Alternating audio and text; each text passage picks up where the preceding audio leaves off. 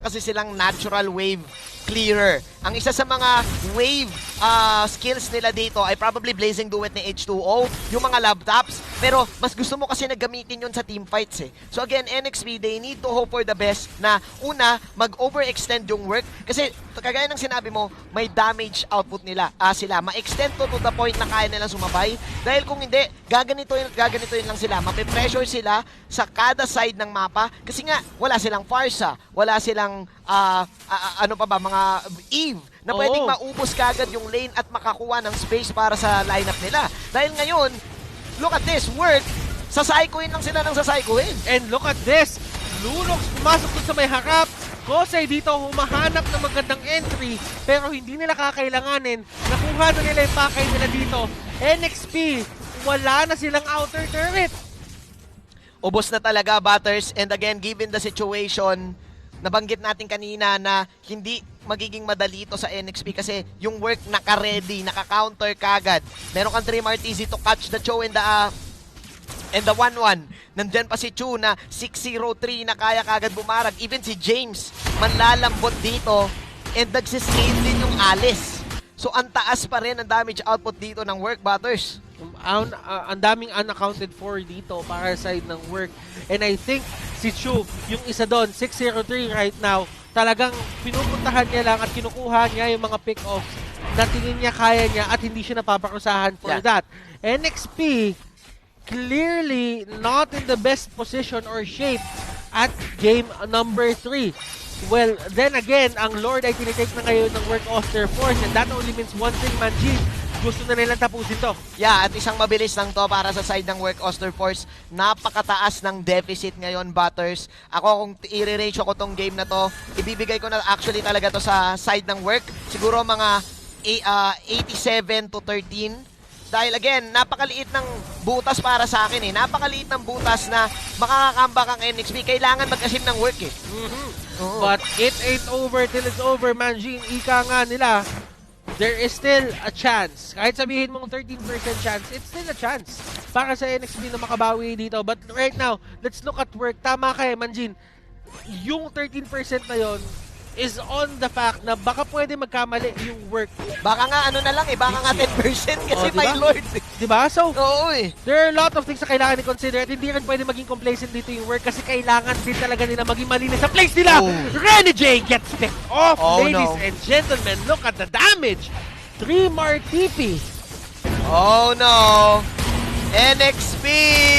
Let's see kung kaya na ata tapusin to ng work, Butters. Mukhang tapos na nga ata pero lumaban pa. Dito si na James. Damage! Kosei, ladies and gentlemen, going in. James dito, the last man standing. And that will be it for series number 1. Work takes this 2-1. Goodness gracious, Manjin. I'm speechless right now, Butters. Wow! Work Oster Force defeating NXP sa game number 3. Victory! And that is it. This winning moment, of course, Butters, is brought to you by Master. Hindi sila na GG. Instead, they brought their clay game with Master. Sikreto ng mga guwapo. And I really feel Kosei, guwapong-guwapo sa mga plays na ginawa niya. Guwapong-guwapo talaga yung pagkakimpi eh. Actually, sa wakas, eto na yung nakita natin na, again, work, they deserve to be here. Alam nila yung lineup nila, kabisado nila yung kung kailan sila lamang. Alam nila na luging-lugi ang NXP. And I can therefore say, NXP, masyado silang naging greedy eh. Pinakita nila kagad yung 1-1. Even yung game 2, I think in game 1, may pagka-greedy din yung dating eh. And I think yun talaga yung laro nila eh. Aggressive talaga. Pero ni-utilize yun ng work to the point na, aba, sige, susugod ka, eto. Tapos ka. Susugod na rin tayo dito sa ating analyst, Midnight. Take the floor.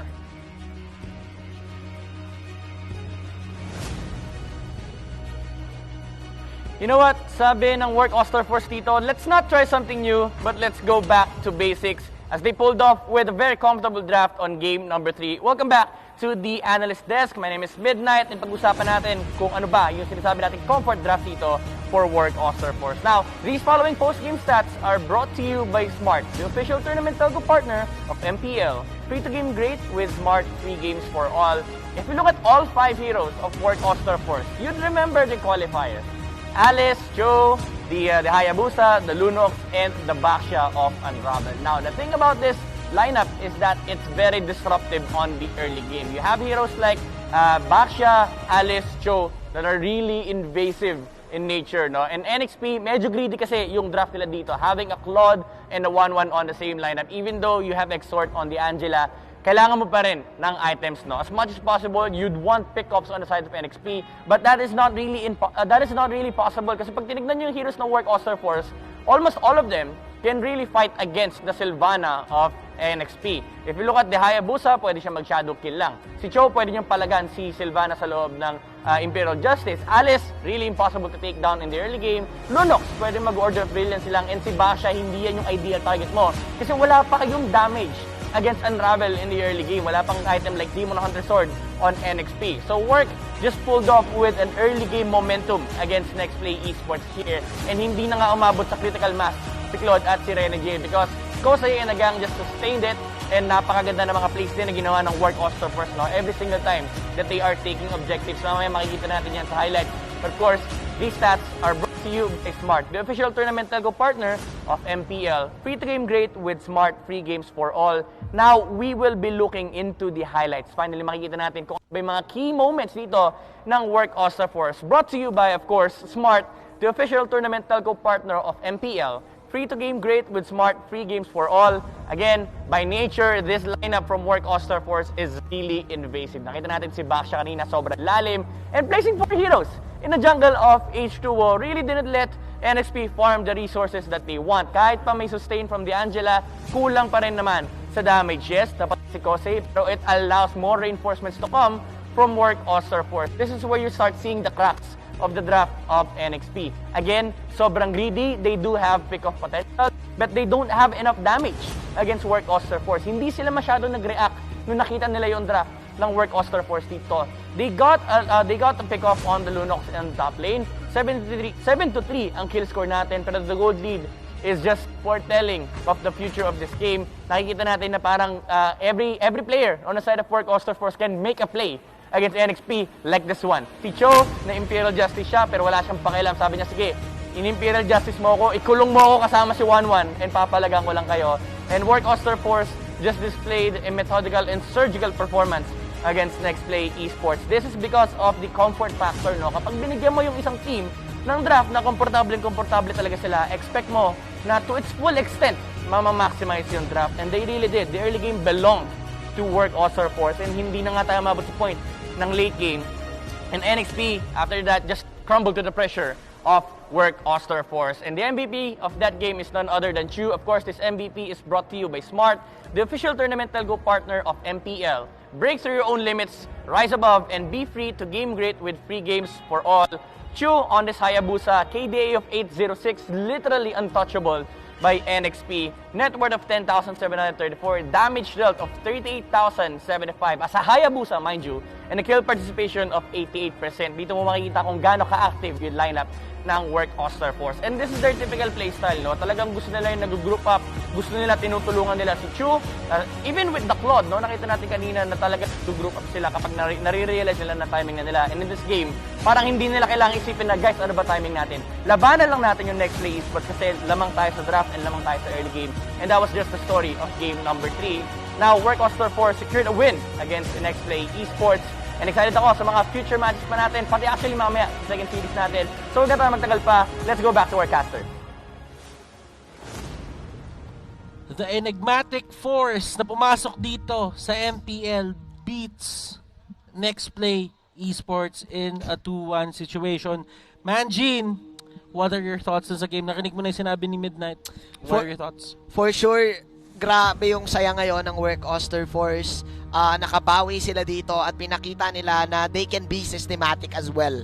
Meron silang mga plays na alam nila na lugi sila, and kabisado din nila yung magiging draft nila to the point na kanina na they know na ang dami nilang na-counter sa NXP. at pinanish nila ng pinanish yung NXP doon sa game na yun. Yeah, I think may plano talaga yung Next Play Esports.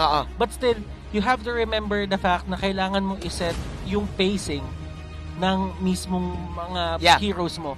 Yeah. So, with that, ladies and gentlemen, we will wrap up series number 1 para sa araw na to. Meron pa tayong 2 series, but do remember that the MPL PH Season 7 is presented by Smart, the official tournament telco partner of the MPL. Free to game, great with Smart, free games for all. Maraming salamat, ladies and gentlemen. Ako si Butter, siya si Manjin, at kami ang iyong laban casters. At magbabalik ang MPL in just a bit after a short message lang from our sponsors. Welcome to the Giga Life. Your passions, your stories, your life. Simplified with just one app. This is the future. The Giga Life in just one path. Experience more Giga moments when you make the smart choice. With the Philippines' fastest mobile data network. How do I know it's T1? Simple, smart, ako.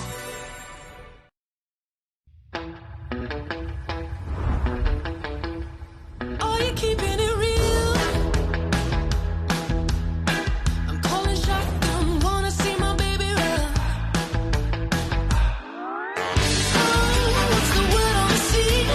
Kicking up the dust, you know what I mean. We got a good thing going. We got a good thing going on.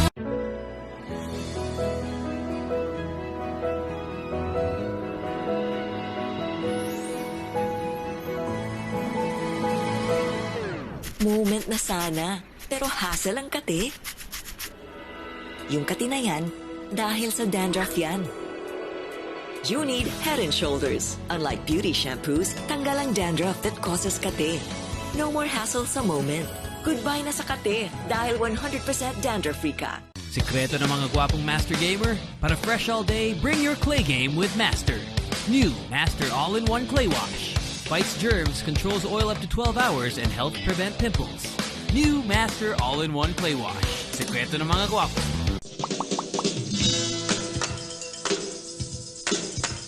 Hi everyone, this is Catherine Bernardo.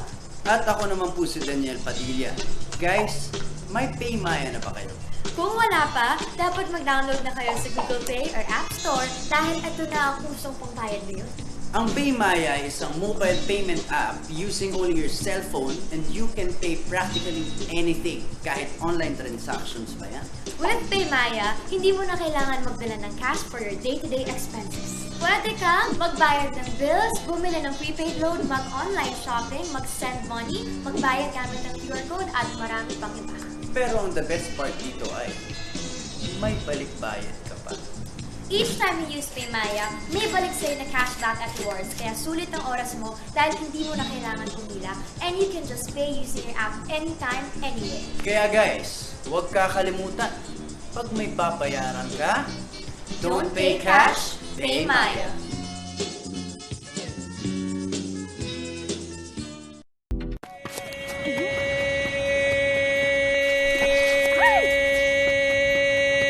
Express your online business.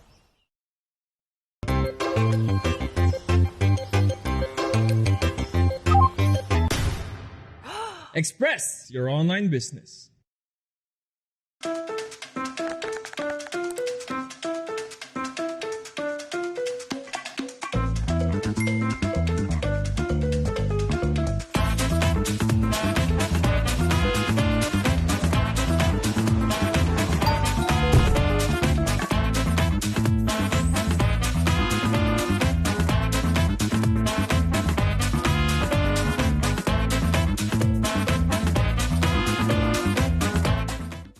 When you look inside a JanSport backpack, you see a story that started in 1967. And since then, our mission has expanded to helping protect our environment for future generations to enjoy. It's a work in progress, But just this season, we've used the equivalent of 13 million bottles worth of recycled polyester in our most popular backpacks. When you look inside a JanSport pack, you see our commitment to this brilliant blue planet we call home. And we're just getting started.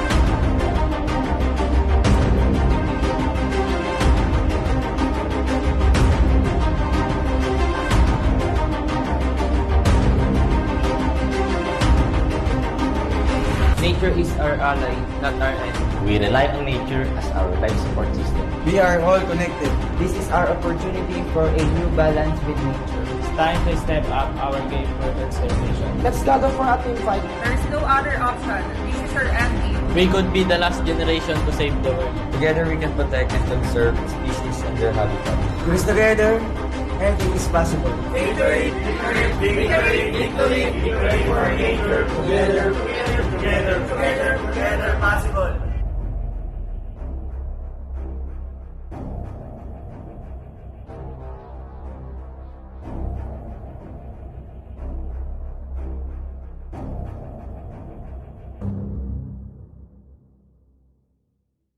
Ready, go! Demons shall bathe in their blood. Healing prayers for you. I am the moonlight that breaks through the darkness.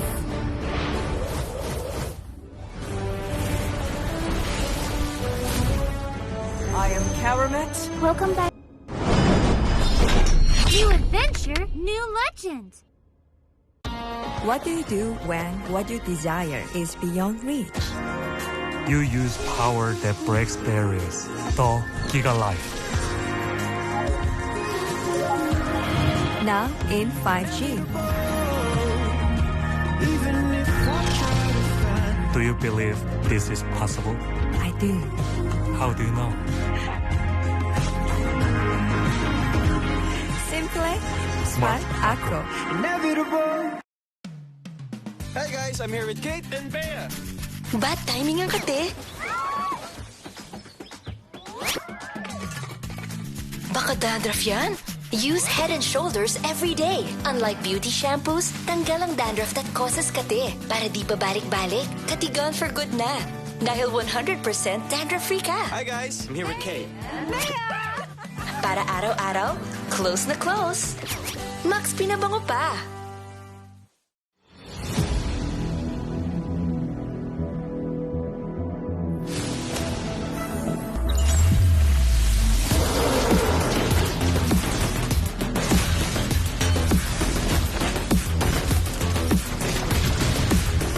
I see lots of spray.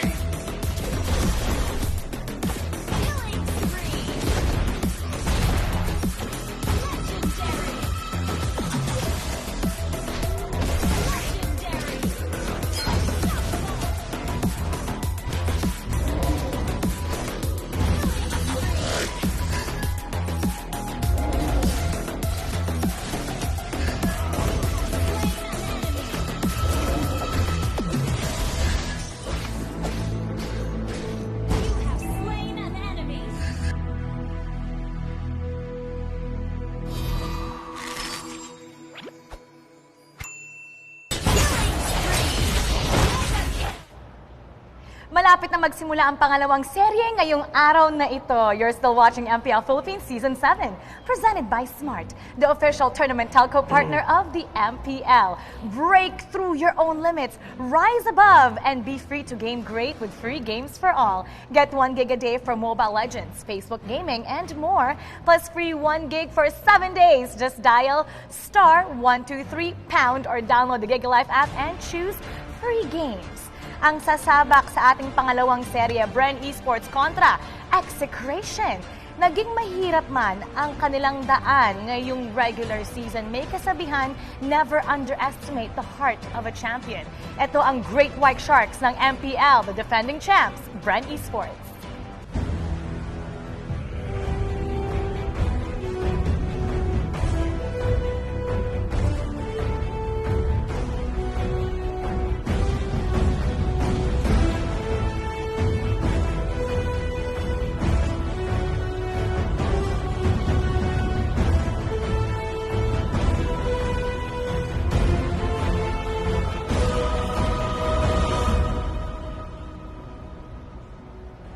Sasamahan tayo ngayon ni Raptor and Majin para himayin kung ano nga ba ang kailangan ng dalawang koponan. Umpisahan natin sa Bren. Paano nga ba maging dominant ulit ngayong regular season, Raptor? Well, for Bren Esports, at the beginning, inaamin na nila na kulang sila sa practice. It seems like though, this time around, they are practicing more and more. But admittedly, in a post by Coach Ducky, he said that yung problema ngayon ng Bren Esports ay emosyon na. It's communication. Alam nila na they are behind, that they are underperforming as a team, and naapektado na yung mental state nila. Nagagalit na sila, not sure kung sa isa't isa, pero sa sarili nila, andun na yung frustration sa Bren. So they need to work on that if they want to win against Exe today. Kailangan ba ng ganitong klaseng emosyon para naman mag-step up ang Bren Esports? I think kailangan nilang ma-withstand yun kasi doon nila mapapatunayan na champion talaga sila at their own right. Na kapag tumumba ka, babalik ka sa pagiging champion mo. Etong susunod na koponan na titignan natin, they finished third noong 6th season and they showed an outstanding performance sa kanilang unang sabak ngayong season 7. Ito ang Execration.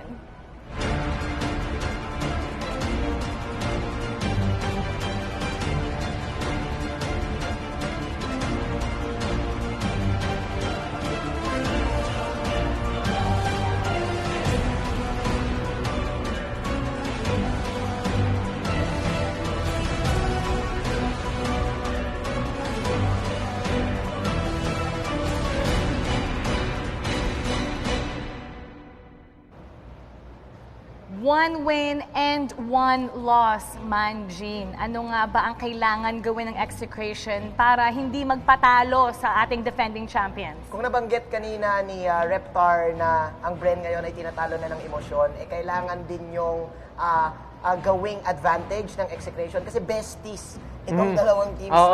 And nakita natin sila pre-MPL na nagbabakasyon sila sa isa't isa. And I think, again, Execration is at their strongest right now. So, pwede sila makipaglaro ng mind games with Bren Esports na even though, yes, natalo ang Exe, mas marami kasing talo ang Bren Esports.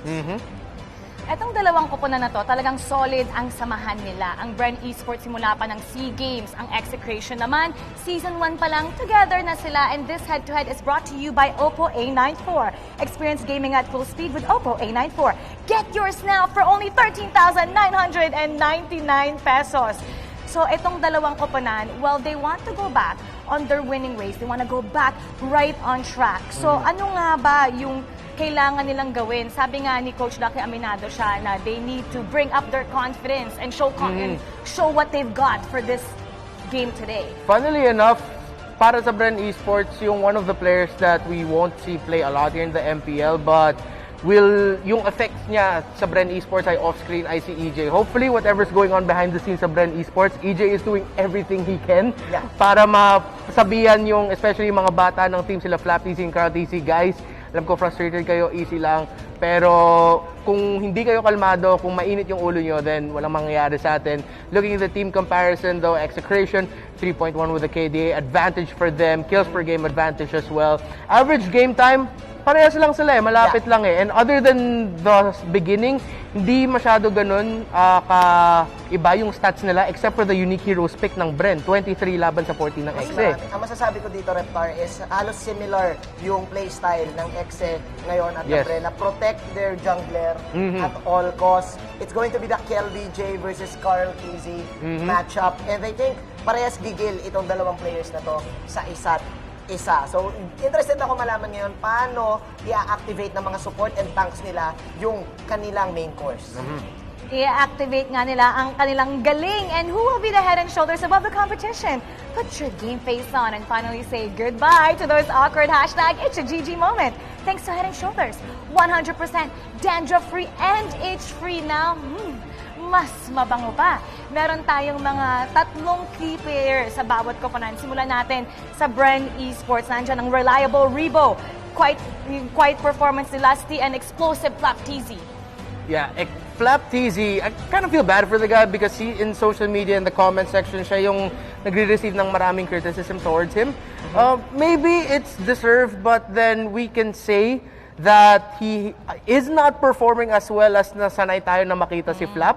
Parang iba yung galaw ni Flap ngayon. Maybe it's also the lack of practice there, but I think I agree with Coach Ducky with what he said that I think it's the emotions because Flap TZ is one of the youngest players. Sobrang bata pa siya. Nasusceptible siya talaga na maging emotional in game. I mean, I'm not blaming him, but hopefully we see a better game from Flap this time around kasi the reason why TZ brothers sobrang core yan para sa Bren is because if one of them is having a good game or if one of them is having a bad game, apektado yung isa. They feed off of each other's energy talaga. Definitely. I think ang gusto ko naman banggitin dito, Reptar, yung mga heroes na nakikita natin. I think there's a trend right now na yung mga side laners natin ay nagiging carry na din to the point na nakakita tayo dito ng mga Claude side lane. And actually, kayang bumalik actually ni Doc Rebo sa ganong playstyle. And Flap TZ himself, naging ganon din siya. So may part sa akin na baka lang na-delay dito ng onte ang Bren Esports. Yeah. Andiyan naman sa panig ng execution ng key team players dito, Chaknu, mataas yung kanyang assist. KLVJ,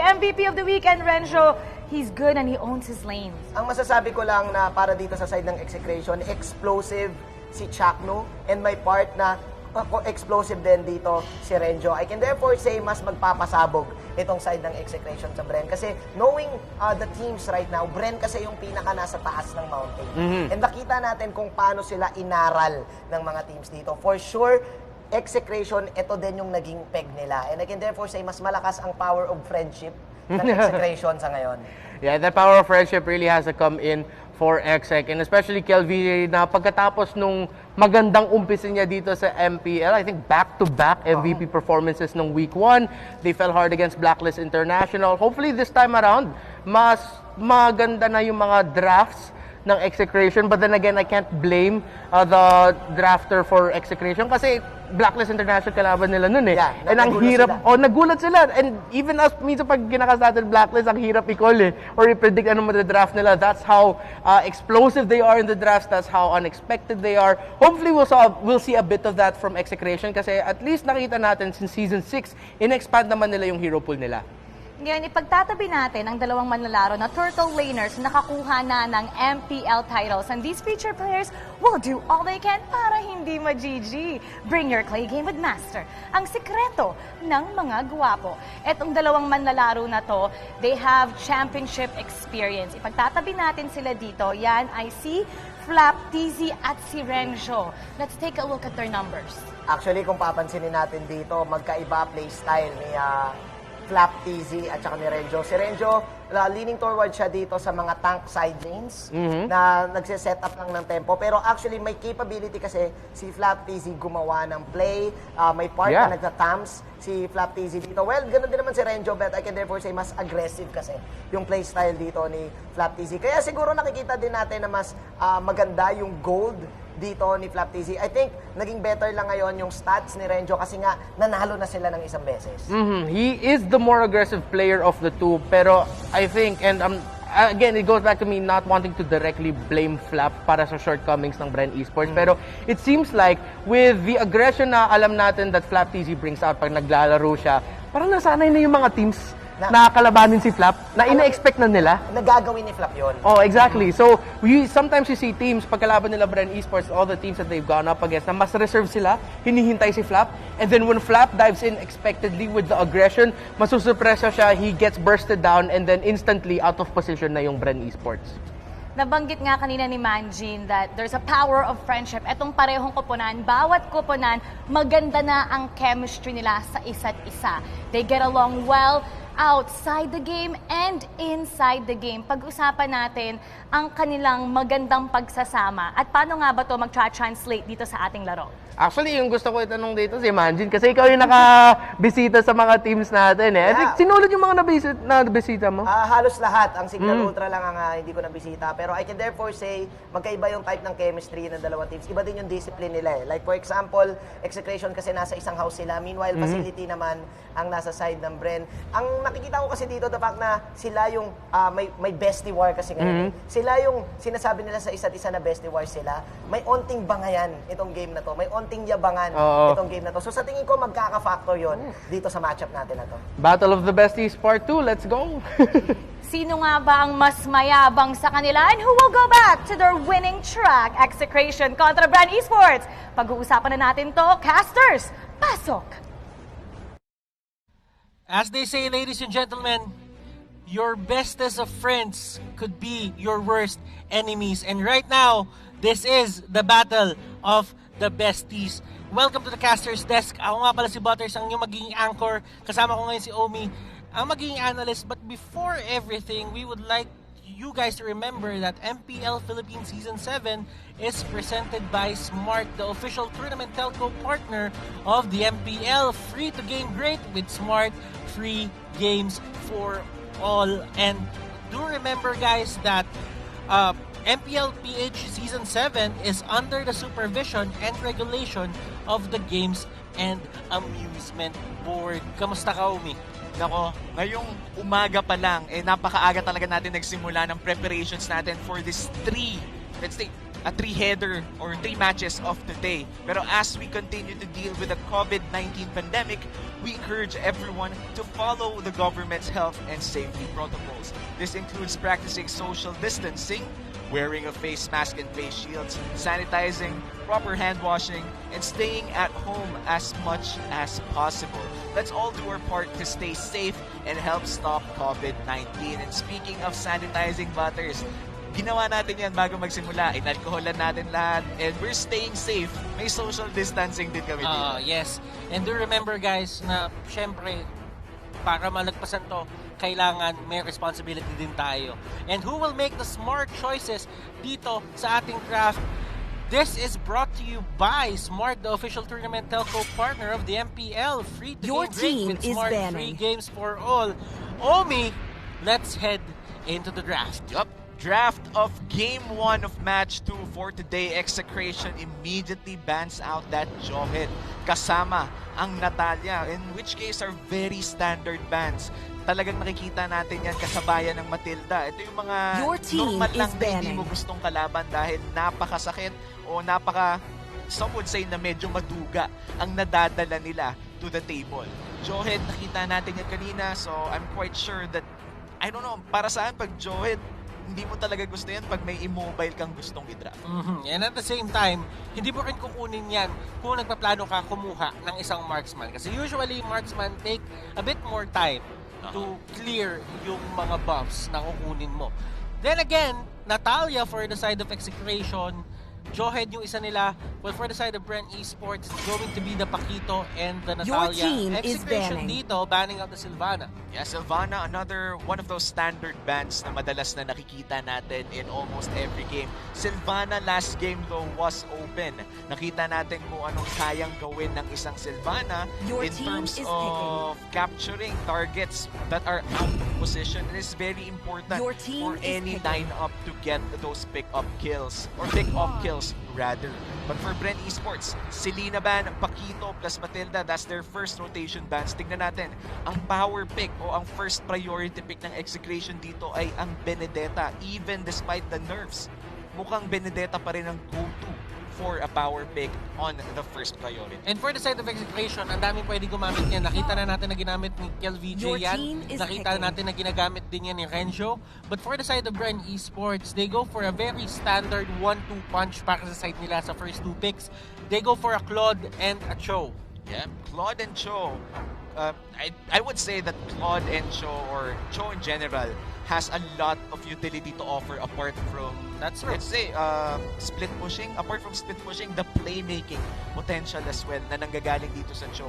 Saktong Way of the Dragon could literally change a whole fight. Kung matamaan niya yung priority target, mabalik niya sa team niya. There's so many possibilities with the Cho, especially if magaling yung player na gumagamit. And I'm quite sure Bren Esports, they know who to put this Cho with. And speaking of possibilities, Omi, we will see kung anong possibility na pipiliin dito na execution for their second pick and third pick. They go for a Yison Shin and a Kagura. Wow, I love this so far. The aggression coming in from Execration, ang dami nilang potential to dive in and out of turrets. And dahil nga dun sa bago-bagong patch natin for the turrets na mas masakit na kung isa lang yung tumatakit the whole time, having the ability to juggle with this Sylvana, or rather with this Benedetta and Kagura, is a big tool to have. Yung pag-transfer ng aggro ng turret and yung quick damage, yung access nila to that. Execration, they know what to do early game. Ang tanong na lang, anong kukunin nilang last 2 picks para masabayan ang first 3 picks nila, because so far, this has great early to mid. Now, Alice ang isang kinuha nila, and dalawang scaling hero na to para sa side ng Bren Esports. Kailangan nila ng pambalanse dito para hindi maging masyadong greedy yung kanilang pipiliing lineup. Now, Kaja ang tinanggal ng Bren Esports, ayaw nilang magulo talaga si Carl TZ dito. Automatically kasi, kung isipin mo, kahit may purify ka naman, kung maunahan ka sa pagpindot ng Divine Judgment, hindi ka makakalaban. The only time na pwede mo i-negate yung Divine Judgment is kapag ka naunahan mo ng pindot ng purify, yung pagcast nga ng spell. Yeah, and timing is key. Ayaw mong ilagay sa chance na yun dahil napakaliit ng window of opportunity for Carl TZ to escape that ultimate. And in terms of scaling, Butters, tama ka. They need to balance this out. Masyadong scaling na ng late game. Alice is strong, yes, but not strong at early game. By levels 1 to 3, madalas mabubuli yan. And by mid-game pa talaga, makakapagbigay ng maximum effect ang isang Alice kapag medyo makunat na siya, o sometimes nga nag-aantay pa pag may Winter's Truncheon na siya. Pero looking at the bans, I'm quite surprised on why Execration banned this Khalid when it could have been a counter, or I would say na pwedeng lane matchup to the Alice. And medyo magiging madali para sa side ng Bren Esports na kumuha ng Khalid, kasi usually naman ganito yung mga setup nila na si Carl yung nag-iisang carry, sa kanya manggagaling yung physical damage, tapos yung ibang members nila talagang isi-set up lang para sa kanya yung floor para magkaroon siya ng momentum at makapag-snowball sila. Ngayon, for the side naman dito ng Bren Esports, they ban out a Baksha. Ayaw nila ma-counter heavily dito yung kanilang Alice. Yeah, and Baksha known to suppress an Alice or maybe everyone that does a lot of healing. I think that Baksha is a great ban for Bren Esports.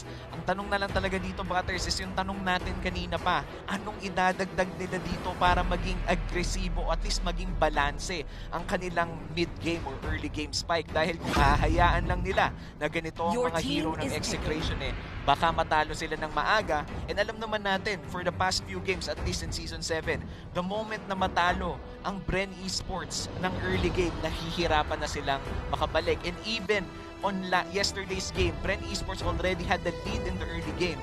But even with Carl TZ on the Lancelot, natalo pa rin sila. Madaming kailangan i-consider dito yung Bren Esports. And Yuzhong ang kukunin nilang fourth pick dito, and that is probably yung flap hero na hinahanap nila. Yeah, and now that they have a sustainable frontline, konti lang ang makakakontra dahil wala na rin silang innate anti-healing. Grabe ang healing na nasa frontline ng Bren Esports, and they have the crowd control as well. May knock-up na nanggagaling dito sa Yuzhong. Dinagdagan pa ng knock-up ng Cho. Kompleto sila with a snare from the Alice. One perfect setup. Sinabi mo na kanina, Butters, they will set up the stage para dito kay Carl. Sinabi nga natin kanina, your bestest of friends can become your worst enemies. At eto na, pumili na ng digi dito yung side ng Execution. Alam nila yan Magkaibigang dikit tong dalawang team na to, pero sa stage ng MPL, magkalaban. Malilimutan muna yung pagkakaibigan, kasi kumbaga ang goal naman ng lahat talaga dito is manalo. And kailangan manalo ng Bren Esports dahil mukhang matatapos na ang ating Week 2 broadcast. Wala pa rin silang napapanalong series. And they're up against, as you said, their best friend. So ito, yung bestie ba nila ang magbibigay sa kanilang unang panalo? o sila ba ang magbibigay ng karagdagang talo dito sa mga bestie nila? Meron na tayo ditong 5 hero na nakaset up for both teams, and feeling ko lang ang early game talaga ng Execration ang magpapanalo sa kanila, pero by late game dahil wala silang tank, medyo mahihirapan sila. And ladies and gentlemen, this is going to be a very interesting matchup. Execration dito, ginamit nila yung Kryptonite halos ng Bren Esports nung Season 6, and right now, they're utilizing it to their advantage. Well, for the side of Bren, ang tingin ko dito sa lineup na ginawa nila is very standard Bren na talagang ito yung gusto gawin ng Bren Esports, ito yung nakasanayan nila, and dadalhin nila to sa MPL PH Season 7. Yeah, and looking at Bren Esports right now, this is the draft that they want to play in order to secure that first win in this best of 3. They've already started this regular season for Season 7 ng hindi gaano kagandahan. Again, wala pa silang napapanalong series, and this is their final chance to secure that series win. Pero alam mo, mahaba pa naman ang mga linggo natin. It's only week number 2, so anytime baka pwede pang makabalik dito yung Bren Esports. But right now, they are planning to start it here. And that is going to be the first blood makukuha ni Few yung kill. Pero sabi ni Chakno dito, sige, gagamitin ko yung passive ko para makapunta ako doon sa pinagpwestuhan ni Carl TZ. Now, Carl, talagang kukulitin lang siya dito ni Chakno. Kung nakita mo yung orange buff, talagang pinipilit na kunin ni Carl, pero na-reset yun dahil sa pangungulit ni Chakno dito. And this is the same thing na ginawa ni Oh My Venus kahapon. Ay, actually, hindi Oh My Venus ni Ison and ng Blacklist. Napakaganda ng ginawa nila. I feel like Chakno watched it. Alam nila kung paano to i-recreate against Bren Esports. And right now, they're on track. Medyo nakakatawa lang tignan hanggang ngayon na sunod-sunod ang pagkamatay ng isang Digi. But this is what they want. This is what Chakno wants. Alam mo, nakakatawa, pero kasi gumagana siya eh. Eh, hindi mo kine-question yung mga bagay na gumagana, especially against Bren Esports. Kasi kailangan matandaan dito, Omi, parang tatamaan mo sila or i-hit mo sila kung saan sila talaga nagkakaroon ng problema eh. Yeah, and Bren here, in a 2v1 situation dito sa mid lane. Eto, Max, mukhang babagsak dito kay Cho. And man, that's one return kill for Execration after several kills because of the Diggy. Maganda yung rotation na ginawa doon ni Renzo. Kung papansinin mo, talagang pinesti niya yung sarili niya na makakuha siya ng return kill. And look at the bombs na siniset up ni Chaklo dito. Talagang kinukulit niya lang si Carl. And looking at it, Omi, napipilitan si Carl dito na umuwi, and this isn't the groove na gusto mo kapag ikaw ay isang clone. Si Flap dito, Black Dragon form, pwede siyang tumalon, pero masyado siyang malalim. And look at this, going in. Turret pa ang hahabol sa kanya. 3 hero, samahan mo pa na isang turret. That is bad news para sa kahit anong hero. Yung dito, hinahabol ni Renzo, pero walang damage output na nagagaling dito kay Few at Dusty, since sila yung post 4 at post 5 ng team. Man, medyo naging sobrang confident ni Flap doon. Meron siyang Heart Guard, yes, meron siyang shield, kaya niyang pumasok, pero hindi niya masyadong binilang kung gaano kasakit ang Torre. And the moment na tinangke niya yung 3 turret shots na yun, eh medyo hindi na kinaya ng heal ng Angela at naubos din agad ang shield. And for Bren Esports, that's a slight miscalculation on their side. And as you can see, godlike na dito si Carl TZ, and that will look well sa kanyang KDA. But the thing is, nakukulit pa rin si Carl dito. Itatandaan mo, nagkaroon ng major adjustment sa jungling. Kapag kumuha ka ng Hunter's Knife, automatically, 50% ang nababawas sa'yo sa lane. So, hindi mo pwede ilagay mo yung sarili sa lane agad-agad kasi nga, kinukulit ka lang ng isang Digi. Yeah, and habang kinukulit nga siya dito, si Carl TZ hindi talaga tinitigilan dito ni Changtong. Buong laro na, tumidikit at pinapaalis at pinapakemot-kemot dito si Carl TZ.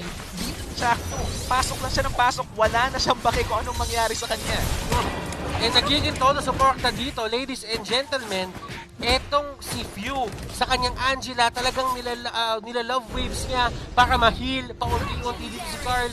And that's going to be a legendary para kay Carl. Pero tatandaan nyo, mapanling lang ang mga stats kapag ka may Digistrat. Yeah, at pag may Digistrat, ang tamang titignan na hindi ang kill score, kundi ang gold score, kung saan lamang pa rin naman ang Bren Esports, pero hindi ganun kalala. And as you can see, Blazing Duet, ginamit para lang i-take down ang isang Diggy, while out to the top lane, si Rebo dito with the sliver HP, sinalba siya dito ni Few, and that is great utilization ng kanyang ultimate. Yeah, and saktong-sakto ang dating ng Angelo doon. Hindi man natin napansin, Cartiz, ito mukhang babagsak siya dito, pero sakto lang ang flame shot, pero Benedetta ang kumuha, killing spree na nga ang pasabi, and this just might be the play that Execration needs. Simple gumalaw Renzo, pero ang daming nagagawa, and look at that, sword intent, paalis, Flap TZ dito with the Black Dragon form. Tingnan natin kung kakayanin yung damage dito. Nila-kill BJ. Resyo, nagsasamay backlines. Subukan pa nila kunin si Lusty dito. Lusty with the flicker. Pero wala ding magagawa yun as the damage is just way too much. Makukuha ni Few yung kill dito kay Diggy. But still, it is what it is. Ang katumbas niya na lang ngayon ay isang minion. Yeah, parang minion na lang dito si Chakno, pero yung na-provide niya sa Execration, yung information, yung pangungulit dito kay Carl Tizzy ay sobrang taas ng value. And going back nga dito sa nangyari, sayang na sayang yun para kay Flap. If nakapagbalik siya sa human form niya, at least half dragon form, makakapag-heal sana siya with a Cha energy. But then again, hindi na siya umabot sa sitwasyon na yun. Namatay siya bilang dragon at hindi na siya nakabangon. Kung napapansin mo yung goal dito ng dalawang team, Omi, mapapansin mo na may farm pa rin si Carl eh. Yeah. Pero ang nalagay sa alanganin si Flap, kasi si Flap yung napipilitan tumulong kapag ka kumukuha ng purple buff si Carl TZ. So as you can see, yung mga cores dito ng bawat team, ang ganda ng farm.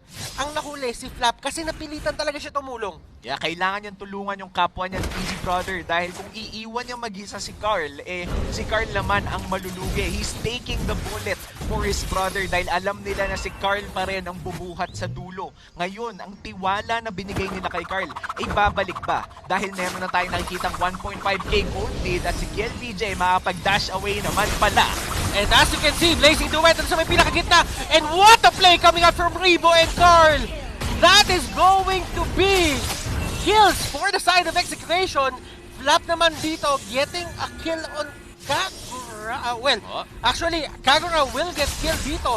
Ladies and gentlemen, there are a lot of things happening on the map right now. Sorry about that. Flap TZ dito. Ang take down yan ang sagot ng side ng Execration. Yeah, and Execration. At first, it was a good play coming in from Bren Esports. Tama ka doon first. Pero nakapag-turn around ang Execration the moment na nahanap nila yung backside ng Bren Esports na iwanan.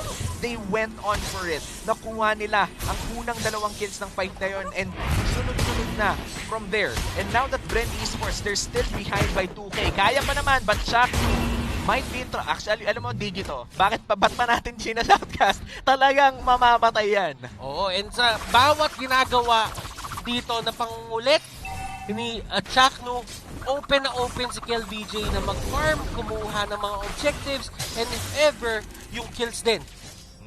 And KLBJ right now, 2-1 and 4. Hindi man sobrang laki ng stat line niya na okay na okay to Kumbaga may gold siya, sinimulan na nila yung turtle, pero I feel like Bren Esports has the position to contest here. If the Alice finds a good setup, if makapasok dito si Rebo perfectly with a Blood Oath, I feel like it could be a game changer.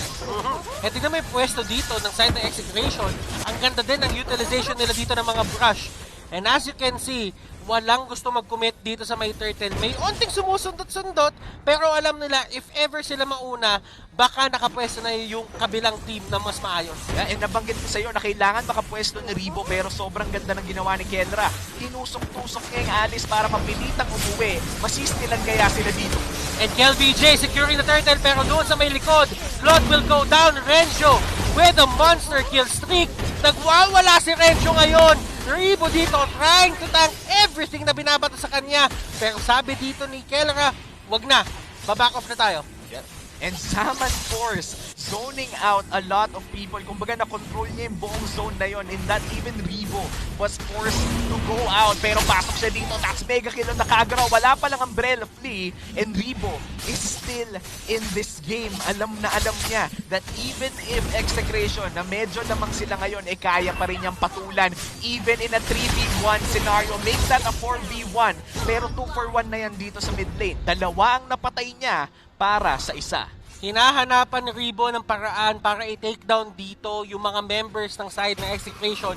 Yes, makakahanap siya, but still mapapunish din siya dun ni Renjo na may 704. At bakit napaka-importante ng 704 na to para kay Renjo? Naka-Festival of Blood siya. So, ang gagawin nyo dito is yung Bloodlust Act, i-add nyo yung percentage pa nung kills na meron si Renjo. That is probably at 19% right now in terms of skill or skill VAP. So, ibig sabihin, ang daming sustainability na nanggagaling kay Renjo dito for his side. And dagdag ko pa sa punto mo, Butters, AOE, kadalasan ang damage ng isang Benedetta. That means if madami siyang matamaan, mas mataas pa ang healing niya. And Renzo right now, 7-0-4. Sabayan mo pa ng uli crystal pickup ni Kendra. Execration, they're looking to take control of the mid game. As expected, pinag-usapan natin kanina dito, Butters, that late game ang scaling ng Bren Esports. So hindi pa naman tapos ang laro. And Execration, they're just playing to their power spikes, early to mid. Kaso kasi, para sa akin, yes, yung Claude napakalakas sa late game, but still, you have to take into consideration. Meron silang YSS dito, meron silang Harith, meron silang Benedetta, may Kagura pa sila.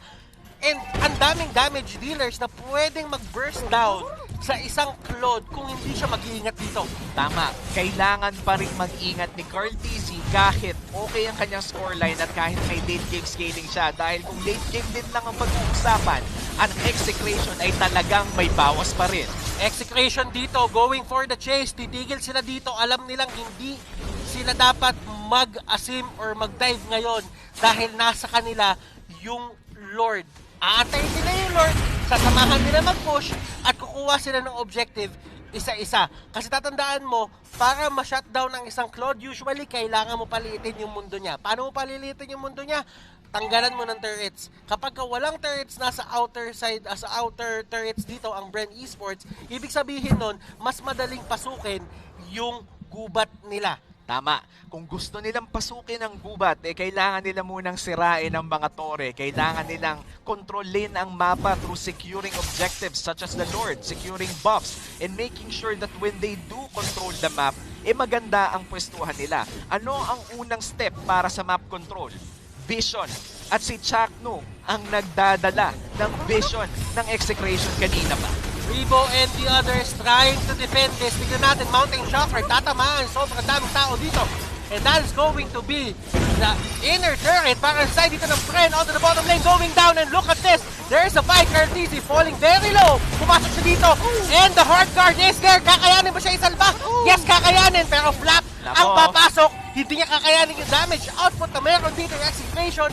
It's just way too much. Masyadong masakit ngayon at mukhang si Chakno kukuha pa ng konting pressure dito. Cartesi already half HP siya na. Renjo going in, taking down Carl, and that is going to be Execration taking game number 1, ladies and gentlemen. Ang intense ng laban na itong dalawa. Sobrang intense at best friend mo pa ang kalaban mo. For Execration, this win is massive. And for Bren, even a bigger loss. Dahil alam naman natin that this winner's cam, this winning moment, is brought to you by Oppo A94. Experience gaming at full speed with Oppo A94. Get yours now for only $13,999. May discount na piso. May discount talagang piso. And yung piso na yan yung mga dapat tinatago natin sa... Ay, wait lang, alam mo, mas may naisip ako mas maganda. Ano? Yung piso na yan, yung piso na panalo ng Execration. Yes. 1-0. Yeah, and ladies and gentlemen, what a dominating performance for the side of Execration. Ginamit nila yung kryptonite ng Bren Esports and it paid off. Chakno dito, grabe yung vision na binigay niya and yung haras na ginawa niya kay Carl TZ, and that is going to be something na kailangan bantayan ng Bren Esports for the coming games na itong series na to. Bato na natin kay Midnight para sa kanyang mga analysis. Midnight, what do you have for us?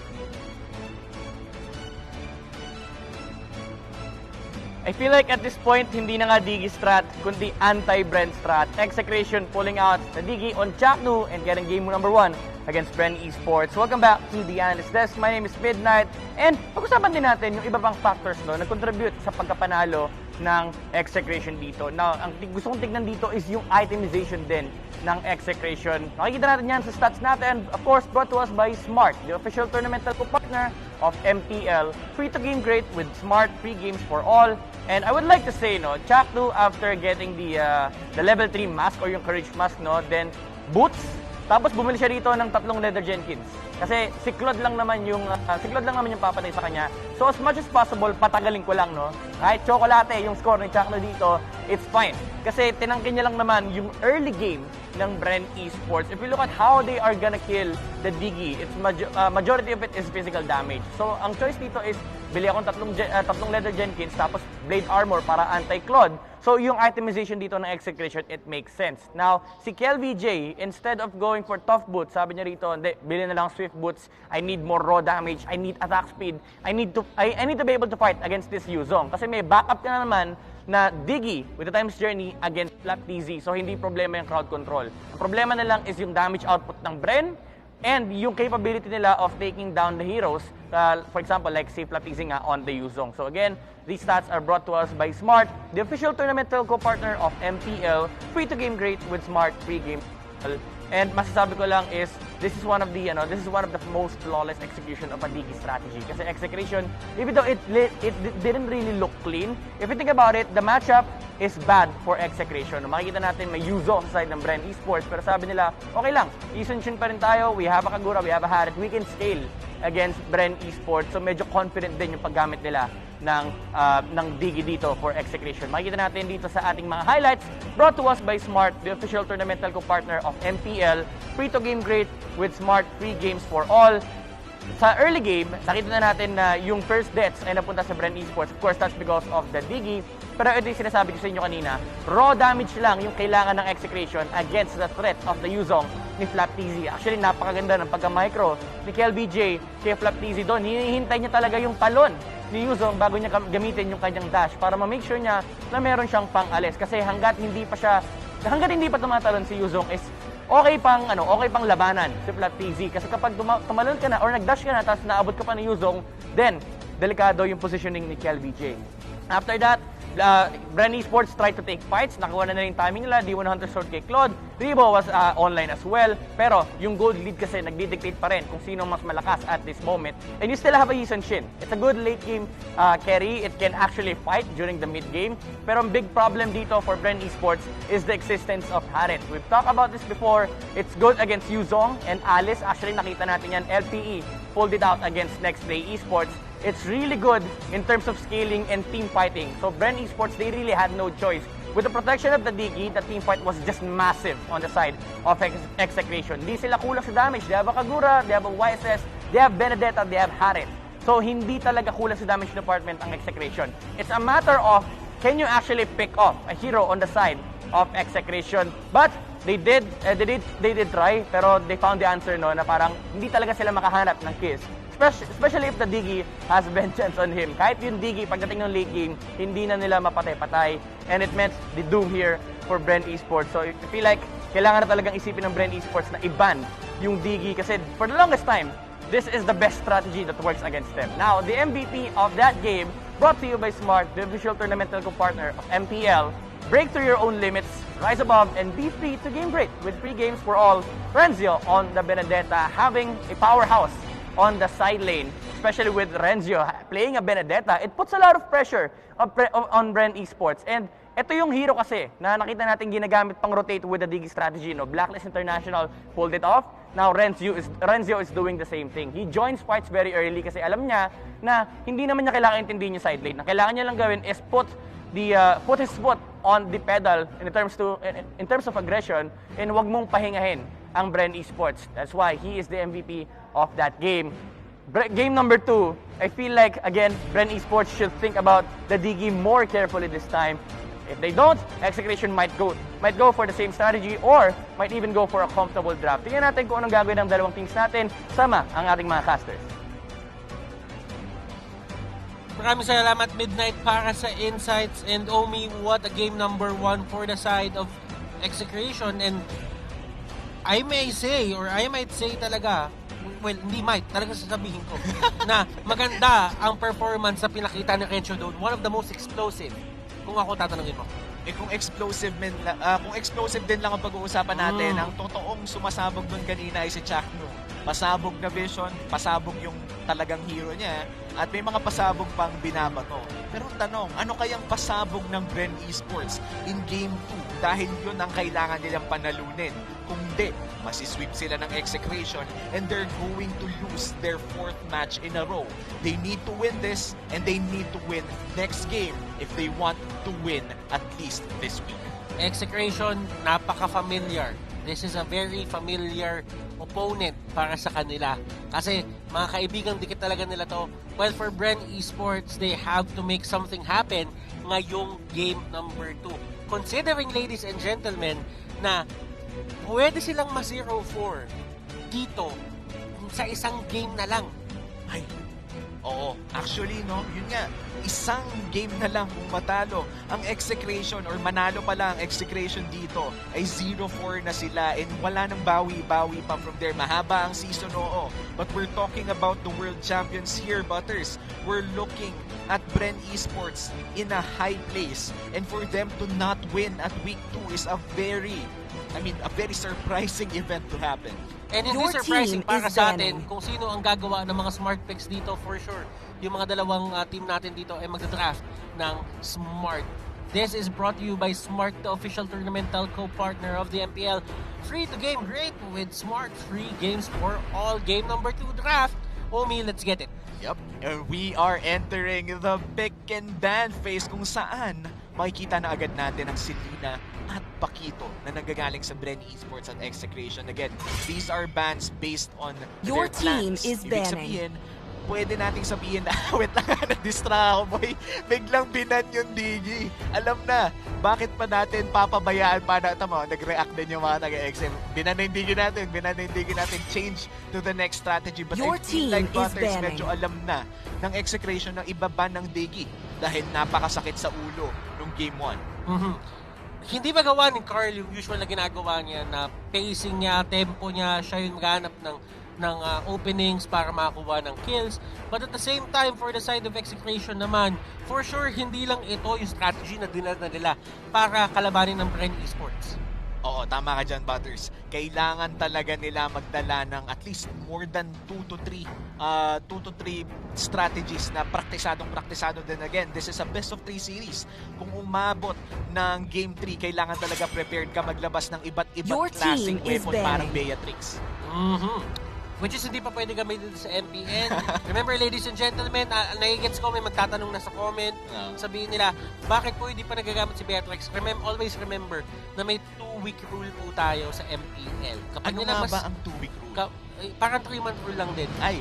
Ang 2-week rule ay kapag nilabas yung hero, sabihin natin Friday, sa next 2 weeks pa, sa Friday na mismong yon, nung 2 weeks na dadaan, mo siya magagamit. So laging kailangan mo i-consider yun. Pag may bago lalabas na hero, laging may 2-week rule. At kung magtatanong kayo kung bakit may 2-week rule, para yun mabigyan ng oras ang laro na makapag-adjust kung masyado bang malakas o masyado bang mahina. Dahil pag binigay mo sa kamay ng mga profesional ang isang bagong hero, alam mo na, maraming pwedeng mangyari na hindi ka nais-nais bilang isang game developer. Pero pasok na ulit tayo dito sa pick and ban phase kung saan tapos na pala ang first banning phase ng second game of this series. Banned out ang Johead, tanggal na rin ang Diggy. Meanwhile for Execration, tatanggalin nila ang Benedetta at ang Mathilda. Now, Uranus on the first plot. Execration dito, I think masaya sila sa nangyari niyan. Kasi nung kumuha ng Uranus dito yung Bren Esports, ang daming open para sa kanila. Ayan, may Claude. Meron pang show dito actually na pwede nilang kunin if ever gusto nila patakbuhin yung lineup na yon, given na wala nang ang Digi dito. And they go for the Esmeralda, and that is a power picks. Those are power picks para dito sa side ng Execration. Oh man, this Esmeralda, nakita na natin in earlier games for today that this Esmeralda could just be either immortal or could pick off targets even in the backline. It's so hard to kill. Ang Esmeralda talaga pag nadikitan kayo masakit. Kahapon pa namin sinasabi ni Rockhart that the moment that the Esmeralda gets a good footing inside the fight, kunwari nakadikit siya sa tatlo, matatagalan ka talaga makaalis dahil sa bonus movement speed din na nabibigay ng kanyang Frost Moon Shield. But speaking of movement speed at pagiging malikot, ito na talaga yung anti-likot hero natin na Sylvana, na pag nahuli ka, dadasal ka na lang na wala siyang kasama. And at the same time, knowing Bren Esports, your team is support banning or mid lane view etong Sylvana at tank show to ni Lusty. Pwede nila ibigay kay Flap, but I think knowing the pattern na meron tong team na to, Your I'm pretty team sure is na mapupunta banning. to kay Lusty. Now, Execution going for the Granger, and ito yung magiging maganda para sa kanila kasi hindi mo alam kung sino yung gagamit ng sino o ng sinong hero. Ngayon, nakikita mo may Granger dyan, tapos may Claude. Ang pinaka-wise choice dyan, since meron nga kay Esmeralda na medyo kukuha pa ng mga levels niya, is yung Granger yung mag-jungle, tapos bibigay nila kay Kelra yung Claude. Yeah, and I feel actually ganun din yung prediction ko. Feeling ko, ilalagay nila ang Claude sa gold lane at ang magja-jungle ay ang Granger, because if you put the Granger in the gold lane, feeling ko medyo mahihirapan siya Your mag-survive. team is Considering that Granger, yes, a little bit masakit. Kumbaga, kaya niyang mag-clear ng waves, meron Your siyang team Rhapsody. is banning. At the end of the day, hindi siya okay for long-term trading. Pag in-all-inan siya, minsan mahihirapan siya, especially if mag-isa siya. Hindi katulad ng Claude na may instant out. Pwede siya mag-BMI para lang makatakas in a 2v1 situation or even a 3v1 situation with a lot of outplay potential as well. So sana ang ilagay ng Execration sa gold lane ay ang Claude na to. But looking at the bans for Brent Your Esports team at is Igreal ban, and looking at the stats from week 1, this is the first time na naban ng Tigreal. Your team is Well, taken. actually, dahil lang naman yun sa merong mga hero na pumapasok dito, ay actually yung first 3 picks sila pumapasok yan at napakalaking, sabihin na lang natin, napakalaking challenge ng makalabas ka sa Implosion kung yan yung mga heroes sa gamit mo. The Reyno, Sylvana, Cho. For the side of Execution naman, this is surprising. Estes ang kinuha nila, and this is going to give etong si Granger and si Claude ng fighting capability at kaya pa silang i-sustain. Yan, sustain ang pag-uusapan. Estes, one of the best in the game right now. And I like how they banned out Farsa and Yugi. They banned out heroes that could make Your zones team of is damage. Kumbaga, ito yung malayo pa lang papaiyakin ka na or yung pag nagdikit-dikit ka, hindi mo talaga magugustuhan. Again, the Luigi and the Farsa. And dahil na-ban nila yon, binibigyan din nila ng space ang Granger at ang Claude na makapag-kite safely. Dahil kung imagine na lang natin, in another world, open yung Farsa, kinuha ng Bren Esports. Sa tingin mo ba, Batters, makakapag-death sonata ng maayos to si Granger? That is a good point. That is a very good point, Omi. Now, looking at Bren's draft, titignan natin yung draft ng Bren dito, mga kaibigan. Kumuha sila ng Sylvana, ng Valir, at ng Cho. So, meron akong idea dito na baka yung Cho ang gagamitin ni Flap. Kasi sa totoo lang, mas pipiliin ko yung mas okay para sa akin yung Sylvana na tank dun sa Cho for this certain situation. Now, Execration dito, going for an Atlas. Oh, wow. And ito yung bread and butter ni Chaknu. Yung mga high impact, high risk, high reward na engagements na talagang siya lang yung isa siya sa mga pinakamagagaling doon. Nakita natin si Essen kung paano yung gamitin to, and at the same time, right now, this is going to be very scary for the side of Bren Esports considering na naka-Brody sila. Yeah, and Brody, yes, mahaba yung range niya, pero yung iisang mobility spell niya, yung corrosive charge, kailangan niyang dumikit muna at tumambling pa. And the moment na dumikit siya sa Atlas, may chance na mahuli siya. It's timing. And if timing pag-uusapan, ikaw na nagsabi, Butters, napakalupit nito ni Chuck no tumiming. And this is going to be game number 2. Bren Esports versus Execration. Pupunta ba tayo ng game number 3? Malalaman natin after this game. This is going to be very interesting. Nag-iba ang take ng mga both teams dito. Walang digi. Tingnan natin kung paano sasagot ang Bren. Ngayon na wala na ang kryptonite ng Bren Esports. Makagalaw na kaya sila? Makabalik ba sila ng parang Man of Steel? O mananakawan ba sila ng execration ng isa pang laro para tapusin ang series na to? Chakno, alam na natin to, just Chakno takes. Binabantayan si KLVJ, making sure na hindi siya magugulo. Kung kanina, agresibo siya sa panggulo, ngayon naman very defensive ang game plan niya. Hindi na ba ginagawa ni Kelra dito? Actually, pumasok pa siya. Very ballsy move coming out from this guy. Pero buhay naman siya at makakatakas siya doon. And Flap, tatandaan mo, Omi, this is one of his best heroes. Alam ko, may time pa, if I recall correctly, na si Flap yung isa sa mga, sabihin na nating, top global shows na meron tayo sa mundo. Yep, and top global show ang nakikita natin ngayon dito for Bren Esports. Ang tanong, maaabutan kaya dito ni Chakno the Flicker? And look at this, yung dives na ginagawa ng Bren Esports, talagang kailangan nila panindigan yon. With Chakno going in, kung yung perfect match na yon may inabot, there's going to be a first blood. Luckily, meron si Q dito na flicker at makakatakas siya doon. Yeah, and Chakno right now, nakikita natin na naghahanap siya ng tsansa pero masyado pang maaga. Execration right now, they have 2 marksmen. That means they need to be patient. Kumbaga, sakto pahinga muna dito. Cartesi, no? At pumasok siya dito. Look at that. Cartesi being very, sabihin natin, confident sa kanyang ginagawa. Doon naman sa taas, si Flap ay hinaharas ni KLVJ at ni Renjo, ang dalawang members na bago na pumasok dito sa side ng execution alongside Kelra. Now, Lusty dito getting the warrior boots, and as you can see, si KLVJ kumukuha lang siya ng orange buff niya dito. Gusto nila lumaban para sa Turtle. Yeah, the Turtle is started by Carl Tizzy. Mukhang makakapag-contest naman dito ang execution. 4 na ang miyembro dito at mukhang papasok na si KLVJ. Naghahanap siya dito ng tsansa. Carl Tizzy, bumabawa.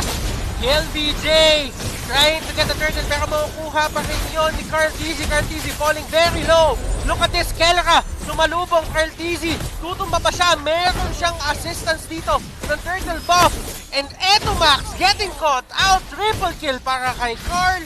And nag-pay off yung pagkuha nila ng turtle buff. May nakaw pang purple buff galing kay Ribo habang nangyayari yon. Pero balikan muna natin kung ano nga ba nangyari dito sa Turtle. Turtle is secured by Carl TZ. May pabonus pang 3 yung mamaya, but take a note of Flap TZ's positioning in that fight. Pumasok siya para manggulo ng sobrang daming tao that the other TZ brother went unnoticed. Yes, nabawasan si Carl TZ, but that was more than enough for him to secure that triple kill plus the Turtle and the purple buff. This instant replay is brought to you by Oppo A94. Experience gaming at full speed with Oppo A94. Get yours now for only $13,999. Pero nandito sa may gitna, Lusty getting caught out. Kailan ka dito? Inaalalayan niya ito, Max, with the heals. And hindi nila inutuloy yung engage na yon. Yan, Carl TZ, yung mga sapak dito ni Brody mabagal pero sobrang sakit. And now that Carl TZ is 4-0-0, ito na yung gustong tsansa ng Bren Esports. This is what they want in the mid-game. Ganito din ang Game 2 nila kahapon kung saan lumamang talaga sila. Feeling ko naman natuto na sila by that time na hindi na nila hahayaang mawala pa tong lead na to. For Bren Esports, the next objective to take is to try and get this mid-lane.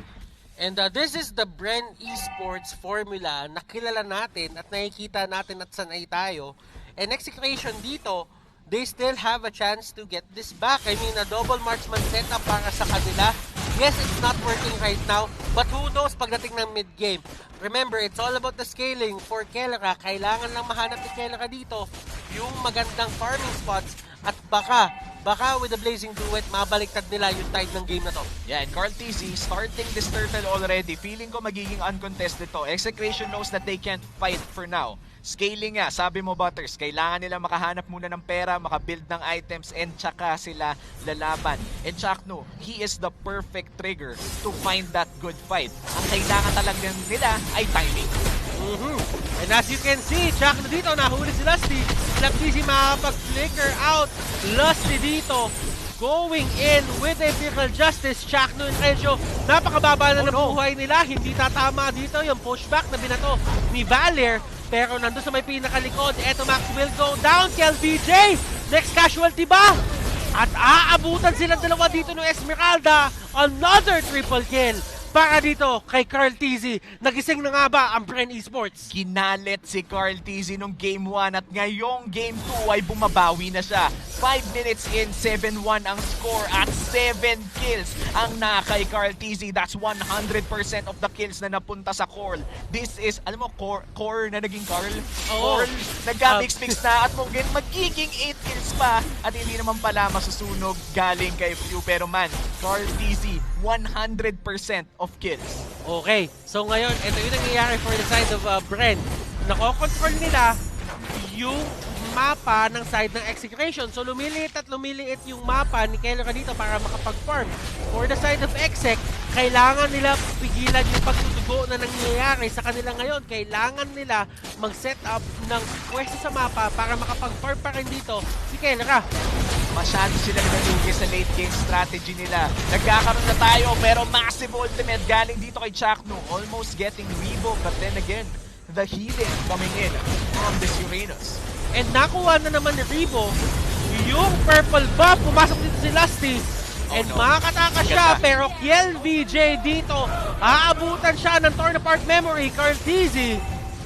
Nagwawala na siya dito. 8-0-0. Rebo on the backside bro. Tatangkin niya ng konti ang tatlo. Tap TZ nag-aantay ng oportunidad para sa wave na Dragon Jit Kundo. Hindi tatama. Shoot boys burn. Delikado dito si Joe at babagsak siya sa Claude. BMI pabalik and what a play coming in from Execration. Execration dito. Unti-unti nilang napipitas dito yung side ng Bren Esports. But for the side of Bren Esports, ang question naman is makukuha ba namin yung turret o hindi? Kasi kung makukuha namin yung turret, okay lang. Pero nakita mo, Jack Nudon with the play. And look at this, ladies and gentlemen. Bren Esports, sumagot sila ng sakit nilang suntok. And tutumba dito ang dalawang miyembro sa side ng Execration. Maganda na ang ginawa ng Execration doon. Pumasok sila, nakahanap sila ng oportunidad. Ngunit masyado pa rin mataas ang gold lead ng Bren Esports. The damage that they have against Execration, it's still a little bit too much to handle. Pero off-man kill, off-cam kill, napatay yung Claude. And eto Max looks to be next. 2 kills going to the hands of Bren Esports. Eto Max, ladies and gentlemen, ito yung problema sa isang sa isang Estes. Kapag hindi mo na pwesto yung sarili mo na maayos, sure na ang kalaban na makukuha nila yung pitas sa'yo. Now, si Lusty pumasok doon. Nakahuli din sa Real Justice. But look at this.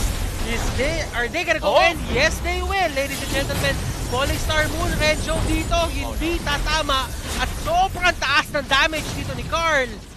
Execration, hindi nila mahanap yung tempo nila for this game. Hindi talaga nila mahanap. And the moment na akala nila nahanap na nila ang kanilang tempo, ay si Q pumapasok with a perfect searing torrent. Hindi sila makagalaw the moment that they find that opportunity. At hindi natin masisisi ang Execration doon. Dahil at this point on, we are looking at a 10k gold lead. 200 na lang, 10k na yan. And for Bren Esports, that's almost 2 or 3 items ahead. Talagang pag nagsalpo ka ng dalawa, mahihirapan ng Execration na manalo sa fight na yun. Keller with the golden staff. Tingnan natin dito kung may gagawin ba yan para mabago ang pacing at tempo ng laro na heavily Bren Esports ang umahawak. Kung papansinin mo dito, yung gamit ni KLVJ na sa brute force breastplate na siya, hindi na bago sa atin to. Nakita na natin din siya kahapon nung ginamit siya sa Aura PH. And now, look at this. Rebo, naghahanap sila dito ng agresibong paraan para makakuha ng additional pick-off kills. Pero naisip nila, why not just take the Lord? Why not just get the big objective para makapag-push na tayo sa bot lane, maybe open mid lane and top lane while we're at it. Ito ang plano ng Bren Esports. They're taking it safely even if they have a big lead. Lord has been slain. Kumait yun sa Bren. Rebo dito tanking a lot of damage para sa side ng Execration, pero hindi enough in damage para i-takedown siya. Kalahati ng buhay niya ang nawala doon. Kalahati ng buhay niya ay babalik naman after niya mag-recall. Pero tignan natin dito. nandito na ang Lord in the bottom side about to push. Hindi pa naman to Luminous Lord, so medyo madadalian pa naman ang execration para patayin ng Lord. Kaso, kailangan nilang i-defend ang kanilang top lane at mid lane. And this is a Bren Esports na lamang. So it's gonna be hard for execration to find the fight na sila ang lamang. On all sides, nagpupush dito yung Bren Esports. And as you can see, Flap with his BOD, kailangan na din mag-ingat si KLBJ o ni Kelra dito na hindi sila mahuli ng isang show. Ang taas ng burst potential niyan. Look at this. Binato na yung Death Zone nata. And that ultimate coming up from Chaknu. Will it make a difference? Tutumbay yung Lord dito. Torn apart memory. Nagkabatuhan na. KLBJ, Kelra. Sinusubukan nila clear yung wave. Hindi pa gagana ang dual marksman setup na ginawa dito ng execution. And they go straight for the base. Game number 2 goes to Bren. We are going to game number 3. And this is the chance that Bren Esports wants. Pinag-usapan natin kanina, Butters, na kailangan na nilang manalo dito. This is do or die for Bren Esports and they did it. They won. They showed everyone that even if they lost in game 1, ay makakabawi sila ng game 2. And I feel like it's given with their aggressive lineup against Bren Esports, against Execration having a late game lineup. This winning moment is brought to you by Head and Shoulders. Put your game face on and finally say goodbye to those awkward itch-a-jiggy moments thanks to Head and Shoulders, 100% dandruff-free and itch-free. Now, mas mabango pa, and Bren Esports taking us to a 1-1. This is going to be very interesting. Ano nga ba ang adjustments na gagawin dito ng both teams para makuha nila yung points na gusto nila ma-secure? I mean, both teams really showed that they could play early and late game compositions. Pero so far, ang trend natin for this series ay nananalo ang may early game lead. And speaking of early game lead, pasa na natin to ng maaga sa ating resident analyst na si Midnight. Tingin ko madami siyang masasabi kung bakit nga ba nanalo ang Bren Esports doon sa game na yon. You know what? Execution is still the main story of this game, as Execution failed to get the early momentum against Carl Thesis Brody and ended up losing against Bren Esports. Welcome back to the Analyst Desk. My name is Midnight. And ano nga ba yung mga naging factors dito for Bren Esports on taking that game? First off, tignan natin yung mga items ng ating mga players. Now, these post-game stats are brought to us by Smart, the official tournament telco partner of MPL. Free to game great with Smart, free games for all. Let's look at the item of Brody, no? He went for a Raptor Machete instead of the typical Beast Killer on the Brody. Now, why is this so important? Actually, medyo risky to, no, for Bren Esports. Kasi pwedeng, pag nag-snowball yung execution, then suddenly, napakalambot lang ng Brody. But the thing is, there's no reach. There's no catch potential on the side of execution. The only way for execution to win, or yung win condition na tinatawag natin sa execution, is to snowball.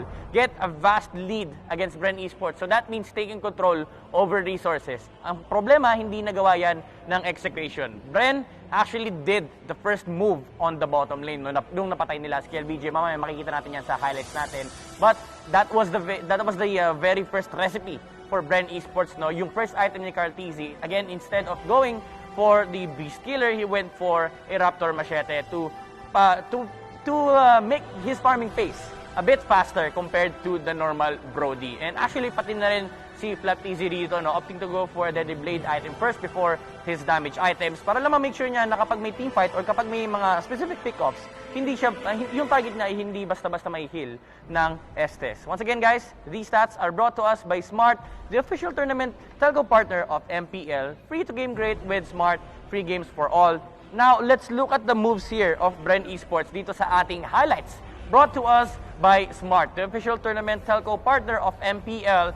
Free to game great with Smart, free games for all. Ito yung sinasabi natin, no, yung move sa bottom lane na nag-shutdown sa early momentum ng execution. Actually, this is a little on execution side, no. Medyo parang fault ni execution kasi instead of farming, they opted to fight against Brody na nasaktuhan nila, ready to fight din si Carl TZ with the Raptor Machete. So the burst damage is there for Carl TZ. Most of the time, nakikita natin si Carl TZ falling very, very low, pero the damage output was enough to actually clean up on the side of execution. Hindi rin naging problema yung sustain. As I've said before, during these fights, na-negate or na-mitigate yung sustainability nila with the SS because of the raw damage from the Brody. Dagdag pa natin dyan yung mga additional pickups na nakukuha ni Flap TZ with the effect of the Deadly Blade. Dito nakita natin, no, medyo maaga yung ultimate ni Eto Max, but still, the damage from Brody was enough to take down the Granger on the backline. Yan yung isang problema actually ng Execration. Again, nasabi ko na kanina, walang reach against the Brody. Even though they have an Atlas, they have a team fight, the thing is, they don't have the backline assassinate against Carl TZ. So, Bren Esports in turn, lumalaban lang. Dikit-dikit lang tayo dito. Kung dikit-dikit sila, labanan din natin ng 5v5. And at the end of the day, we are the better team fighting team because of the damage of the Brody and because of the timing or yung pacing na lineup ng Execration. Hindi pa naman nila nakukuha yung mga items nila. Actually, pag tinignan nyo yung gold ni KLBJ or yung item na nabili ni KLBJ, he was only able to build up the brute force breastplate before the game ended. And that is why Bren Esports easily took game number 2 on the back again of Carl TZ's Brody, which is going to be our MVP. And this is brought to you by Smart, the official tournament telco partner of MPL. Break through your own limits, rise above, and be free to game great with free games for all. 904 on Brody. 10,000 net worth, damage dealt 68,307. Napakataas niyan, guys. Para sa duration ng game natin, objective damage of 20,452 and kill participation of 87%. Siya talaga yung nag-lead ng momentum for Bren Esports. Again, being able to move on the bottom lane, effectively shut down the game of Execration. Hindi na nakapaglaro ng Ranger game, ika nga, si The King, Kel BJ. And nawalan din yung aspect ng team fight dito ng Execration kasi si Chakno, even though he's able to set some heroes for Execration, again, the problem is they weren't just ready with the timing and the pacing of the game. Now, we are on game number 3. Both sides, they have a problem to fix, no? Execration naman needs to improve on execution, and Bren Esports probably should still ban out the Digi. Tingnan natin kung ano ba magiging resulta dito sa ating next game. Casters, back to you. Game number 3, syempre itong Battle of the Bests na to, hindi mabubuo hanggat hindi natin nahanap kung sino manalo series ito. Always remember, guys, that MPL Philippines Season 7 is presented by Smart, the official tournament telco partner of the MPL. Free to game create with Smart, free games for all. Now, let's talk about the game. Ang dami nasabi ni Midnight, but still, do you think that ito na ba yung form ng Bren na gugulat ulit sa atin lahat? Feeling ko kailangan ulitin ng Bren Esports kung anong ginawa nilang tama in Game 2 because frankly, it worked. Kung anong gumana ay huwag mong palitan. Kung subukan ulit nila yung ginawa nila ng Game 1, baka hindi ulit gumana. And they have to win this. This is very crucial for Bren Esports because they do not want to start Season 7 with 0-4. And for Bren Esports right now, nalabas na nila yung ganitong klaseng agresibong playstyle. For Execration naman, pakiramdam ko kailangan nila mag-adjust. They have to draft more, I guess, early or mid. Hindi katulad kanina na double core sila or at least dalawang scaling yata na kailangan talaga ng oras para maging online. That is true. Now, for the side naman dito ng Execration, I think there were some lapses na talaga nangyari sa side nila in terms of damage dealing, kung ano nga ba yung dapat ginagawa ng mga teammates ng isang certain moment. But still, it is what it is. Nakita naman natin yung effort sa kanila. Gumamit sila ng isang Granger, but sadly, that wasn't the Granger game na gusto na makuha na kahit sino. Yeah, hindi yun yung dangerous Granger na nakita natin o yung Granger danger na nakita natin kahapon from Aura. Kumbaga, yun yung Rhapsody hindi masyadong nakakaubos ng buhay. Medyo bitin. Kumbaga, hindi talaga nabigyan ng chance na mag-shine. And if we're looking at the Granger pick in general, I feel like it's only great when you pair it up with supports or tanks that could be aggressive on any given time. Hindi ko naman sinasabi na kinulang si Chakno sa laro na yon, pero he was on the Atlas that had to have access to level 4 para dun sa mga massive na fatal links. Hindi katulad ng isang Jokehead na again banned nung Game 2 that could have been an easy setup for the Granger. Yun yung tipo na i-eject lang niya, aabangan na lang ng Rhapsody at uubusin na lang ng smart missiles at nung last bullet ng Rhapsody, yung buhay ng kalaban. But this is a different story. The Atlas is a very different tank compared to the Jokehead. Yep, and it's always about the element of surprise. Pero kung hindi mo masa-surprise yung kabilang team, that is going to hurt you a lot. Now, Ladies and gentlemen, we will be heading to the draft in just a bit. Game number 3 tayo ngayon. If bagong nood ka dyan, welcome to the MPL. If kanina ka pa dyan, maraming salamat po sa pagsuporta dito sa MPL. And always do remember that you can watch ang yung mga content na ginagawa, yung MPL Chillax, MPL Bootcamp Raid. You can watch it and feel connected sa mga favorite pro players and personalities nyo. Yeah, and apart from that, all VODs are available in our channels in YouTube and Facebook as well. So kung hindi mo man napanood ang ating broadcast ngayon, busy ka with work, busy preparing for the ECQ, it's very important na makapag-stock up na kayo ng mga pagkain nyo sa bahay, practice social distancing as well, and of course, practice the wearing of mask and all of the safety protocols. Kung na-miss nyo ang broadcast namin for today, available sa lahat ng MPL channels ang replays ng mga paborito nyong laro. And considering na ang iinit ng mga laro natin ngayon, gaganda ng ginawa ng mga players, 100% sure na ikaw mismo sa bahay na napanood mo na, papanoorin mo ulit. Ganun kaganda yung mga laban.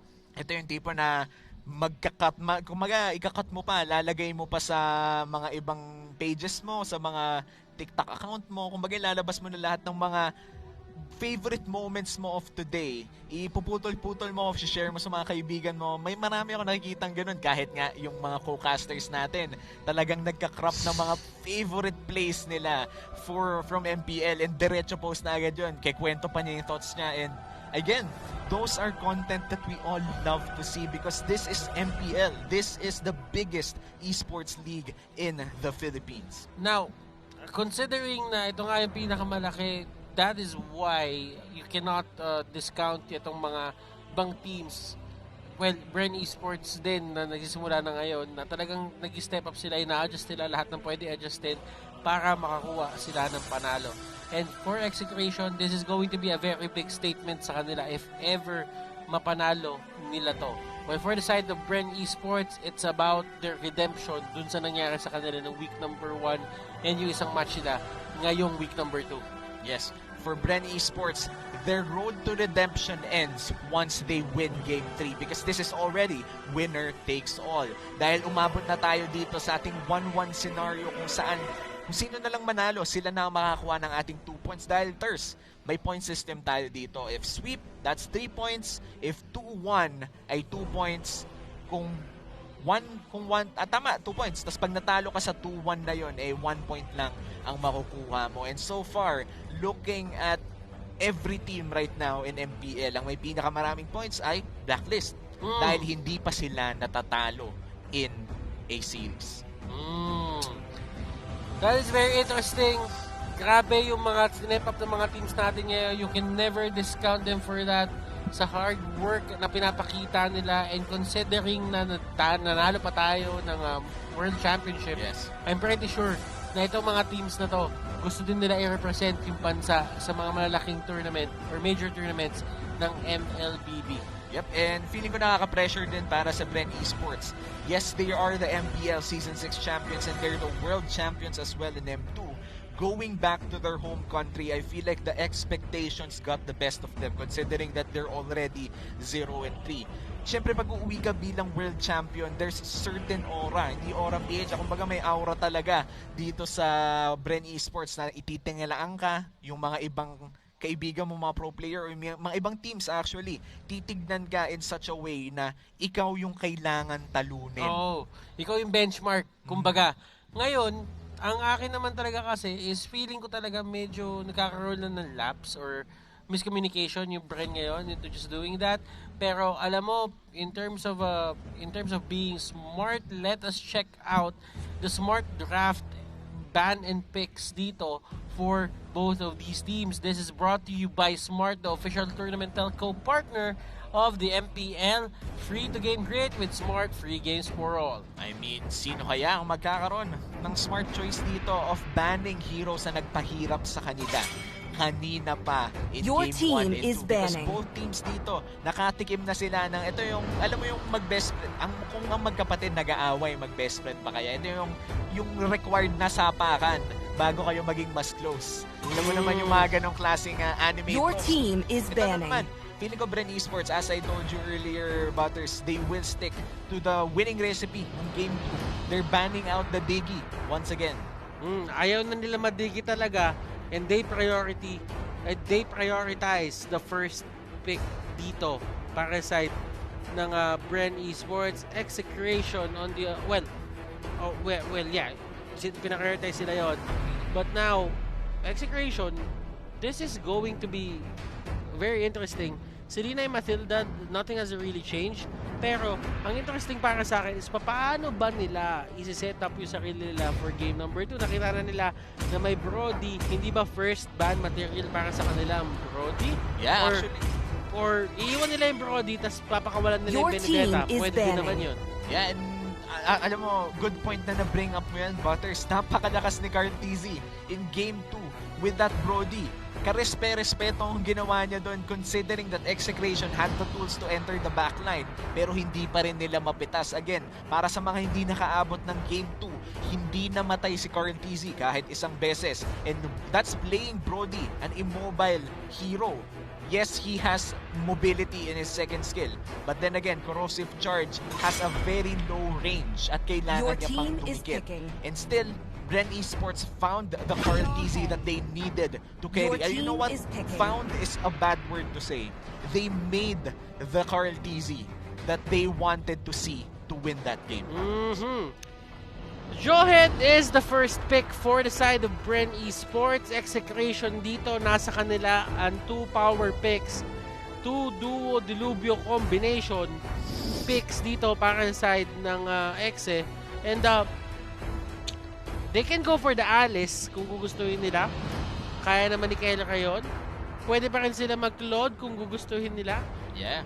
And pwede din nilang nakawin ng Brody if ever they want to take it away. Pero it looks like they will go for the Yisun Shin and the Uranus. A very safe first 2 picks for Execration. Bren Esports, they have the chance to draft the Granger. But looks like they're going for the Claude. Now, walang maungulit masyado dahil nasa kanila na etong Johead. And Farsa din yung magiging isang pick nila dito. A lot of firepower para dito sa side ng Bren Esports. Well, for the side naman Execration, they are just starting. But right now, they are going to get the third pick or their third pick para sa first base ng ating pickies. Yeah, and looks like they will get the Natalia. Hindi pala na-ban ang Natalia in first banning phase, which means na open ang isa sa mga the best assassins in the game na nagbibigay ng map control at vision. And if that always worked for Execration, nakita natin ng Game 1, balikan natin ng Game 1, Chakno played the Diggy. And Diggy provided vision that in turn gave them objectives, gave them map control, and gave them the win. Natalia could fill the same role, give that vision, give that map control, and even get some early kills, especially if may execute din yung one punch man ng level 1. And Farsa even is going to be hurt a lot just sa Natalia na yan. Considering na stationary lang siya, that is going to be the main target for that Natalia. Now, your team is banning. For the side of Bren, they will ban, for the side of Execration, they will ban out a Rafaela. Bren Esports, sino ang ibaban out nyo dito? Wala pang tank? Well, it could be a tank role or a tank position na Natalia, kasi usually gano'n naman yung nakikita natin. Yeah. Kay Chakno. But then again, your team pwede is mo rin banning. yan ibigay kay Eto Max eh. So, it's still a flex pick para sa Execration. That means na itong Natalia, medyo nasasayko pa nila ang Bren Esports dito. But then again, let's look at what Coach Docky would prepare the Bren Esports squad with. They already have the range, they already have the damage, they already have the crowd control. This is already a good mix of both kinds of damages. May physical, may magical, meron pa tayong eject for Bren Esports. Meanwhile, for Execration, they have the map control with the Mountain Shocker plus the Natalia. So, ang dali nilang makahanap ng targets dito. Information ang gameplay dito ng Execration. Sylvana ang kanilang kinuha and madaming mga brush plays na gagawin dito Execration, that's for sure. Na meron pa silang Mountain Shocker, meron pa silang Natalia. So, tama ka sa sinabi mo doon. Brush plays ang gagawin dito ng side ng Execration. Yeah, and speaking of brush plays, ito yung pag pumasok ka sa mga brush, may chance na matusok ka ng Cometic Lance, mahuli ka ng Imperial Justice, at kailangan mo talagang mag-ingat. And ito na yung sinasabi mo, Butters, mahihirapan ang isang Farsa maglaro sa laro na to dahil again, bukod sa stationary siya, even with the wings by wings, baka maamoy siya o makita siya ng Mountain Shocker at malapitan siya ng Natalia. Again, we're talking about a Farsa. Medyo malambot to. Pag nakalabit ng Natalia with the silence, with the upgraded or empowered attacks, talagang mahihirapan sila mabuhay. But look at this. 5 na ang hero ng Bren Esports and they're closing it off with 2 high damage fighters with a Bane and a Khalid. A lot of team fight potential dito para sa side ng Bren Esports. Shark Attack, yung Raging Sandstorm. And yeah, this is something na kailangan bantayan ng execution. One good initiation could spell the end for you kung ganito kaswabe yung ginawa nilang draft. Especially meron pa silang Farsa. This is going to be very interesting. Execution dito, going for a Hayabusa pick. Okay, this is very odd, ha? Execration. This is a very soft lineup. Hindi ko sinasabing malambot dahil hindi masakit. Sobrang sakit nga eh. Nakalimutan na nila maging makunat. They only have Uranus as their primary tank. The Sylvana, I'm quite sure hindi to magiging tanky enough. And yung oras nila para lumaban hindi ganun katagal. They want their fights to be quick, to be advantageous to them. Again, they have the information. They have the means to get those pick-off kills and they have to play to their strengths because in a 5v5 team fight na pangmatagalan ay hindi tatagal ang kanilang lineup. Let us see if tama nga ba nasabi namin dito sa caster's desk. But right now, the only thing na nakikita kong tama talaga, papasok na tayo sa game number 3. At papasok na tayo sa Celestial Palace para malaman na natin kung sino nga ba ang mananalo dito sa Battle of the Besties. Ayan na nga, Battle of the Besties kung saan magkakasalubong in a defensive position muna ang Bren Esports at Execration. Pero feeling ko, ngayon lang tong defensive, yung Johed pumupwesto na pero bantay sarado ni Chakno ang orange buff. Bren Esports looking to just control kung ano man yung meron sila dito. Nasa kanila yung Claude. Si Chakno naman, hinahanap niya talaga kung nasan dito si Carl Tizzy. Ngayon, si Renzo dito napilitan na siyang gumamit ng kanyang regeneration. And Bren Esports, si Flap talagang kinokontrol niya dito yung paglabas ni Renzo. Hindi ka pwede lumagpas dito hanggang dyan ka lang sa torre mo. And tower hugging is the only choice na meron dito si Renzo. Especially if Flap TZ is being super aggressive with this Khalid. Ito na, pumesto ng medyo paurong dito si Renzo. Pero may dash naman pala. And the shield is there, protecting him more than enough. And nag-regen na nga siya. Now, Renzo dito, kailangan niya abangan yung mga skills niya and execution, getting a kill on Rebo. And as we all know, dito nagkakaroon ng problema ang isang Bane kapag nadadalawan ka. Yeah, and gulat gaming yung ginawa doon ng Hayabusa, si Kenra. Na low HP na siya, akala ko siya na nga yung magiging first blood, pero nag-shadow out, nag-shadow in execute, got the kill. And that's how you kill a Bane early on. Bukod sa 2v1, dapat ginugulat mo siya bago siya manggulat sa'yo. Dahil nakita naman na natin from Benny QT in week 1 kung paano manggulat ang isang Bane pagdating sa bawas. And look at this, wow, Carl Tizzy getting a kill on Chakno. Wow, Blazing Duet na utilize nila agad yon, and that is going to be good para sa side ng friend. It will put them in a very good spot kapag ka lumabas na yung turtle. And right now, lumabas na nga, Carl Tizzy dito will not try to go for that uncontested turtle take. Alam nila na wala rin sila sa pwesto. Yeah, and the TZ brothers in the top side. Medyo papok na lang dito nila si Renzo. And I feel like Execration, makukuha nila ang control over this turtle. Available ang mga ultimate dito. Lusty, pumapasok na pero na-stun. Uy! Nagkakaroon ng batuan dito, ladies and gentlemen. And look at that shadow kill. Nakuhuli nila dito si Johed. Natalia will go down at the hands of Flap TZ. At Carl, mati-takedown din niya si Uranus. That's the second kill of the game for Carl TZ. And this is very massive for a Claude. Dahil ang Claude, kanina pa natin sinasabi na late game talaga nagsashine yan. Pero for some reason, Bren Esports has been finding opportunities para dito kay Carl TZ. At ngayon na medyo napaaga ang late game ni Carl, ito, ngiting-ngiti na ang Bren Esports. Pero for Execration, hindi pa naman ganon kalayo ang lamang ng Bren Esports. Kaya pa nilang baliktarin ulit to para lumamang sa kanila. Pero si Renzio, kailangan niya mag-ingat dito. And as you can see, may nakita dito, eto Max, ginamitan siya ng feathered airstrike, pero that wouldn't matter as meron siyang movement speed. Nandun naman sa may pinakalikod, may nahuli dito, and you will be the next target para side ng Execration. Pumapatas lang tayo sa mga pick-off eh. Kumbaga, makakuha si Bren, makakuha si Exe. Pero ang tanong, kailan mag-normalize, kailan mag-equalize lahat ng bagay-bagay dito? Kasi sure ako, may isang lalamang talaga dito, and this is where the fun starts for the side of Execration. Nahuli nila si Carl TZ. At hindi lang nila nahuli si Carl TZ, nakita rin natin kung gaano ka-effective ang isang Natalia pick kung sa in terms of damage, in terms of finding those targets.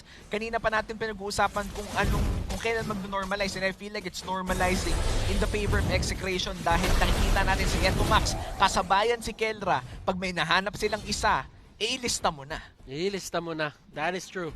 Now, for the side naman dito ng Bren, kailangan nila ma-utilize agad dito si Rebo. Rebo naka-mystery shop siya. Pwede siyang umalalay dito out of nowhere at magbato na isang shark attack na possible na mag-turn ng tides na isang fight. And right now, the turtle is on the side of Rebo. Pwede silang lumaban dyan sa area na yan. Pero mukhang dadali ng laban dito sa may purple buff. Carl TZ with the blazing duet might just be enough para pabagsakin si Eto Max, and that's Natalia going down at sisimulan na ng Execration ang turtle. Sunod naman dito si Renzo with a 2v1. And nakita mo yung flame shot doon. Tinulak palayo dito si Renzo. Renzo, ladies and gentlemen, talagang kinukulat niya si Few dito. And the turtle has been slain. Shark attack is there. Jackno trying to run away. Flicker will be burned, pero to no avail. Tutumba at tutumba talaga siya. Pick-offs, bigay na natin sa Execration. But in team fights like that, nakita natin that Bren Esports ay lamang na lamang talaga sila. At ang Johed pa ang nakakuha. Pero dito sa likod, Eto Max nag-ahanap ng sitwasyon kung saan siya ang makakapatay. Pero siya ang namatay with the Khalid getting that kill. Execration, they're still trying to hold on to their strengths. But Bren Esports, they already know that team fighting wise, they will almost always win. Now, this is a major problem for the side of Execration kasi nagtitrickle in na sila eh. Kumbaga nag-audition na sila, humahanap sila ng mga sarili nilang play at hindi na sila nagiging isang, alam mo yon, hindi na sila nag-work as one team. Humahanap na sila ng mga paraan sa sarili nilang ways. So right now, there is going to be a turret take dito sa may baba. Meron din nata sa taas, and Execration dito, this isn't the spot na gusto mong puntahan kasi for sure, lumiit at nagkaroon ng multiple entrances papasok sa mga gubat nila. Yeah, and this is what you want when you're Bren Esports. Execration, dapat namang sila ng early game. They have the Natalia, but then again, nasasabayan sila. At ngayon, lamang pa ang Bren Esports. Nasabi mo ang gubat, Butters, at pinapasok na nga ng Bren Esports dito. They're trying to secure the purple buff, feathered airstrike, nagbabagsakan na. And they are forcing people out. Cardiza dito going in. Pew! Siya ang next na magiging target dito ni Renzo. Renzo, makukuha niya ba yung kill? Hindi. Kelra dito with a sliver of HP. Matutumba nila si Carl TZ. And right now, Eto Max and the others, they're trying to get away. Yeah, and that's 1 for 2. Kung saan nakalamang na naman ang Bren Esports ng isang kill with just Carl TZ falling. Though medyo lugi na si Carl TZ ang bumagsak. Wait lang si Kelra. Medyo delicate siya dito. Malilikuan nga ba ng Farsa? And that's going to be a kill for Bren Esports. This is a back and forth game, but to be honest, talagang panig sa Bren ngayon ang gold lead just because looking at the turrets, wala pa nakukuha dito ang side ng Execration, and this might be the perfect opportunity para kumuha sila ng objective. Ang tanong, since wala si Rebo, kakayanin ba nila yung teamfight capability na meron dito ang Bren Esports? Well, this is a 4v4 situation for the Turtle. And Bren Esports, sinisimulan na nila, medyo mabilis. Feeling ko hindi na makakapag-contest dito ang Execration. They're gonna give it away. Easy will secure it, pero pumasok na siya dito. And Cyclone ay nagkahulihan, ladies and gentlemen. And look at this, Jackdo with the flicker out. Mag-re-engage ba sila dito? Hindi, masyado nang mababa ang buhay dito ni Chaknu at ni Renjo, at pipili na lang sila ng mga kukunin na ibang objective sa mapa aside from the kills na sana nakuha nila if ever they had yung HP bars para i-contest yun. Well, for Bren Esports, they got what they want. Nakuha na nila ang Turtle. Trinay nila makakuha ng mga kill, pero alam nila na kahit anong mangyari, basta hindi sila mamatayan, ilamang na sila in that trade-off. Again, the Turtle was secured by Cortese. Ibig sabihin, medyo may buff siya ngayon. At papasukin na nila ang top side kung saan nakuha na nila ang second tier turret. Inhibitor turret na lamang ang natitira dito sa top side, at mukhang mag-e-emote na si FlapTZ. Setting up a bait, pero naamoy ng Execration. Bren Esports, slowly but surely, they are trying to get the lead. May lightning transfer na dito si Few. Magiging masakit na yan. Naka-magic worship pa siya dito. And as you can see, in terms of checking, yung mga brush, hindi na masyado makapasok dito si Etomax dun sa mga critical point dito sa mapa. Kumbaga, lagi na siyang kailangan mag-ingat. And nakita nila na na-flame shot si Etomax doon, automatic gumamit na ng feather airstrike. Yeah, and kanina pinag-usapan natin, Butters, na delikado ang mga brushes for Bren Esports. Kumbaga, Execration, brush gaming sila dito. Pag dumaan ka, maa-ambush ka. Pero mukhang hindi nagkatotoo ang plano ng Execration doon dahil Bren Esports, they have the flame shot, they have the damage na nanggagaling sa feathered airstrike ni Farsa, at hindi nila kayang manatili sa isang brush dahil kakainin nila ang mga projectile ngayon. Eto Max dito, lagi siya na-force out doon sa mga places na yan. Mountain Shocker, alam ng Execration dito kung nasaan ang mga members ng Bren Esports, pero tingin ko wala rin namang tutol ang Bren Esports doon kung malaman yung pwesto nila. Mas gusto pa nga ng Bren Esports na alam ng Execration yung pwesto nila kasi gusto din nilang lumaban ng Execration. Tama ka dyan, Butters. Anong gagawin mo sa informasyon kung gusto naman palang malaman ng Bren Esports na alam nyo kung nasaan sila? The fight will begin, and that's the big duet! And blazing duet, Cortese dito nagkahulihan! KLVJ will go down! Farsa dito mahuhuli ni Natalia! Renjo and Etomax, silang dalawa na lang dito ang natitira! Make that Etomax na lang! At kakayanin pa ba siya abulin dito? Hindi na ata kasi si Cortese dito, ladies and gentlemen, nagmamarcha na sa may gitna. May pakiramdam ako na gusto nilang tapusin to ngayon din. They have 5 seconds bago mabuhay ulit si Chakno, at napatay pa nila si Etomax. They have the chance to get the inhibitor turret, pero feeling ko kung gusto nilang tapusin to, medyo kailangan nilang bilisan dahil 2 seconds, babalik na si Kelra, buhay na rin si KLVJ, and the North is marching down. And look at this, shark attack, tumba dito si KLVJ, and this is going to be the first series win ng Bren Esports sa MPL PH Season 7. And congratulations for Bren Esports. Hindi mangyayari ang 0-4. Ang mangyayari ay 1-3. May first win na sila, pero this is the Bren Esports winning moment. And this winning moment is brought to you by Master. Hindi sila na GG. Instead, they brought their clay game with Master, sikreto ng mga guwapo, and 2-1 Bren Esports. Ito na ba yung simula ng pag-angat ng Bren Esports sa MPL PH Season 7? Ito na nga ba ang hashtag The Return ng Bren Esports? Malalabas na rin ba ang mga Bren lang malakas?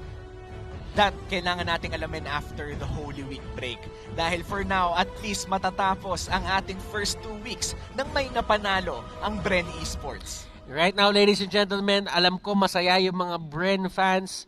For the Execration fans, it's okay. Tatandaan nyo, second week pa lang to, madami pang avenues, madami pang games na pwedeng bumawi yung mga favorite teams nyo. So don't worry about it at ibato na natin sa ating analyst.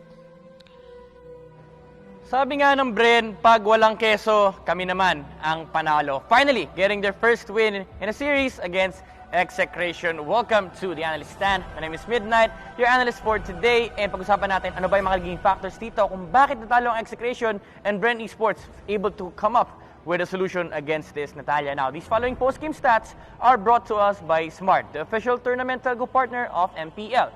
Free to game great with Smart, free games for all.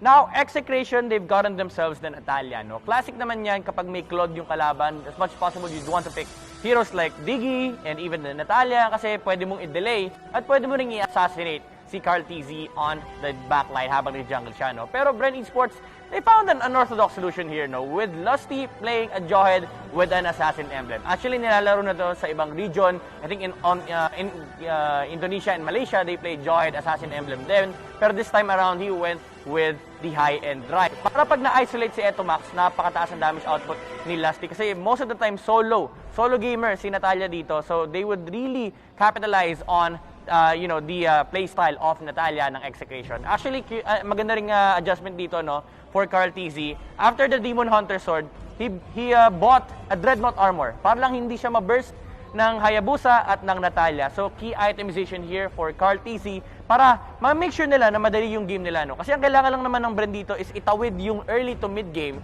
Wag nilang hayaan na mapitas sila ng Hayabusa at ng Natalia kasi mag-i-snowball yan papunta ng late game. And that, ladies and gentlemen, is proper itemization that made Bren Esports game really easy on the early game. And once again, these stats are brought to you by Smart, the official tournament telco partner of MPL.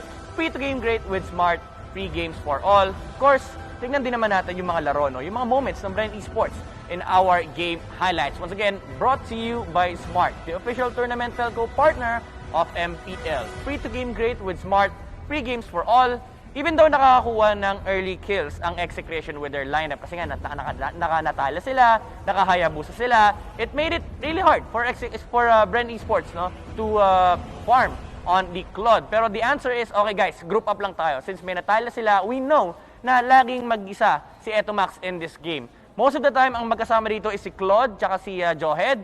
And si Pew, pwede rin kasing rumest back dahil nga Farsa naman siya. So madali siya makakapunta sa mga engagements na pinupunta ng Bren. One key factor in this game is Lusty's positioning against objectives. Every single time, no, kahit naka-high-end drive siya, wala siyang pakialam. As long as papasok siya sa box ng Execration, it destroys the entire game plan ng kalaban nila. Kasi the very thing that you want for a Natalia lineup is to gather information. Pero sayang yan kung yung apat na heroes nasa mukha mo naman at tinatalunan lang si YSS or si KLBJ. And most of the time, this is what happens. Every single engagement na pinapasok ng Bren Esports, they always go for the backlight. Talagang literal na dadaanan nila yung heroes ng Execration. Parang wala silang pake kung may skills silang saluhin o wala. Kasi ang importante rito is kailangan magawa nila yung trabaho nila, which is catch the YSS on the backline. Kasi hindi na nila kailangan intindihin si Claude dahil nga naka-dread armor siya and hindi naman siya burstable ni Hayabusa at ni Natalia. And after that, the late game power of the Claude came in and it gave Bren Esports the victory that they direly need in this league. Now, the MVP of that game is Flap TZ. This MVP is brought to you by Smart, the official tournament telco partner of MPL. Break through your own limits, rise above, and be free to game great with free games for all. Flap TZ on Khalid, KDA of 708, net worth of 7,524, damage dealt, actually sobrang taas ng damage dealt ni Khalid dito, no? 46,654, objective damage of 11,106, pero ito yung pinaka-importante, kill participation of 75%. Hindi siya nag-i-stay sa lane, and Flap TZ was roaming around with his teammates looking for skirmishes, looking for fights. Kasi ang gagawin lang ng Execration dito is look for information with the Mountain Shocker and the Natalia, pero ang sagot naman ni Flap TZ is, kung gano'n ang laro ng Execration, labanan natin sila. Let's move as 3, let's move as 4, and let's even move as 5. So siya ang MVP natin for that game. And Bren Esports found the pacing and the solution against the unfortunate times that they have been experiencing, and finally have gained a win in the group stage. Now, we are going to go to the last series of the day. So wag na nating patagalin pa. Ibabat ko na kayo sa ating mga casters. Ladies and gentlemen, pinasok ko lang, syempre. Maraming salamat, Midnight. And yeah, that was a very interesting series na nakita natin na merong hinanda yung execution na espesyal para sa Bren Esports and Bren Esports returning the favor. And sa totoo lang, dito mo makikita na besties talaga itong dalawang team na to. Nalaman natin yung mga besties, and what do you have to say sa, alam mo yun, sa series na? I mean, pag besties ka talaga, kailangan paghahandaan mo yung besties mo. Kung yung best friend mo, ikaw ba, pag nakalaban mo yung best friend mo, kahit 1v1 lang, syempre lalabas mo talaga yung clay game mo, di ba? Papakita mo talaga yung pinakamalakas mong laro. So feeling ko yun yung ginawa ng Bren Esports, and they got their win. Alam ko, literal, ano yan eh, kantsawan yan eh. After, kasi ba, magkaibigan kayo, magkakaroon ng kantsawan, ng onte kapag nagkita-kita. Still, it is what it is. 2-1 para sa Bren Esports, and the question remains, is this the start na pag-angat ng Bren Esports ulit?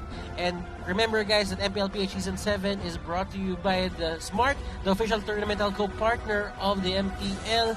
Free to game great with Smart, free games for all. And ladies and gentlemen, what a series, pero huwag kayong maalis, meron pa tayong isang series na nag-aabang, and we will be back after a very short break. Diyan na kayo.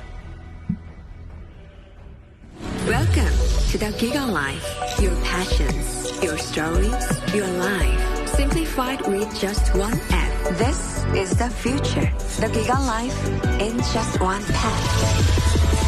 Experience more Giga moments when you make the smart choice. With the Philippines' fastest mobile data network. How do I know is T1? Simple, smart ako.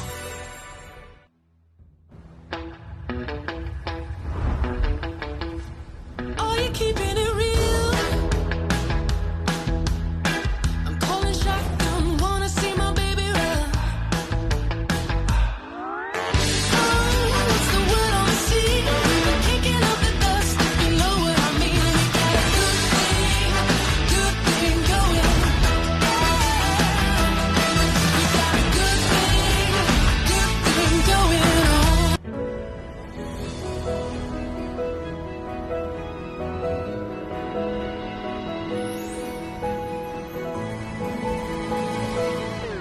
Moment na sana, pero hassle ang kate. Yung kate na yan, dahil sa dandruff yan. You need Head & Shoulders. Unlike beauty shampoos, tanggal ang dandruff that causes kate. No more hassle sa moment. Goodbye na sa kate dahil 100% dandruff-free ka. Sikreto ng mga gwapong Master Gamer? Para fresh all day, bring your clay game with Master.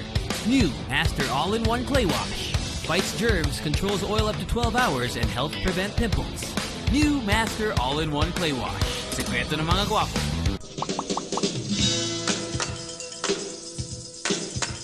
Hi everyone, this is Catherine Bernardo. At ako naman po si Daniel Padilla. Guys, may Paymaya na ba kayo? Kung wala pa, dapat mag-download na kayo sa Google Play or App Store dahil ito na ang kusong pangbayad ngayon. Ang Paymaya is isang mobile payment app using only your cell phone, and you can pay practically anything, kahit online transactions pa yan. With Paymaya, hindi mo na kailangan magdala ng cash for your day-to-day expenses. Pwede kang magbayad ng bills, bumili ng prepaid load, mag-online shopping, mag-send money, magbayad gamit ng QR code, at marami pang iba. Pero ang the best part dito ay may balikbayad ka pa. Each time you use Paymaya, may balik sa'yo na cashback at rewards, kaya sulit ang oras mo dahil hindi mo na kailangan pumila, and you can just pay using your app anytime, anywhere. Kaya guys, huwag kakalimutan, pag may babayaran ka, don't pay cash, pay Maya.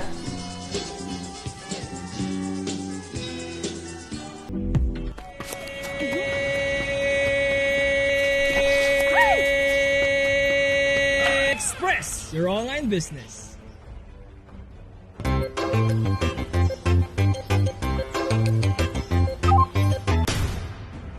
Express your online business.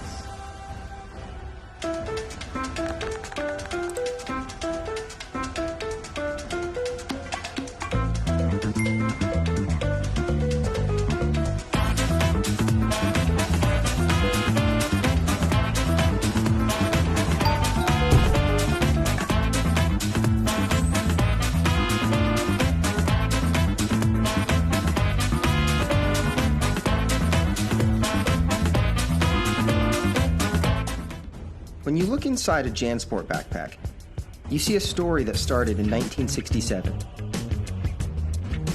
Since then, our mission has expanded to helping protect our environment for future generations to enjoy.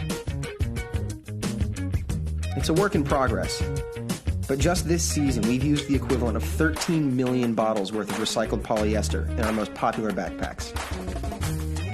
When you look inside a JanSport pack, you see our commitment to this brilliant blue planet we call home. And we're just getting started.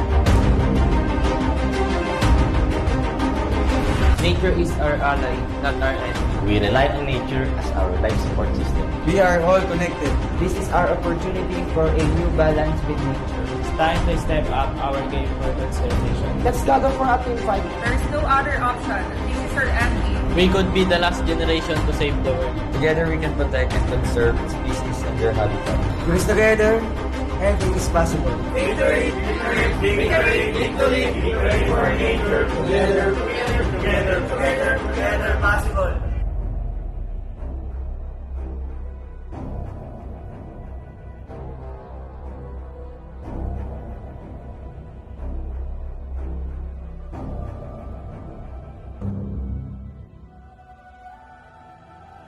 Ready, go!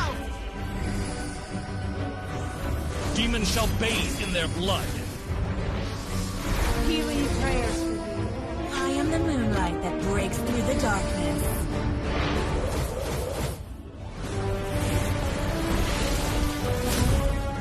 I am Karamet. Welcome back, Anna.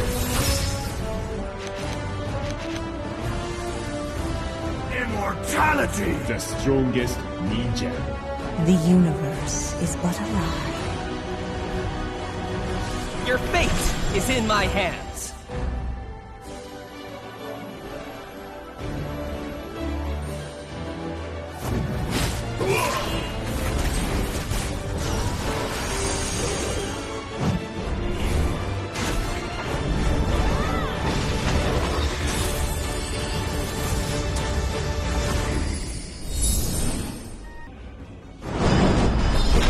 New adventure, new legends. What do you do when what you desire is beyond reach? You use power that breaks barriers. The Giga Life. Now in 5G. Do you believe this is possible? I do. How do you know? Simple, smart, acro. Inevitable. Hey guys, I'm here with Kate and Bea. Bad timing ang kate. Baka dandruff yan? Use Head and Shoulders every day. Unlike beauty shampoos, tanggal ang dandruff that causes kate. Para di babalik-balik, kati gone for good na. Dahil 100% dandruff-free ka. Hi guys, I'm here with Kate. Para araw-araw, close na close. Max pinabango pa.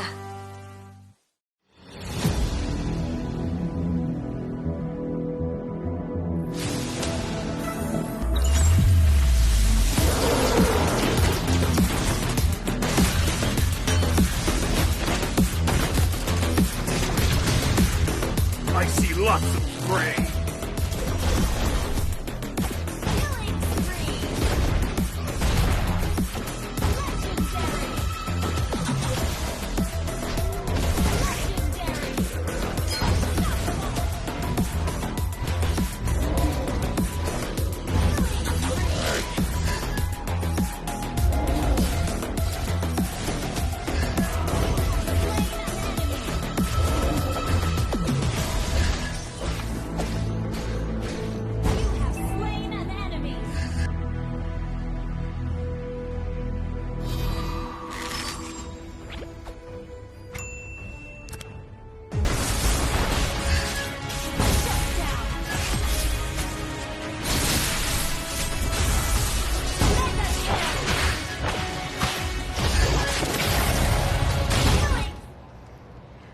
huling laban bago tayo mag-break para sa ating ECQ. You're still watching MPL Philippines Season 7, presented by Smart, the official tournament telco partner of the MPL.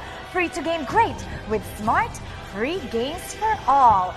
Eto na ang inaabangan nating lahat, ang ating mythical raffle draw winners. Ito yung mga nakakuha ng tamang sagot sa ating mga quizzes at nag-scan ng ating QR code. Papakita na natin ang ating mga winners na nanalo. Ayan, nandyan ang inyong ID number at ang inyong server number. So, sino nga ba ang mananalo? Meron tayong 21,070 participants! Congratulations sa ating 10 winners. At kung sino nga ba sa inyo ang mga nanalo, just watch out sa message nyo doon sa inyong Mobile Legends app para malaman kung ano nga ba ang napanalunan nyo at paano maklaim ang inyong mga papremyo. Sobrang dali lang ng ating mythical raffle draw. Kaya dapat lahat kayo sumali na. So for 1 week, 21,070 ang ating participants. On your screens nakalagay dyan yung ID number, pati na rin ang server number. So isa ba kayo sa 10 na nanalo at nakakuha ng mga tamang sagot? Kung wala kayo dyan, huwag kayong mag-alala. Don't you worry, may chance pa kayo for 1 entire week. Actually, hindi namin i-announce until 2nd week from now. So makikita niyo ulit ang ating QR code on your screens. I-click na yan, i-scan na yan, at sagutin ang aming mga tanong. Sobrang dali lang yan. Kailangan nyo lang sagutin mga 4 or 5 questions. Kung kayo talaga nakatutok sa MPL, sobrang dali. Good luck sa inyo. At meron din tayong mythical number draw. Kung ang last 2 digits ng Mobile Legends ID number nyo, ending nun, 07, 22, 32, 54, 59, 77, 87, 88, or 95, maaari kayong manalo first 3,000. I-scan nyo lang ating QR code para manalo ng mga diamonds and skins para naman maging maganda ang inyong mga heroes.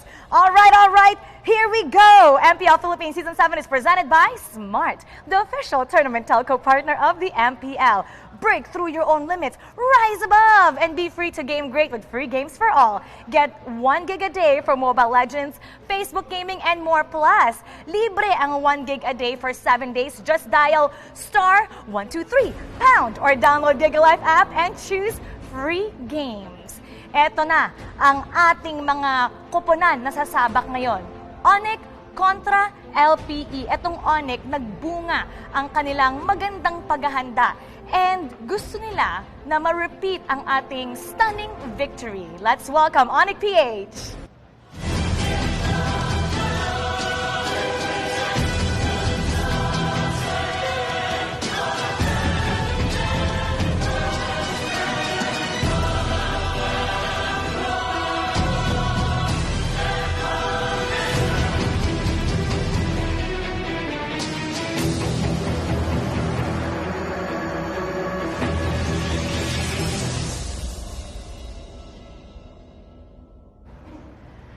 Onyx PH nagbigay ng isang statement victory nung natalo nila ang ating champs.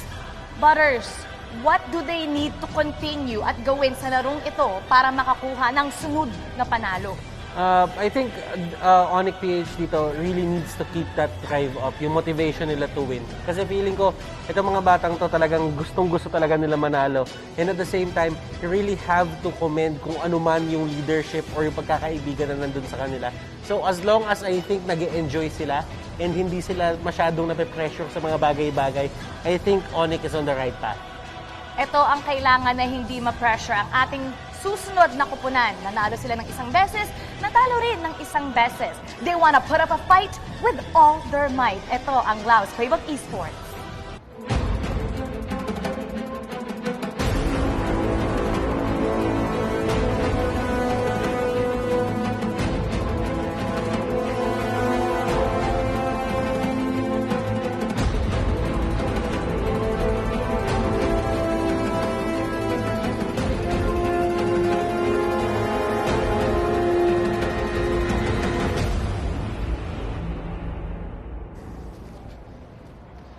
Onyx PH and LPE, they're gonna go head-to-head, and this head-to-head is brought to you by Oppo A94.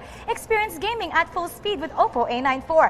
Get yours now! Sobrang mura lang nito for 13,999 pesos. Sulit na sulit ang Oppo A94. Now, etong dalawang kuponan natin, one is rising and one is recovering. Itong Onyx, rising sa Group A pagkatapos nilang talunin ang ating World Champs. LPE naman, impressive debut, pero nahinto sila kahapon. So, ano nga ba ang magaganap ngayong araw na to?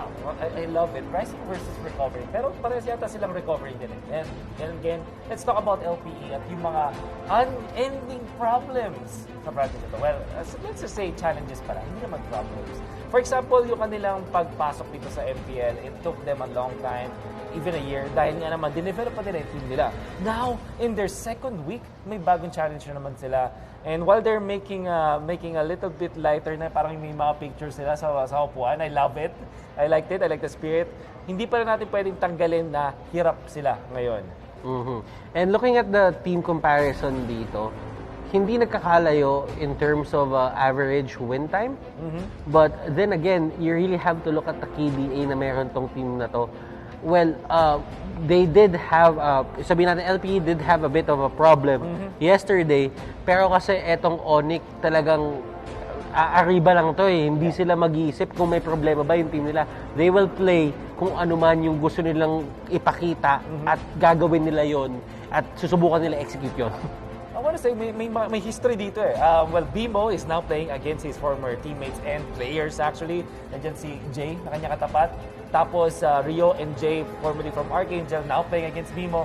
At ang pinakakalaban nila is yung kanilang former coach, which is Panda. So, may ganting history. Tapos meron pang friendship dito, which is Iakno and Riota na literally ay magkababata. At sila ngayon yung magkatapat. Nice. Now, ito, pag tinignan natin ang stats ng Onyx page, actually nangunguna sila sa ating kills per game with 17.7. They're gonna go head-to-head with LPE, and who will be head and shoulders above the competition? Put your game face on and finally say goodbye to those awkward #HG moment. Thanks to Head and Shoulders, 100% dandruff-free and itch-free now. Mas mabango pa. Meron tayong mga key players. Tingnan natin ang mga key players sa Onyx PH. Nandiyan si Kyrie, si Hate, at si Jay. I think this is one of the teams talaga na they will stick to whatever their coach will tell them to play. Like, kung mapapansin mo dito, in terms of a unique heroes pick, mapapansin mo, tigdadalawa lang sila. Yung ibang mga players natin dito, umaabot na ng 3. Pero ito yung gusto ko sa Onyx PH eh. Hindi sila nalalayo dun sa identity na gusto nilang gawin. And the mere fact na kaya nila mag-adjust on the fly, na may mga heroes na pwede gamitin si Kyrie as a jungler at meron ding pwede gamitin si Kate, you don't really know what you're getting into. And with the guidance na meron dito si Jay, I really think that they're on the right path. So, itong Onyx, they can adjust on the fly. Paano naman yung LPE with Briota, Aspect, and Bimo? Well, very interesting kasi sila naman yung mas maraming napiling heroes individually. Pero kasi naman din, mas maraming din nalaro ang LPE. Do take note, however, yung kanilang mga average KDA, average skill participation, and GPM, parang lugi compared dun sa Bellow Sports. And this is what I can notice sa LPE. Hindi sila ganun ka-flawless pa maglaro when it comes to their methodology. But then again, kapag nga naman nakuha nila yung mga heroes na gusto nila, like yung comfort nila with Esmeralda, for example, that's yung Granger, di ba? They really look like they are on a good goal. Parang may system eh. Kapag nahanap nila yung mga heroes na gusto nila. But when they are given yung mga heroes na parang hindi na trip, parang hindi sila na-off. Yeah, given na may challenges pa sila dito, it's really a wonder to see na napapagana pa rin nila yung mga ideas nila. This time, i-feature naman natin ang ating mga manlalaro sa roaming. And these featured players will do all they can para hindi mag-GG. Bring your clay game with Master. Sikreto ng mga guwapo. Ito, pagtatabihin natin ang ating dalawang manlalaro sa roaming. Nandiyan ang Jay and Bimo. So, which roaming tank will help them to victory? Former teammates, former besties. Former besties. At gusto ko lang sabihin na kapag ka nag-spill si Mara, parang nasa kumer. Anyway, looking at them, these two are from Archangel, way back. Season 2. And knowing these two, they are both very talented tanks. Yeah. Tapos nakita tayo na, alam mo si Jay, medyo nag-evolve na siya into something new eh. Kasi dati, siya yung nililid. Ngayon, na-put up into the plate siya na ikaw na dapat mag-lead. And I really think that Bimo, naging coach siya dati, meron na din siya naging idea kung paano nga ba talaga maglaro at mas maging disiplinado in-game. Sobrang lupit kasi yung matchup natin ay sa tax. Tapos, dati silang magka-campaign, ngayon magkalaban. Ngayon, leader na sila pareha sa sarili ng squad. More importantly, they know each other so well. And I was able to talk to both Bimo and Jay. Alam nila yung heroes ng isa't isa. Alam nila yung galawan ng isa't isa. So, yan yung duelo na pwede natin abangan mamaya. Handa na ang ating mga manlalaro, handa na ang ating mga manonood, Gina, para himayin at magbigay kulay sa ating laban. Eto na ang ating anchor and analyst. Duelo ng magkaibang identities ang mangyayari ngayon. It's another Sunday game for Onyx and LPE. MPL Philippines, ladies and gentlemen, Season 7 is presented by Smart, the official tournament telco partner of the MPL. Free to game great with 3 games for all. Ako po pala si Manjin Valdas. Sama ko this time si Umi. And Umi, this is the final game, final series for today. First time maghaharap, Onyx and LPE. And sinabi nga ng mga panelists natin, magkaibang style, magkaibang identity. Anong thoughts mo dito? Well, it's been a long day, pero bago natin simulan tong match na to, let's continue to deal with the COVID-19 pandemic. We encourage everyone to follow the government's health and safety protocols. This includes practicing social distancing, wearing of face masks and face shields, sanitizing, proper hand washing, and staying at home as much as possible. Let's all do our part to stay safe and help stop COVID-19. But speaking of pipigilan ng mga bagay, ano ba ang dapat pigilan ng Onyx dito sa LPE? Like for LPE, imagine, medyo mainit sila nung simula, pero biglang nawala nung may nakalaban silang mas malakas. Actually, ayun nga eh. The fact na dalawa kasi yung nalaro dito ng LPE, masasabi ko lang, mas maganda yung momentum sa side ng Onyx kasi mas nakakapag-prepare sila na, again, isa lang yung kanilang naging game.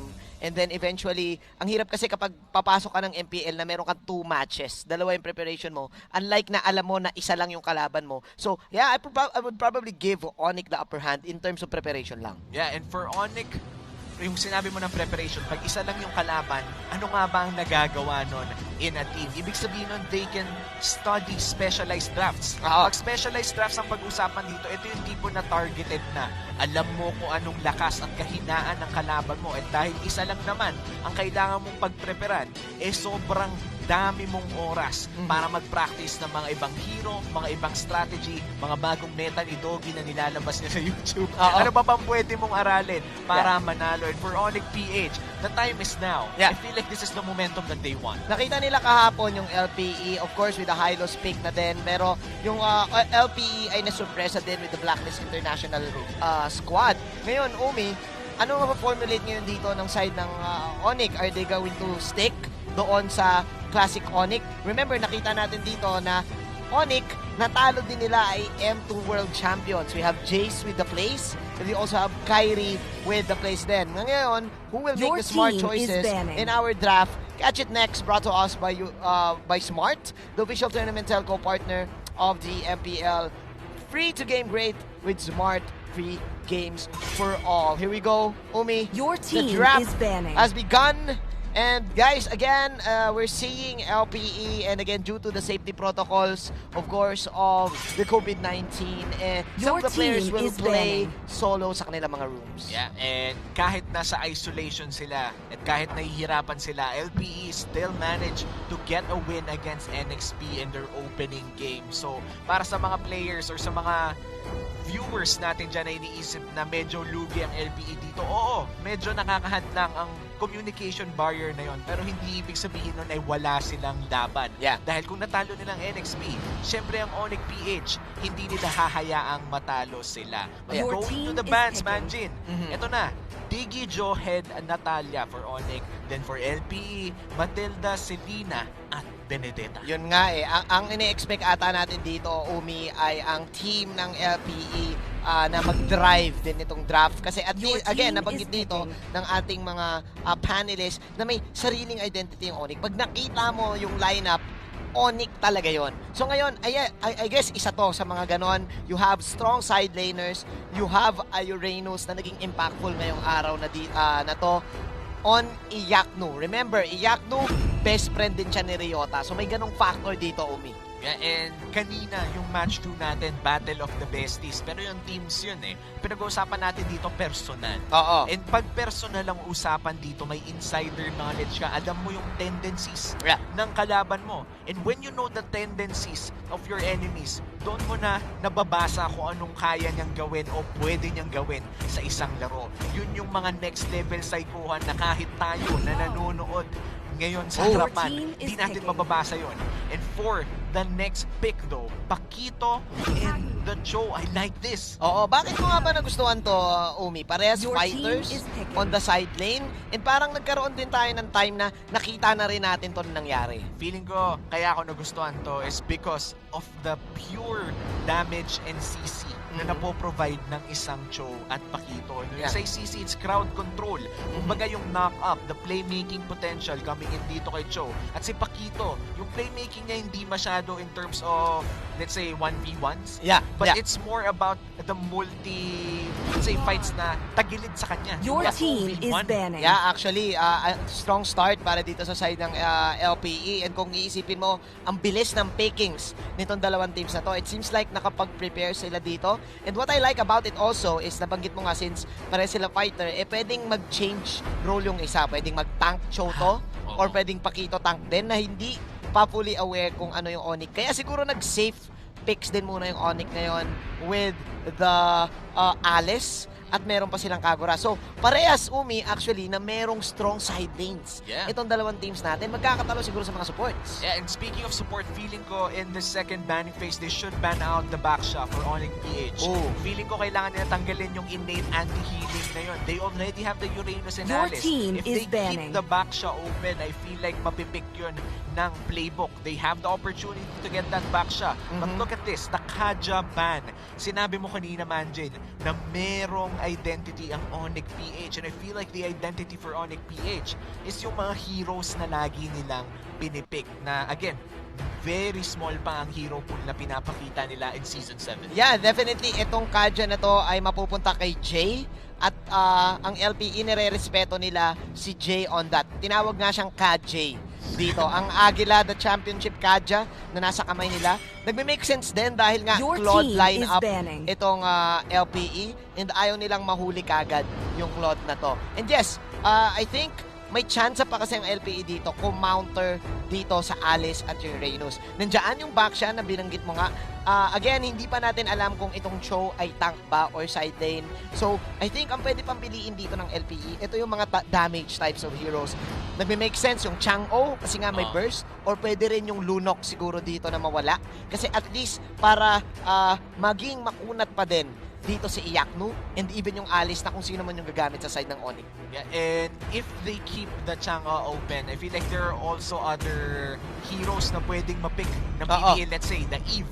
Pero ang gusto ko kasi dito is Onyx PH is forcing Your it out. team Kumbaga, is banning. pinapalabas nila yung Eve, pinapalabas nila yung Farsa because alam nila that the Kagura can assassinate those mages. In terms of matchup, mapapasok ng isang Kagura ang dalawang immobile mages na yun. Yeah, so ibig sabihin, mas gusto dito ng Onyx yung mga mages na Your team is ayaw pala nila sa mga mages na medyo malikot, gagaya nga nitong Chang'o.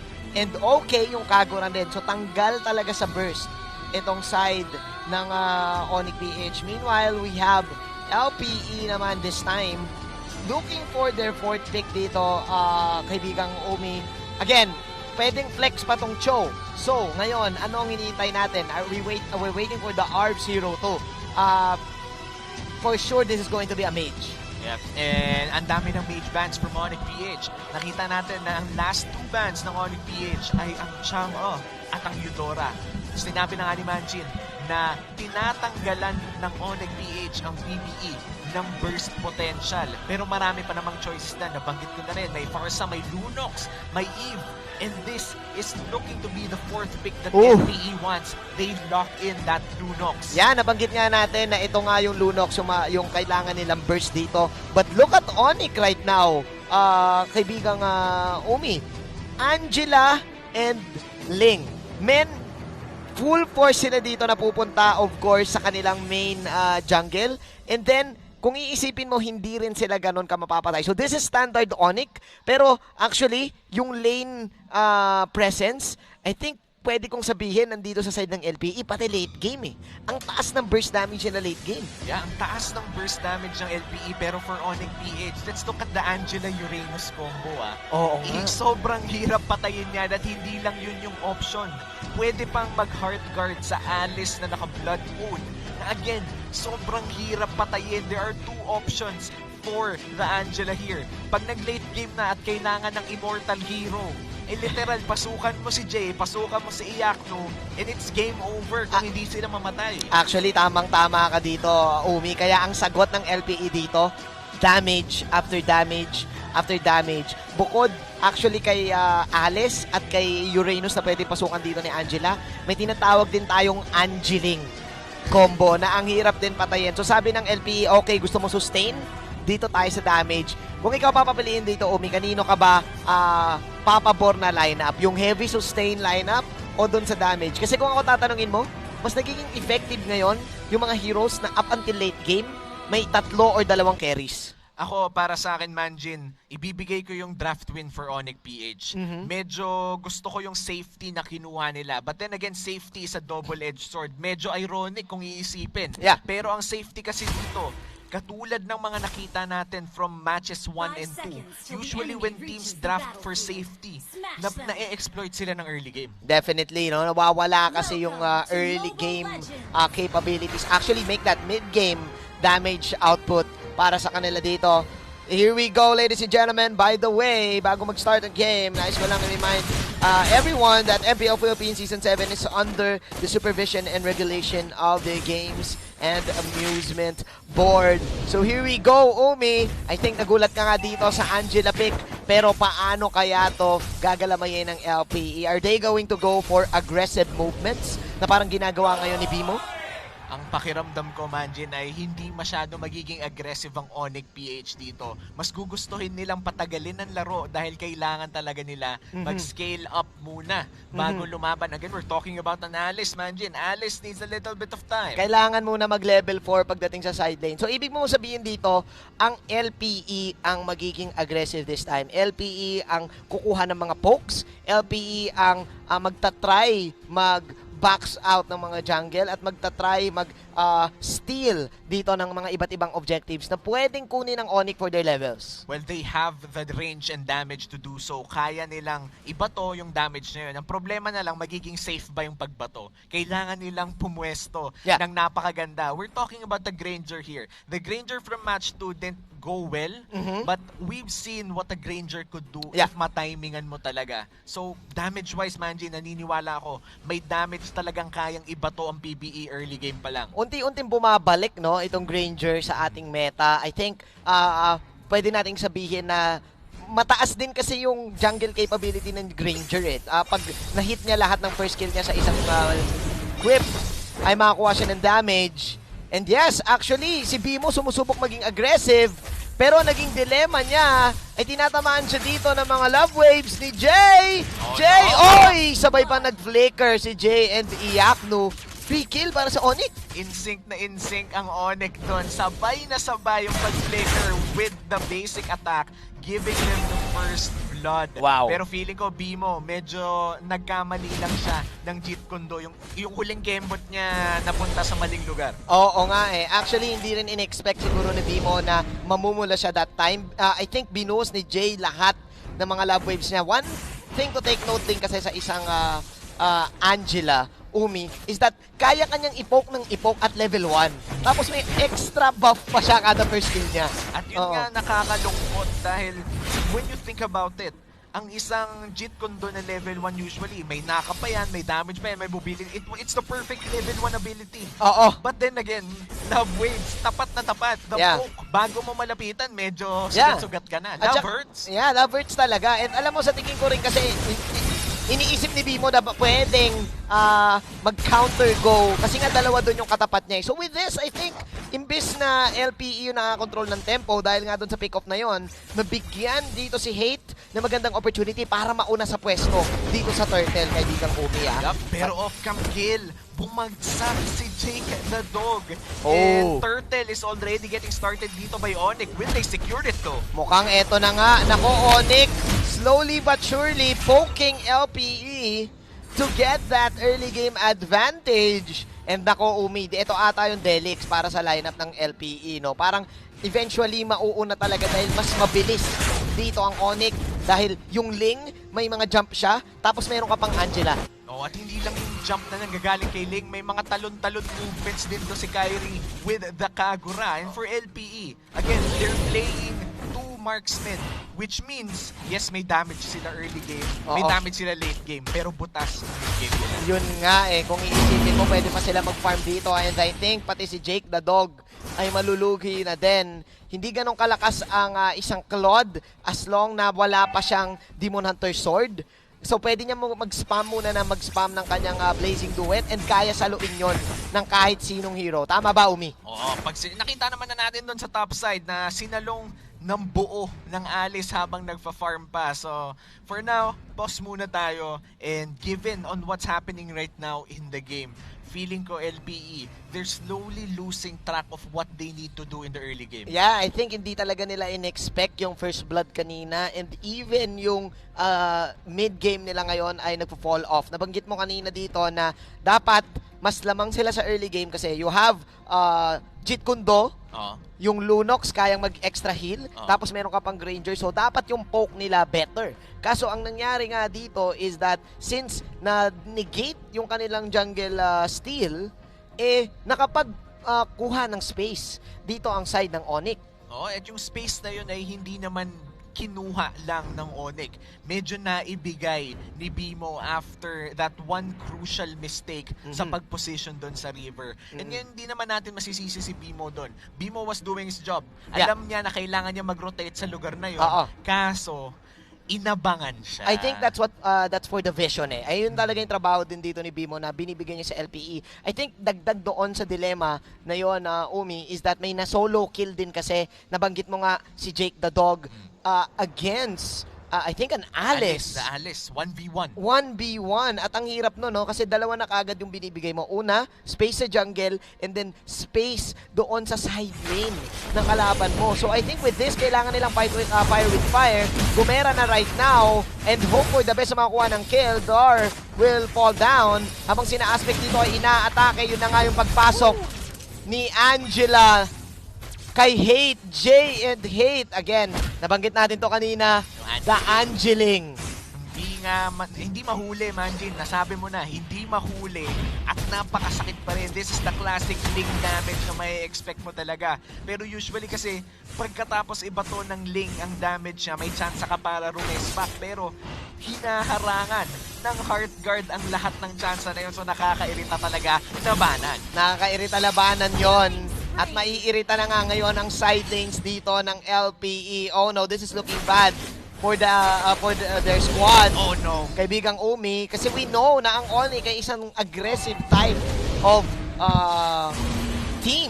Na alam nila pag kailan kanila kayang patayin, alam nila kung kailan kanila kaya i-solo kill. So with this, nakita mo naman, Onyx, they know na kaya nilang i-punish yung top lane, tinutuloy-tuloy nila. And not only that, naamoy nila na kaya nilang labanan in a 1v1 scenario, even with that Kagura, final combo na. The yin-yang overturn combo, yung double cast ulti from 100 to 0. Ubos ang buhay, kaibigang Umi. Ngayon, ang dilema ko ngayon dito sa LPE, who's gonna catch Hate?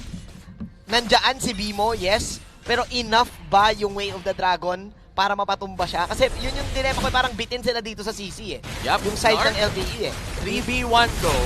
Medyo buhay pa siya dito. Angela Heartguard will keep him alive and that's Hate going in. There we go. Pasok na nga. si Hate dito, pero may onting dance movements si Ryota. Still, no damage outputs para dito sa dalawang team na to as LPE will back off. And binanggit mo nga to, Umi, kanina, ang daming options ni Jay. Kanina nga, nakita na natin kay Hate. Ngayon, kasama niya na din si Dlar. And look at the scoreline. 3-0-2 dito si J-Man. That's an Angela. Angela na killer, pero hindi naman talaga. Feeling ko pang secure lang Oo. ng mga kill. Hindi naman niya sinasadya na kunin yung mga kills na yun. But this just goes to show on how effective this Angela pick is. Ito na yung pinag-uusapan nating Clock of Destiny na mas pinabilis pa, mas pinabango, parang... Parang head and shoulders. Actually, tama ka nga dyan, Umi, no? Yung Clock of Destiny buff para dito sa dalawang mage. Pero, since nabanggit mo yung item dito, gusto ko lang sabihin na etong si Jay ay meron ng Courage Mass. So, ngayon, LPE, they need to be careful. I think ways dito para sa LPE para makakuha dito ng makakomeback is just hold the line. Huwag lang nila hayaan na makapag-push muna yung Onyx. Kasi kaya pa naman nila eh. Hindi ganun kalaki to. And ikaw yung bumanggit nito. Kanina, double marksman sila. Yung damage nila dito, sobrang outstanding. Mamaya. Tayin na lang natin kung dadating pa ang mamaya dahil kadalasan ang nagiging curse ng mga late game compositions ay hindi na umaabot pa sa ang late game. At sometimes, even if umabot ng late game, masyado ng lamang ang kalaban. But for Iakno here, might be a 3v1 scenario or v1 pa. Walang blood flow. Okay, let's see. As Iakno ay makakaramdam dito. Kapansin-pansin ang ginagawa ng dalawang teams, no, na stay lane lang muna talaga.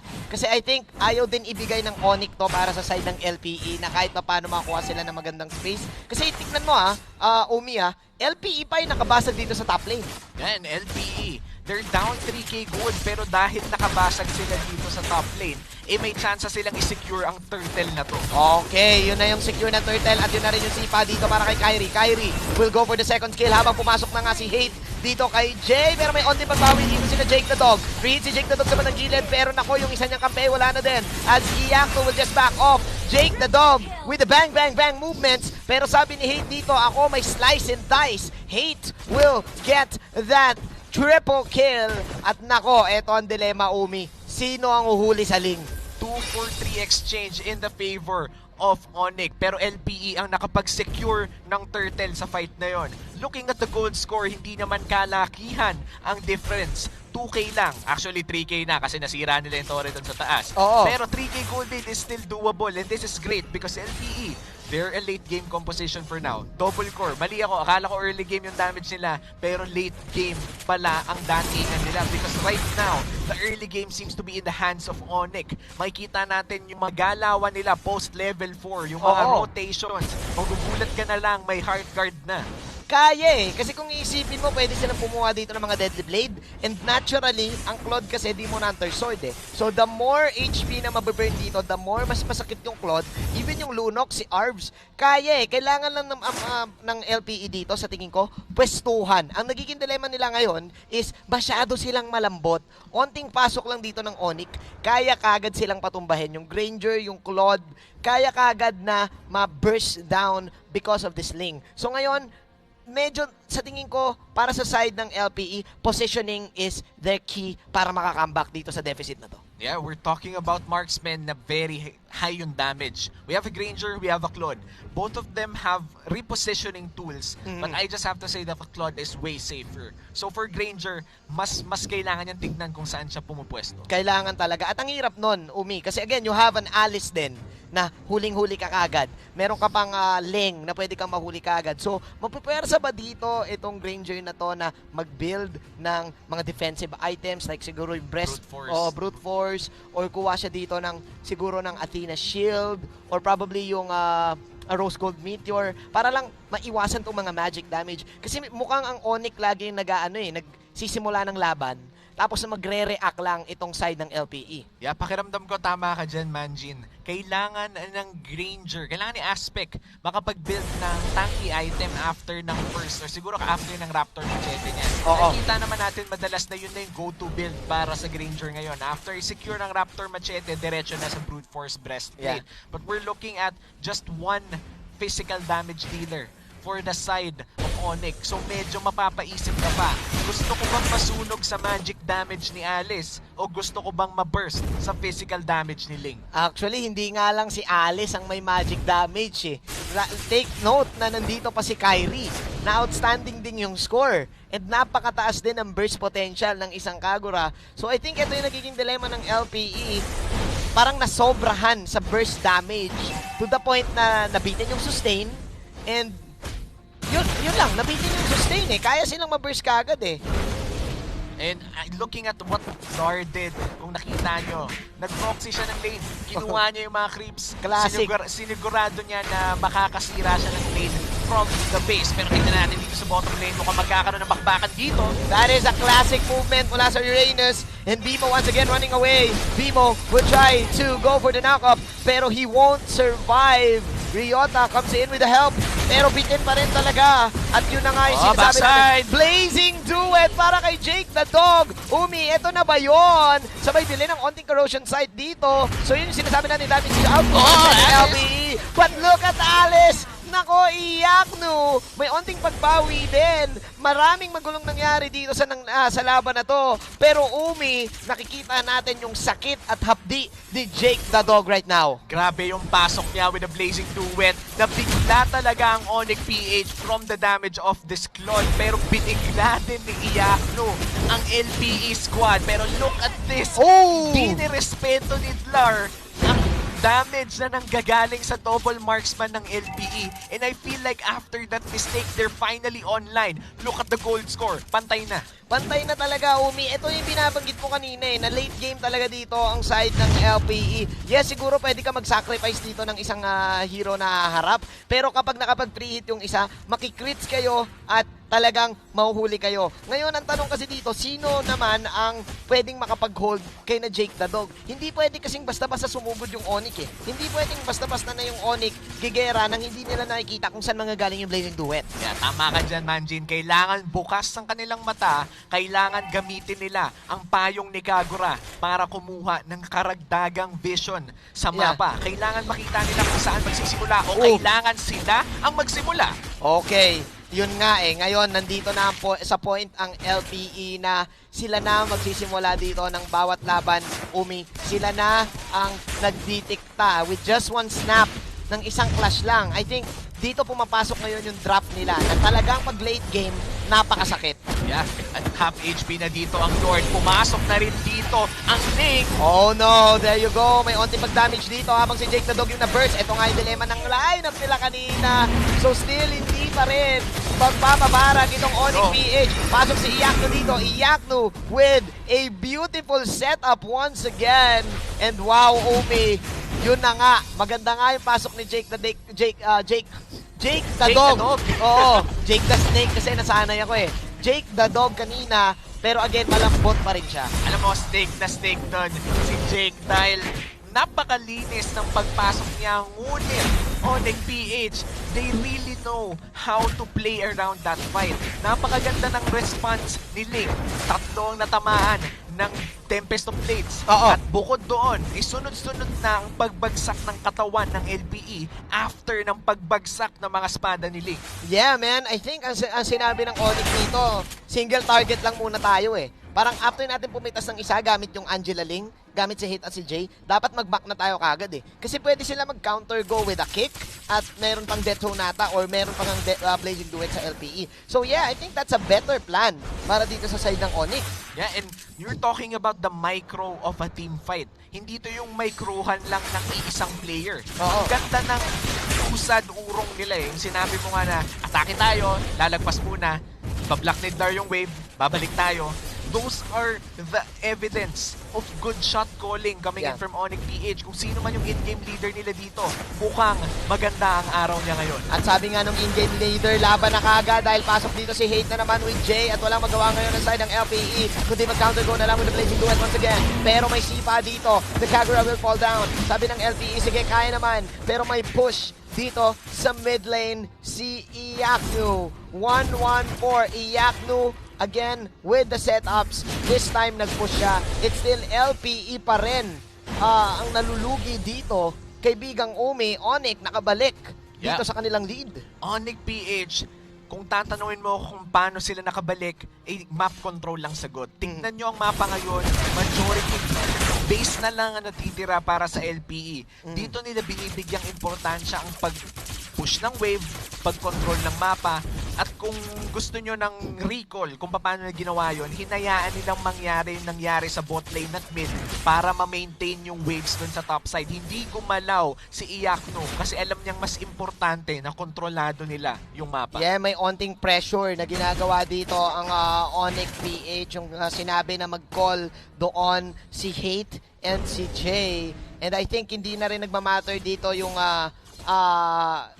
late game ng LPE kasi kahit papano kung ako tatanungin mo kaibigang Umi, may Ling ka, may Kagura ka, may Alice ka. Late game scaling din yung tatlong yan eh.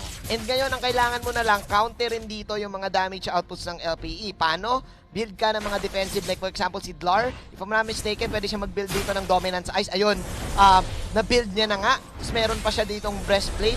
Kailangan niya lang, kailangan niya lang talagang counterin itong mga physical damage. Kasi karamihan dito sa side ng LPE, physical.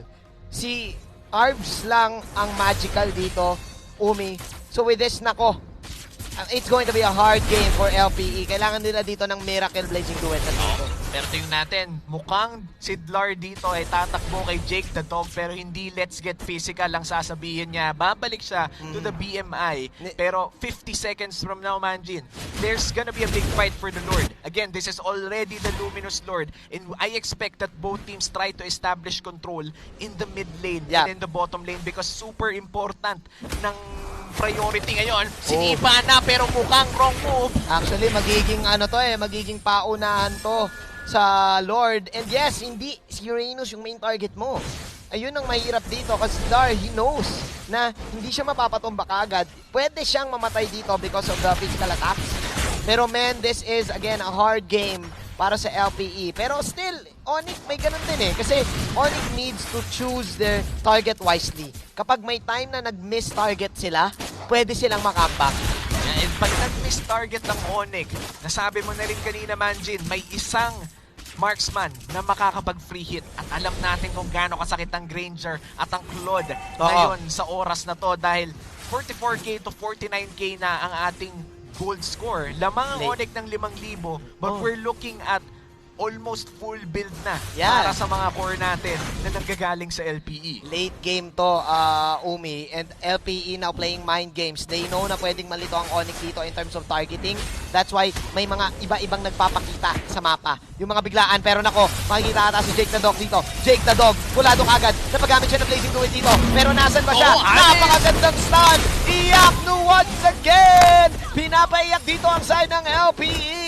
Setup after setup, the blood on, ladies and gentlemen. Iyakno with, of course, another outstanding Alice play. Dalawa na wala dito sa side ng LPE. This is the power of misdirection. Binigay ang Angela sa link, nagpakita, nag-Tempest of Blades, umating, at akala nila yun na ang kailangan nilang iwasan pero hindi pala. May isa pang mas malaking bomba ang Magikero ng Onyx PH at papasok na ang main surprise ang Alice at kinailangan pang sipain palayo. Yun yung mahirap, no? Kasi pag nakita mo yung Angela Ling, may part na may matatakot ka eh. May part na iiwas ka eh. And then pag nag-iwas kayo, susubukan nyo magtabi-tabi kasi para malito din yung Ling kung sino main target niya. Ngayon, pag nagtabi-tabi naman kayo, papasok bigla si Iyakno with this Alice na dalawang stunts na, nakakailang stunts na nga dito sa game. Talagang maganda yung nagiging playmaking na movements na ginagawa niya para dito sa side ng Onyx PH. Yeah, and look at Jay. Immortality picked up already. 509 to Hindi na mamatay, takot pa mamatay. It's gonna be hard to shut down Jay, especially nagtatago pa yan sa loob ng mga kakampi niya. Lord, Luminous yan. Bumagsak na ang bot lane, butas na ang base ng LPE. At ang hirap na nito, Jace with the place once again para sa kanyang Angela. Tama ka dito.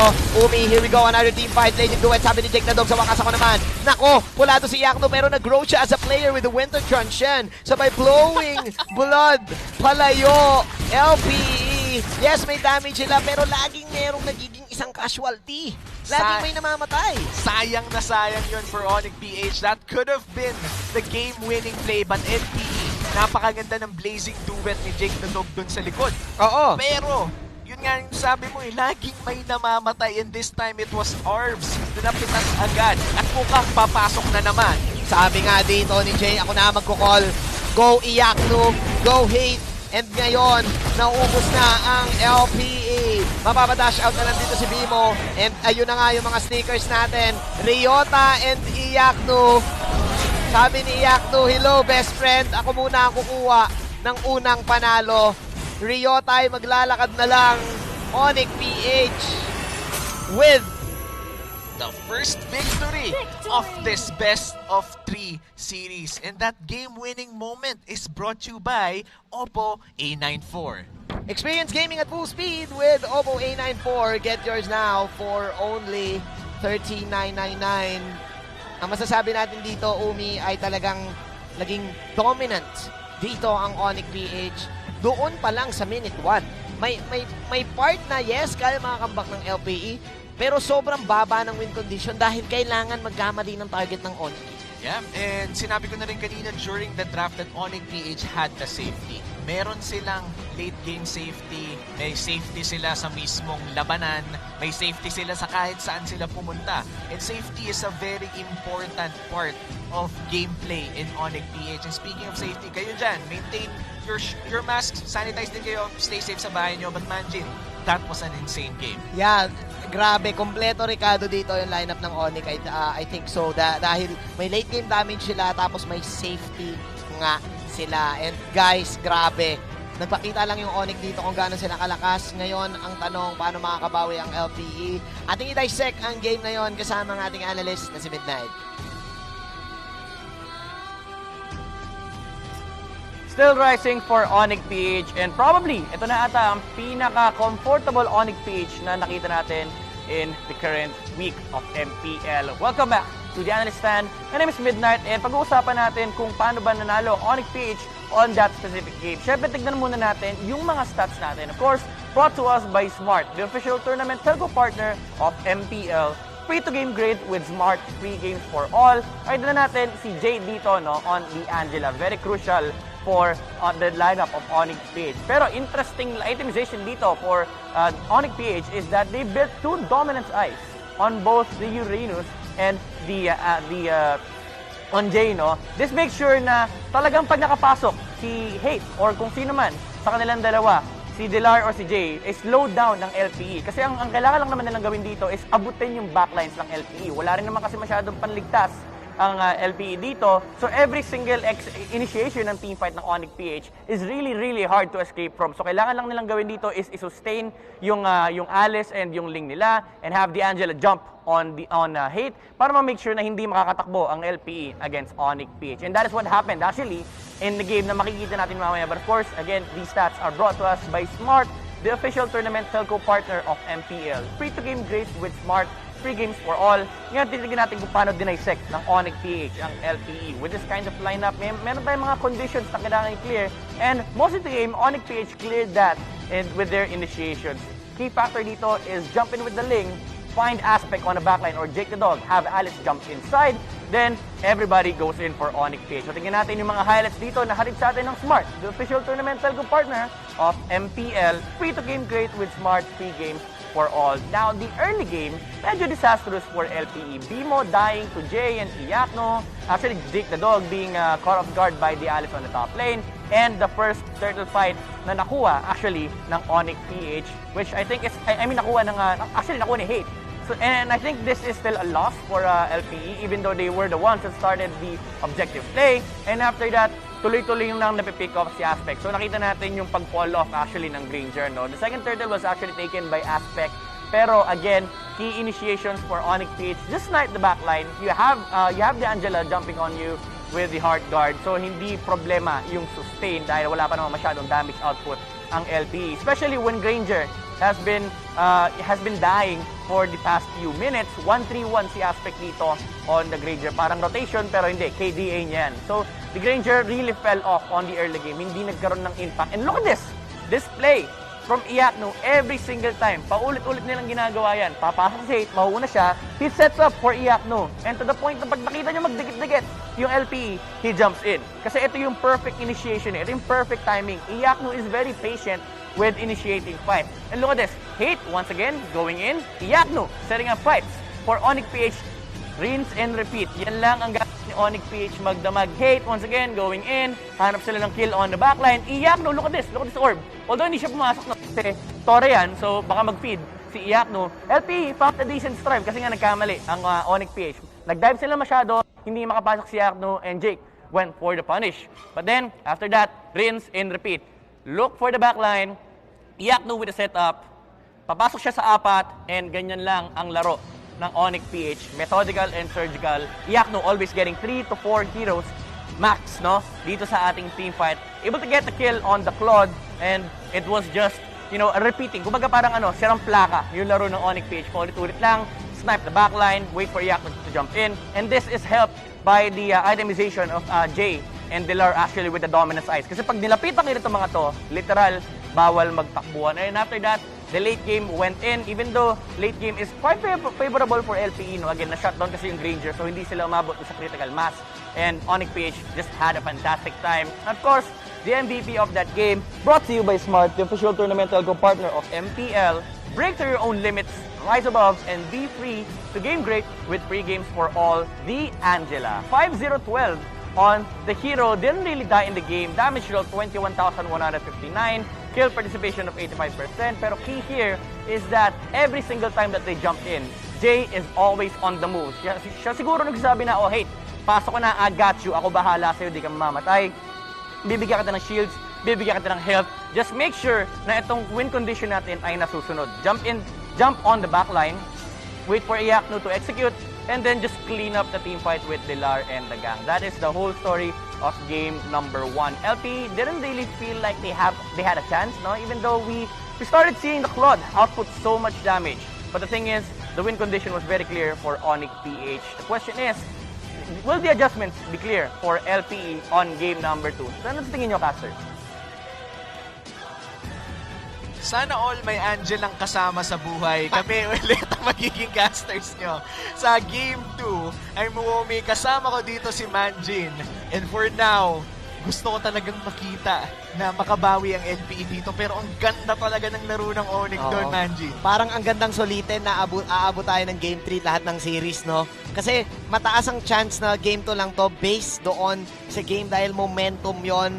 Parang tama si Midnight never nakahinga dito ang LPE. Every time na online yung Heart Guard, every time na online si Hate, lalaban at lalaban ng Onyx Philippines. Yeah, and yung Heart Guard was the key to victory for Onyx PH nung Game 1. Every time na up yun, nasabi mo naman, Jin, talagang magro-rotate, talagang naghahanap ng mapapatay, ng objective na makukuha. In the moment na na-control na nila yung tempo, cooldown na lang yung inaantay nila para gumawa ng sunod na move. And para sa side ng LPE, nakakita tayo ng chances of hope Umi. Kahit ikaw, nagsabi ka nito na late game sila. Kaso, again, kada cooldown, magbabantay sila Hindi sila pwedeng pumasok. Una, wala silang natural tank. Kasi, again, ikaw yung nagsabi, Pakito and Cho, fighters yun Secondary tank sila. So, may part na pwede sila mag-pseudo build, na pwede sila mag-build muna ng damage item, pandagdag firepower, and hindi rin nila kagad basta-basta masusok up lahat ng damage output ng side ng Onyx, unlike kay Uranus, na talagang yun talaga ang trabaho. Yup. Pero tignan natin kung ano bang mangyayari dito sa Game 2 and who will make the smart choices in the draft. Catch it next, brought to you by Smart, the official tournament telco partner of the MPL. Free to game great with Smart, free games for all. Si Lina ang magiging first ban natin dito from Laos Playbook. And I think ang pwedeng maging adjustment dito ng Laos Playbook, Omi, is probably get heroes na pwedeng sumabay sa tempo. I think they were really planning to give space dito sa kanya mga carries. But unfortunately kasi na-outwit Your sila team dito is ng banning. Angela. Hindi talaga natin in-expect yung first blood. And bukod nga doon, hindi natin in-expect yung outplay sa side lane. Kasi ang laking bagay na talaga Your ngayon team is kapag banning. napatumba ka kahit isang beses lang sa side lane. Lalo na sa first 5 minutes. Kasi ang laki kagad ng magiging advantage nung kabila. Ang laki kagad ng magiging advantage nung katapat mo. Your Isang team wagod is yun banning. ang pwedeng mawala sa'yo. Yeah, and hindi lang yun. Pagka namatay ka ng solo kill in the side lane, makakalamang agad ng isang level sa'yo yung kalaban mo if that's pre-level 3. So I feel like dueling before level 4 was the key to victory para labanan ng Alice. Pero pag nagkamali ka, napabilis mo lang ang pahirapang Your team labanan is banning. sa Alice. Pero balik tayo dito. Let's Sa go. pick and ban phase natin kung saan si Diggy at Matilda ang magiging first two bans ng Onyx PH. Oh. They're choking out the support role here. Yeah, gusto ko yung nagiging respeto dito ng Onyx PH. They know that sometimes Laos playbook, Your they tend team to is go for the picking. Diggy strategy. At ito yung mga parang kakaibang chase strats nila na kumukuha sila dito ng mga supports na kayang kumuha ng heals and shields para matulungan dito si Aspect. Or probably ayaw lang din talaga ng Onyx ng mahirap na game. May gusto nila ng isang boom, mabilis na burst. Ngayon, sa Laos playbook, tingin ko kailangan nilang unahan Your yung team Onyx is dito. picking. Siguro, ang pwede nilang i-pick ay yun nga, pa rin, Pakito, and kuha sila dito ng ibang type ng side lane. Siguro, pwedeng killer side lane or pwede nila ibalik dito yung Labas na ba yung 1-1? 1-1 or yung Harit ni Jake the Dog. Yeah, there's a lot of options para dito sa PBE. And they're going for the priority pick on Pakito. One of the more versatile side laners. And when I say versatile, kahit anong sitwasyon pwede niyang tapatan. Let's see kung anong gagawin ng Onyx PH para tapatan ng Pakito dahil meron silang chance na mag-secure ng dalawang power pick with the first two picks in this game. Nasisense ko na Alice or probably another Uranus ang pwede nating makita dito sa side ng Onyx. May part sa akin na kailangan nakawin dapat ng LPE yung Alice. Pero sabi ng Onyx, sige, kunin natin ulit. And look at this. Powerhouse picks. Ikaw na yung nagsabi nito. Burst and late game damage ang makukuha ngayon ng side ng Onyx. Kailangan magnakaw ngayon dito ng playbook ng hero kanina. Kailangan talaga mag-respond ng playbook dito aggressively in the draft. Hindi naman kailangan maging agresibo sa loob ng laro, but at least be aggressive in the draft. Try to take away some power picks from Onyx PH because right now, ako nakangiti ako personally kasi itong Kagura Alice, paborito kong laruin tong dalawa. And marami akong matututunan habang nanonood tayo. At saka yan din yung hero kanina Yan din yun Kumbaga, that's what gave Onyx PH the strength that they had in Game 1. But I like this response. Esmeralda na napaka-kulit at napakasakit from earlier games pa. Yeah, and I think kahit papano, sabi ng LPE dito, Your at level team 1, is level 3, banning. at least itong Esmeralda pwedeng tumapat laban sa Alice. Pero tinapatan, nako, one strong side laner at nagbabalik to para kay Dlar. Luging-lugi ang Esmeralda dito level 1 to 3. Lalo na kapag kapag nag-4 pa, may times na pwedeng outplay to ng Tams. So I think for LPE, ang pwede nilang kumuha sila dito ng sa tingin kong hero na pwede pang mag-early or onting sustain pa. Kasi parang bitin pa Lalo na't kulang din yung CC nila dito. Kasi Esmeralda is not meant for CC Talagang soaker siya ng damage Yeah, and speaking of soaking damage, nabanggit mo na rin, sustain. Feeling ko kailangan nila Your mag-draft team ng mga is ibang banning. support na nakita na rin natin throughout the day. Estes is an option, Rafaela is an option. There are options na pwede mong kunin for sustain. In fact, Angela is still open in this game. Yun And nga. I feel like Onyx PH, they're not gonna look to secure that Angela if agad-agad. Yeah. But okay din lang mabigay sa Laos playbook. I feel like Onyx PH has a completely different plan from Game 1. Yeah, but actually, Umi, parang 50-50 din Kasi kung titignan mo, ang Angela perfect din para dito kung sasabihin mo sa Onyx So, may onting pag-psycho dito sa side ng LPE. Teka, mag-Angela ba ulit to? Kukunin ba natin yung Angela? Or ibibigay natin? Kasi perfect din ang Angela sa Tams. Perfect din sa Your Alice. team Ikaw na is yung nagsabi banning. kanina. So ngayon, makikita natin dito kung saan pupunta ang Onyx. Sabi ng LPE, sige bigay niyo yung Angela. Basta wag lang yung Kaja na manghihila dito sa Claude natin. It's still LPE leaning Your towards team the is late game na banning. kaya talaga nila. Yeah, and for LPE, may Claude na sila, naban na rin ang back siya. So that means the Alice would have a better time in this game. Your team Hindi is mahahadlangan ng healing niya hanggat hindi nakakabili ng anti-healing items. And ito na yun. The Angela is open and Onyx PH, they have the chance to secure the Angela pick for Jay once again. Pa rin tinanggal nila dito yung mga anti-regen at burst heroes sa Onyx binanggit mo na So, yeah, pwede nga nating makuha. Actually, Sylvana ay open din for LPE na I think better, at least may catch. Oo. Tapos may sustain. Tapos eventually nagkaka-damage. So maganda ring pasok yan. Pero yun nga, binanggit na natin, Angela ulit. Ngayon, we're just waiting for the hate hero and sobrang free-flowing na nito kasi ang daming bakanting carries, ang daming bakanting jungler.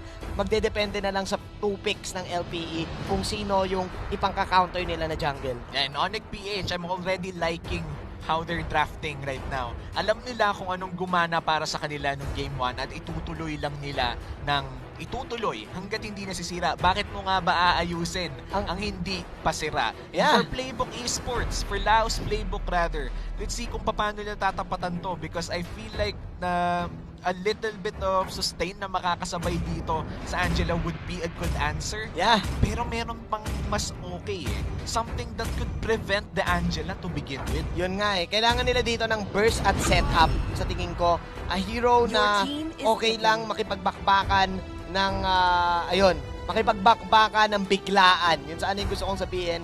Burst para dito sa Harley and setup para dito sa Luyi. Ito yung problema nila kanina Yes, may damage sila kanina, pero wala silang panghuli. At ngayon, at least with the Luyi, magtatabi-tabi kasi yung Onyx PH dahil nga may Angela sila. So, easy huli to para sa side ng LPE. Yeah, this Luyi pick is a genius pick coming in from Laos Playbook. They really know how to stop this Onyx PH lineup, but it's not gonna be easy. Yeah. It's not gonna be one diversion tapos pasok ka sa likod. It's not gonna be that easy. Correct. Sobrang hirap pa rin talunin ng ganitong klaseng Angela plus Ling, Angela plus Tamus dahil kailangan mo pa rin ng item para patigilin to. Pero tignan natin kasi aabot naman din eventually sa late game yung game natin, lalo na kung LPE ka. What I like about the Luyi as well na gusto kong i-add dito, Umi, is that at level 1 kasi, yung Luyi, meron siyang capability na sumabay doon sa mga love waves dahil sa kanyang dispersion first skill na may stacks yun Abot hanggang 2 yun So pwede niyang spam ng spam yun to the point na makikipag-poke siya laban dito kay Jay. And remember, it's now Arvs using the Luyi. Best pick to ni Arvs Yeah, and nakiaalala ko to actually sa open qualifiers pa lang. Nilalabas niya na ang Luyi na to. One of the more impressive Luyi players in the open qualifiers. Pero bago magbakbakan, ang Game 1 ng ating, actually Game 2 na pala, let's just remind everyone that MPL Philippines Season 7 is under the supervision and regulation of the games and amusement board. Yeah, and yes, tama ka. Yung open qualifiers, nakita natin yun si Arvs. And kapag may laban sila ng LPE, lagi itong binaban. And look at the damage. Oh no, Dlar, mukhang babagsak siya dito but he will be able to survive for just a little bit pero hindi pa matangke ang damage na nanggagaling sa LPE. And this is the problem. If hindi pa ganon ka-late game for the Thams. Oo, kayang-kaya ni Dlar for sure yung mga ganong movements, kaya niya mga outplay. But again, we're mentioning na yung Luyi at level 1, parang Valier to may stack yung first skill niya. So, pwede kang mag-spam ng mag-spam. And ang nakon-dilema mo pag nag-core yan, pag nauntog ka, hindi kayo pwede magtabi-tabi kung Onyx kayo. So ngayon, same yung lineup sa Onyx, pero better kasi yung response ngayon sa LPE May setup sila tapos may burst damage naman sila this time. And Lar, again, nahanap na naman siya ng LPE and Onyx seems to be lost for words kung titignan ang nangyayari kay Dlar dito. Hindi pa available ang Coterant Inferno hindi siya makasurvive sa mga ganong klaseng 2v1. Yeah, talaga ang ganda ng pasok ni na Aspect dito and this is probably now a dead lane para kay Dlar. I think, Umi, 2 wagon ang nawala kay Dlar dito. Buti na lang nakuha niya yung isa dito. But this is a great start para kay Ryota. Mauna siya mag-level 4 dito. Level 3 pa lang si Dlar. So ngayon, mapipwersa si Dlar mag-stay sa lane habang nagta-turtle na ang LP. Maagawan kaya sa dito na agaw ni Hate ang Turtle at mukhang tutuloy pa nga laban. Tempest of Blades dito para magbili ng oras at mukhang babagsak na nga ang Esmeralda dito at nagkakadikit-dikit na. This is the Luyi effect, the yin-yangs at nagkakasuntukan na nakikita na naman nila as the shield keeping him alive at tuloy-tuloy pa nga pero finally babagsak na with the Covenant Inferno. Buhay na buhay and Dlar is back in this game.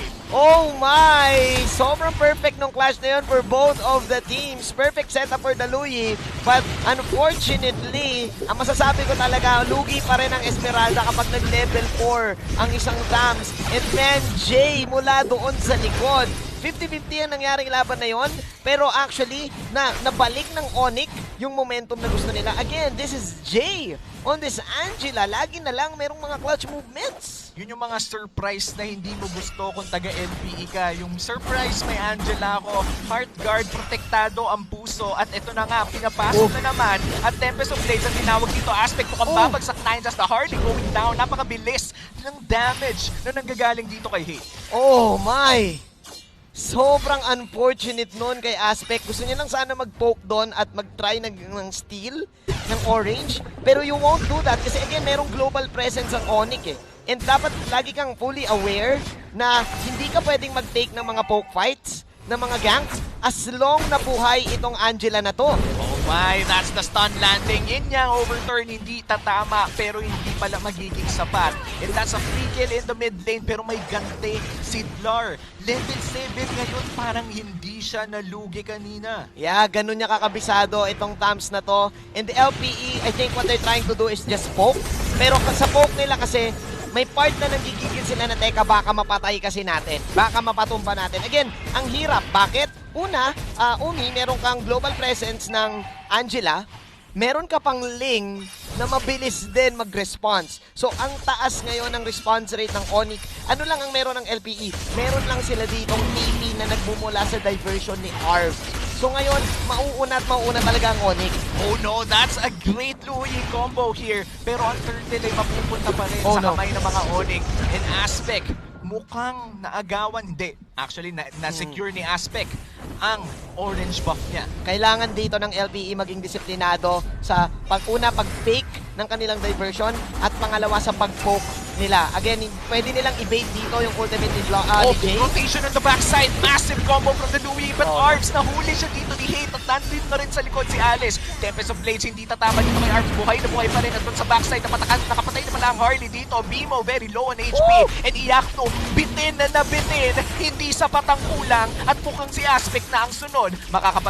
Layo pang ng konti pero Love Waves ang tatapos dito. Jake the Dog still alive. 1v1 against Jay pero BMI to the exit and that's a fight. I don't know. 1-for-1 ata ang trade na yon. 1-for-1 pero ibibigay ko yung trade na yon kahit papano sa LPE kasi nakikita natin sila na nakakahinga. This is the same lineup nung Onyx nung game number 1 pero better kasi yung mga kits ngayon ng LPE. Ang gandang pang-disrupt nung vacuum ni Arvs at siya yung nag-start nung laban na yon to the point na nagulat yung Onyx. Napilitan actually yung Onyx na lumaban doon sa team fight na yon. Usually, Onyx yung nagsisimula eh. So with this LPE, kailangan lang nila again, good positioning and good setup mula kay Arvs and pangalawa mula din kay Bimo. Oh no, Lard, that's the deadly magic coming in pero hindi siya mamamatay dito. Counter and Inferno already burnt. And natatawa ako, Manjin, sabi mo kanina, poke lang. Pero ito si Aspect, pag pumasok, hindi poke eh. Sapok. Oo sasapokin niya talaga eh. Pero eto ang nasapok. Oh no, Jake the Dog. And dito mo makikita yung report ng Onyx eh. Kasi after nilang may nakita na nag-poke dito ang side ng LPE, may magre-report sa Onyx o nandito sila sa baba. Sugod tayo ngayon. May Angela si Jay. And nako, wala ka nang kailangan gawin kung ikaw ang LPE. Kailangan mo mag-back. Kasi pwede kang mag-gank. And Hate, trying to find something here. Ryota, tumatakbo pero mukhang lalaban na lang dahil no choice na. Tempest of Blades is called and Esmeralda falls down. This is the Turtle getting set up by Onyx. Sinimula ng LPE. Already 3/4 HP but this is a 4v5 scenario. Lamang sa numero ang Onyx dito. And I feel like LPE, they have to respect this pero lalabanan ata. Si Arts wala nang takas dito as looking at this Tams ang magiging style niya bago sa pagkamatay. At tuloy-tuloy na nga dito ang Alice pero tigil muna tayo. Stop time. Kamusta naman dito, Manjin? Wow. Men, ang masasabi ko lang, sobrang daming, kumbaga sa basketball, turnovers para dito sa side ng LPE. Sobrang daming crucial pick-offs na dapat sana hindi nangyari kasi nabibigyan ng space bigla yung Onyx PH. Remember, if you're up against an Angela comp, automatic laging may backup yan eh. Automatic na kailangan mapatay mo kagad yung tao na binoburst nyo. Siguro kaya rin sila kumuha dito ng Deadly Magic. Pero ang nagiging dilemma nila, nabibitin na yung items nila, bitin na yung levels nila, na hindi na nila kaya mag-poke. Ang kailangan gawin ngayon ng LPE, hintayin yung Onyx na pumasok, magkamali, and then go for an outplay. Mahirap na sitwasyon yan dahil nakita rin natin nung first game, ganyan na nagpatalo sa kanila, Manjin. Inantay nila na magkamali ang Onyx, kaso ang nangyari, maliban na nagkamali ang Onyx in Game 1. So for this Game 2, and Onyx PH na nga ang lamang, they're looking to sweep this series against an LPE squad. Yeah. Actually, tinitignan ko na yung win condition ng LPE dito. Again, this lineup is better against this lineup na meron ng Onyx. Kaya pa to eh. Kailangan lang nila maging patient at wag lang manggigil sa tao na makikita nila. Kasi nga, Angela Huwag masyadong manggigil sa Angela, mga Lodi. Jake the Dog though, already 1/4 HP. Magbibigay muna palayo at buhay na buhay pa pala ang mid-lane turret as Onyx is trying to push it down. Dar on the backside. Inaabangan na dito si Aspect. Pero habang nangyayari yon, again, the power of misdirection. Yeah. Nasa mid sila pero may nagtuturtle pala. May nagtuturtle pala like Sidlar. And again, sobrang kabisado nito yung Tams. Yung LPE, they need to be patient. Yun lang masasabi ko dito, kaibigang Umi. Kasi ang daming mga parts ng laban na na-bait sila dito. First things first, una, kailangan din nila dito ng anti-regen. Because they're up against Tams and Alice. So hindi talaga nila mababurst kagad. Oh no, Deadly Magic mukhang mababurst na dito si Dar. Pero Counter Inferno, bibilan siya ng mga ilang segundo. Ngunit hindi yun magiging sapat para bilhin ang kanyang buhay. Dito sa top side to, may dalawang members ang Onyx at libreng Torre na ata. I think ang pwedeng gawin talaga dito ng LPE is first, get a pick-off and probably use the diversion to defend. To defend or just go somewhere else. Pero look at that. Even Kyrie can burst down someone. Full combo. Grabe. Coming in from the yin-yang overturn. Sobrang bilis. Nag-e-explain ka pa na matay na siya. Oh my. This is looking bad right now for LPE. At eto, Patrick, look at that. Si Jay pa nagsimula nung laban doon. Ryota. This is the Heart Guard with the Tempest of Blades. Pero mukhang easy exit na pala muna. Nag-diversion na lang pala yun. Dahil alam nila na hopeless na yung laban na yun. Hindi na nila kayang manalo pa. Yeah. And looking at that fight, that's a good call from LPE. Pero hindi ka makakatakbo forever. Yeah, sa tingin ko, yun ang pinaka-best call ng LPE. Alam na dapat nila this time na nanatalo na sila. Alam na nila dapat this time na Onyx na ang gumagawa ng tempo. So again, good positioning. Unahan nila sa bush. I-ambush nila dito kung sino man ang papasok sa Onyx. Kasi kaya nila muliin yung lane eh. Tsaka yung Angela, kaya may stun sila, may Luyi sila, may Deadly Magic sila. Huwag lang talaga silang magpapauna sa outplay. And tama lang dapat yung focus fire nila dito. Dapat pag may pumasok na isa, lahat ng skill bato doon, and then back, defend after. Kaya eh. Kayang-kaya talaga ng LPE makabawi dito. Isang pagkakamali lang ng Onyx ay pwedeng magbago ang kanilang kapalaran in Onyx. They almost got the kill, but almost is never enough. Yeah. Lord is already spawned on the top side at may priority dito ang Onyx PH dahil pushed ang mid at top lane ng LPE. Oh no. Pero Umi, may bait na ginagawa dito sa Lord! Hindi niya na naman masyado napansin kung saan pwesto dapat. And ako ang masasabi ko lang, BMO is providing the vision already for LPE. But then again, that mission itself, yung pagbibigay ng vision, sobrang delikado yun. Yeah, sobrang delikado nga yun. Especially na again, Apakito is not a natural tank. Pero again, yung burst na meron na yung Onyx dito with the Ling is talagang napakasakit na. He is 4-1-5. And talagang perfect pa na to, no? Talagang binilt itong lineup ng Onyx na ang mag-assassinate ay si Hate. Bakit? Killing spree eh. Si Hate ngayon eh. So talagang pipilit at pipilit siya dito. Pupwersa ng laban at aasa na nga asa sa healing factor ni Jay. This is actually interesting for Onyx. Ngayon ko lang ulit nakita yung ganitong klaseng lineup. Ang dami nyong sustain, ang taas ng magical damage nyo, DPS, hindi siya burst, pero nag-work. Yeah, and I feel like that proper mix of damage, yung meron kang damage na nanggagaling sa mga magic damage dealer nyo sa Alice, sa Angela, ay hinaluan mo ng high damage assassin sa Ling. Napaka-importanting tignan yung paghahalo doon. At least, pag bumili ng armor, meron pang isa. May isa pa, so kailangan mo mag-worry. Again, I'm not undermining the capabilities of LPE na makakambak. Pero ang nagiging dilemma kasi nila, may mga crucial pick-offs na nangyayari na hindi dapat sana. Ayaw nila na mangyari. Siguro nung early game, okay lang. May ma-pick off, okay lang. May mabawi tayo. Pero we're in the late game, na bawal kang ma-pick off kasi wala ka na rin makukuhang trade if ever.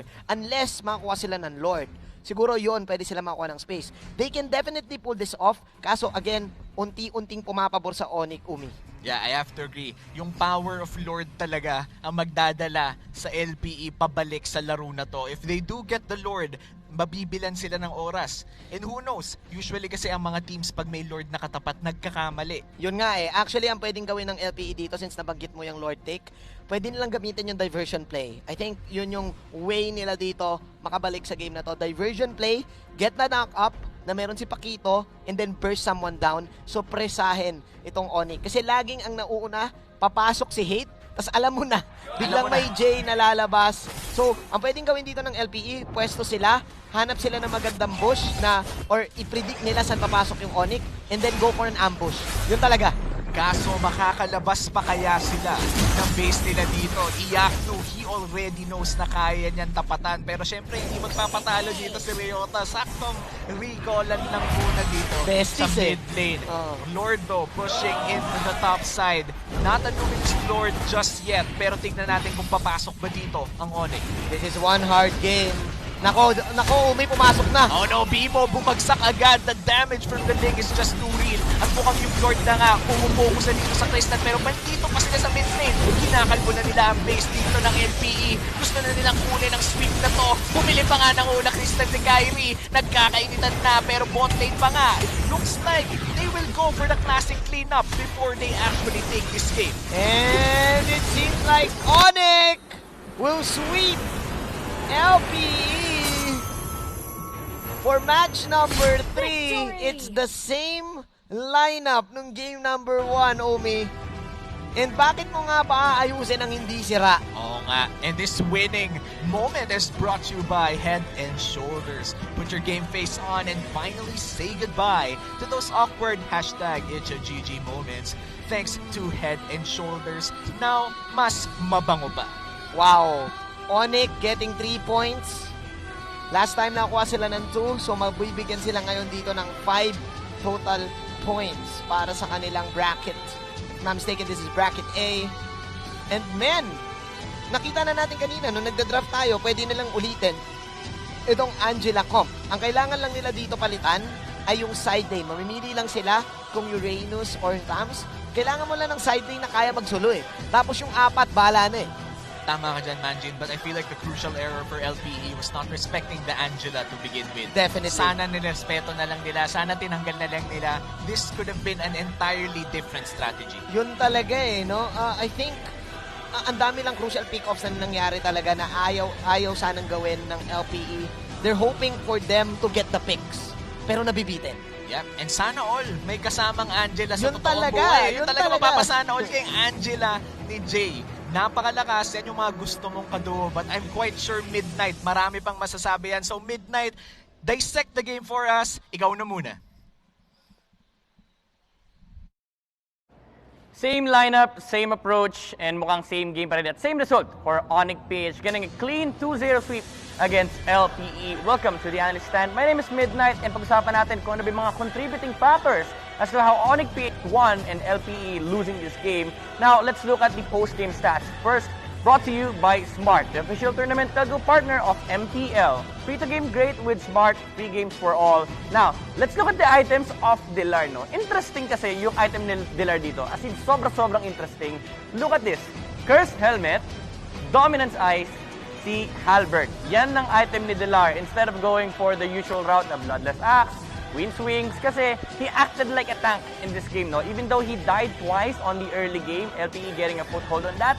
Sabi ni Dilar dito, okay guys, wala tayong tank, walang tatangke ng Harit, walang tatangke ng Odd, and wala ring magbabawas ng regen ni Esmeralda. Ako na lahat, okay? Sabi ni Dilar, ako na lahat dito. And of course, syempre yung ibang kampi niya, yung usual route din yung kanilang pupuntahan kasi wala namang kailangan mag-deviate sa game nila or yung standard ng mga heroes nila. It's just that these adjustments add up. And LPE nahirapan sila dahil si Dilar yung laging nasa harap, parang siya yung naging tank ng Onyx PH. Ngayon, titignan naman natin yung mga susunod na highlights. But of course, these stats are brought to us by Smart, the official tournament telco partner of MPL. Free to game great with Smart, free games for all. Just a bit, makikita natin kung paano nilaro ng Onyx PH itong lineup na to, no? Na meron kang Angela at wala kang tank. Jay actually just played as a defensive guard for his teammates. Now, let's look at the game highlights brought to us by Smart, the official tournament telco partner of MPL. Free to game great with Smart, free games for all. Ito yung sinasabi natin kanina na foothold ng LPE, getting 2 clean kills on the Tams. Pero dito sa moment na to, no, nanakaw pa actually ni Hate yung turtle with the retribution steal, and look at the play style of Dilar.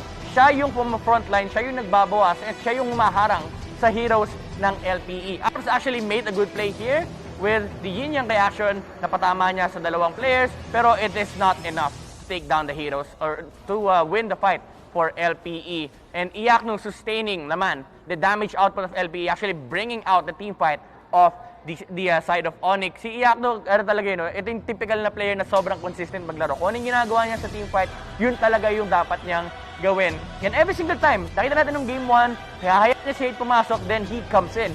Same pa rin nung game 2, same concepts, the team fight looks the same. Every single time na nakakita sila ng opportunity, Hate and Delar goes in, the pseudo tank ng Onyx dito, which is si Delar, then Iakno just secures an area for Onyx to win. Kumbaga parang siya yung final hurrah ng Onyx PH dito, no? Now, again, Delar doing the same things, acting like a tank, giving vision for Onyx PH. Even though napatay siya rito, at least you saw 4 heroes of LPE on the orange buff. That allows for more plays on the side of Onyx PH.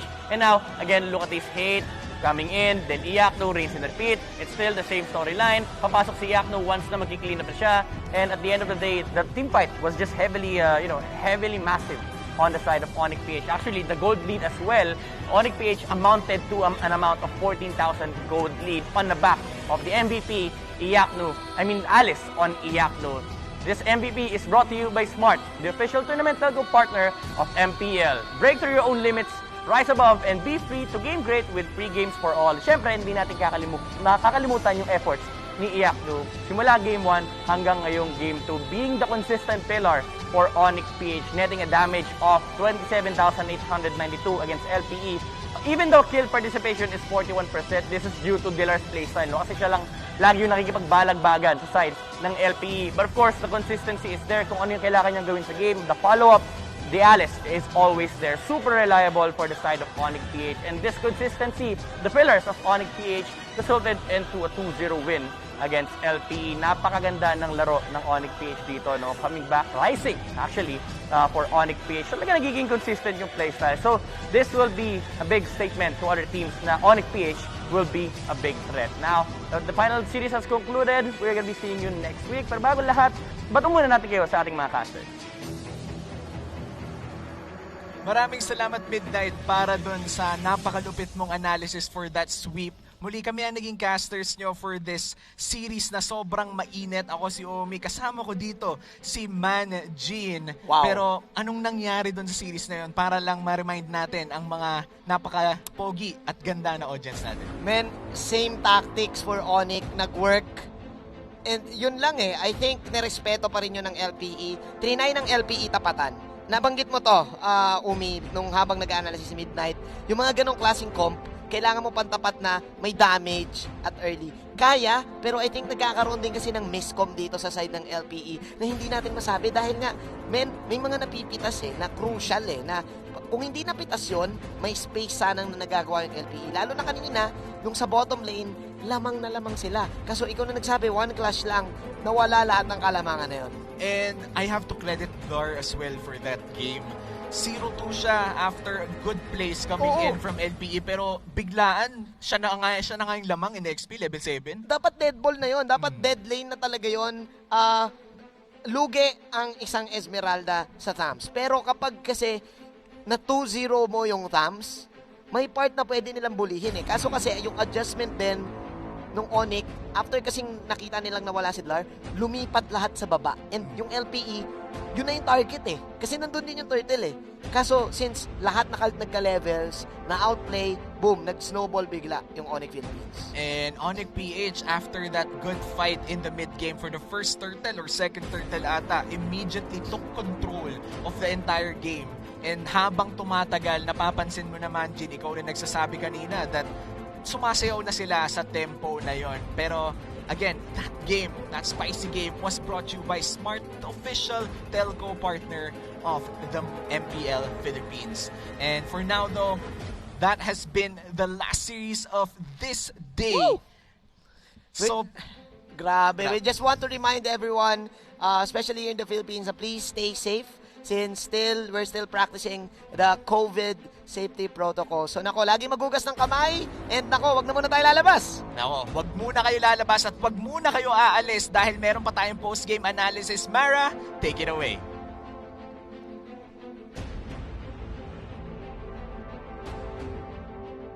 Congratulations sa lahat ng mga kuponan na nanalo ngayon. Work, Brand, and Onyx. You're still watching MPL Philippines Season 7 presented by Smart, the official tournament telco partner of the MPL. Free to game great with Smart, free games for all. Eto na naman ang ating bagong QR code para sa mythical raffle draw. Kanina nag-announce ako ng mga winners at sana part kayo doon sa susunod na linggo. Yan ang ating QR code na kailangan yung iscan para masagot ang ating set of quizzes. Matcha-challenge kayo dyan. Actually, sobrang dali lang. Kayang-kaya nyo yan. Kaya iscan na at sagutin ang ating mga quizzes to win in-game prizes. Hindi lang yan. Maswerte ba kayo? Dahil meron tayong lucky number draw. Kung ang huling 2 digits ng inyong MLID number, tingnan nyo na yun, silipin nyo na. Kung ang last 2 digits ay 07, 22, 32, 54, 59, 77, 87, 88, or 95, maaari kayong manalo ng diamonds and skins. Mapa-epic man, mapa-elite, doon kayo pwedeng manalo ng mga in-game prizes. So, good luck sa inyo. Iscan nyo kaagad yan. Ngayon, nanalo ang 3 koponan sa triple header Work, Brand, and Onyx. Balikan natin ang ating resulta sa kanilang labanan. Ayan ang ating Work Oster first na 2-1 ang NXP. Sa ating second game naman, Bread na 2-1 din ang Exe. At itong Onyx, sweep 2-0. Looking at it, ito yung nangyari kanina. And obviously. And yeah, I think some of these teams talaga, like Work Oster Force, they really found out something doon sa unang game nila. Na parang for Work, na-welcome sila ng medyo rough papasok dito sa MPL. And right now, alam na nila kung ano yung dapat nila ayusin. And I think yun yung naging path nila or yun naging way nila para makuha talaga yung panalo.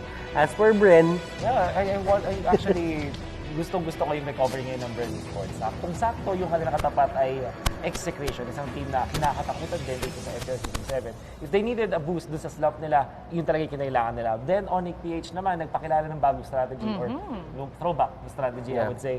And I like overall na yung mga nanalo ngayon na teams ay yung mga teams na may identity na.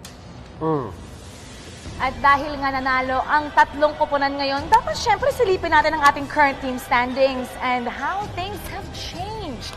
Sa Group A, tied at the number 1 spot ang Aura and Onyx with 5 points, followed by Brand, Work, and Signal. We have yet to see them play. Sa Group B naman, namumuno dyan ang Blacklist International with 8 points, followed by NXP, Exe, Omega, and LPE. Yeah, interesting kasi Group A, di ba sinabi natin ito yung group of death? Pero iba-iba-bakan din eh. Parang halos lahat ng mga teams ay nananalo tatalo over each other. Even yung Brand Sport that we expected. Execution of the hot start but also stop. Ngayon, 1-3 sila. Mga sila ang tuloy na mag-besties eh. Pares 1-3. Yeah, technically, ito yung pinaka-unusual na regular season. Kasi for the past 6 seasons na meron tayo, laging merong consistent na nasa taas. Ngayon, parang sa Group A, yung nasa taas nila, actually, Aura and Onyx. Onyx, panalo talaga lang sila eh. Yung Aura, parang natatalo sila, nananalo sila. Pero as you can see, wala talagang clear na, alam mo yun, talagang nag-take ng lahat ng wins. And that makes things even more exciting when things become unpredictable. Pero ito, na-predict niyo na ba kung sino ang ating MVP of the week? Siyempre, maraming magandang pinakita ang mga bawat koponan, pero ang talagang nag-shine through all throughout is Edward from Blacklist International, MVP of the week. Wow, average skills is 3.57. Do take note, isa siyang side laner. So, hindi nga laging lumalaban, but ang taas pa rin ang average skills niya. So, incredible average assist and very low average death. Ito yung gustong-gusto ko sa kay Edward. And I think, never natin siyang nalagay sa MVP of the game. Pero overall, yung consistent performance niya para sa Blacklist International, siya yung nagiging parang mediator para magawa ng kahit sino wala sa Blacklist yung gusto nilang gawin. Para sa akin kasi ito yung season ni Edward na full bloom na siya. Kasi ever since season 5, parang nagkakaroon siya ng onting lapses, may magandang laro, may hindi. Tapos yung season 6, naging ganun din. This time around, sa lahat ng games na pinakita niya, sa lahat ng games na nilaro niya, napaka-consistent niya. And I think probably this is Edward's time. Pinakitaan nga tayo kahit yung X-Borg which is out of the meta. Knowing Blacklist International naman, overall, this is they are the winners of this week for sure. Dahil bukod sa nag-top sila ay ang ganda ng performance nila all throughout. Hindi lang si Edward, although sobrang crucial nung ginagawa ni Edward, everybody is stepping up sa side ng Blacklist. Alam mo kung gano'n sila confident kagabi? Nag-PM sa akin si Edward. 6 a.m. sabi niya. Kuya Ters, kapag ka ba na 2-0 namin yung LPE, G ka ba? Bigyan mo ako dayas. Tapos, nung kinagabihan, nung na 2-0 nila, alam mo yung piniem sa akin. Hi. Ganun siya confidence. He knows. Alam na alam na Blacklist International entered Week 2 with 2 tough matches against Execration and Laos Playbook Esports and went on to dominate both teams thanks in part to our MVP of the week, Edward. His play in their 2 matches is a big reason why Blacklist is 3-0 and currently at the top of Group B. At ayan na nga, marami tayong mga magagandang nakita ngayong weekend from Friday, Saturday, and Sunday. Pero ngayong Sunday, meron tayong magagandang plays na dapat ipakita ulit sa inyo. Here are the top 5 plays of the day.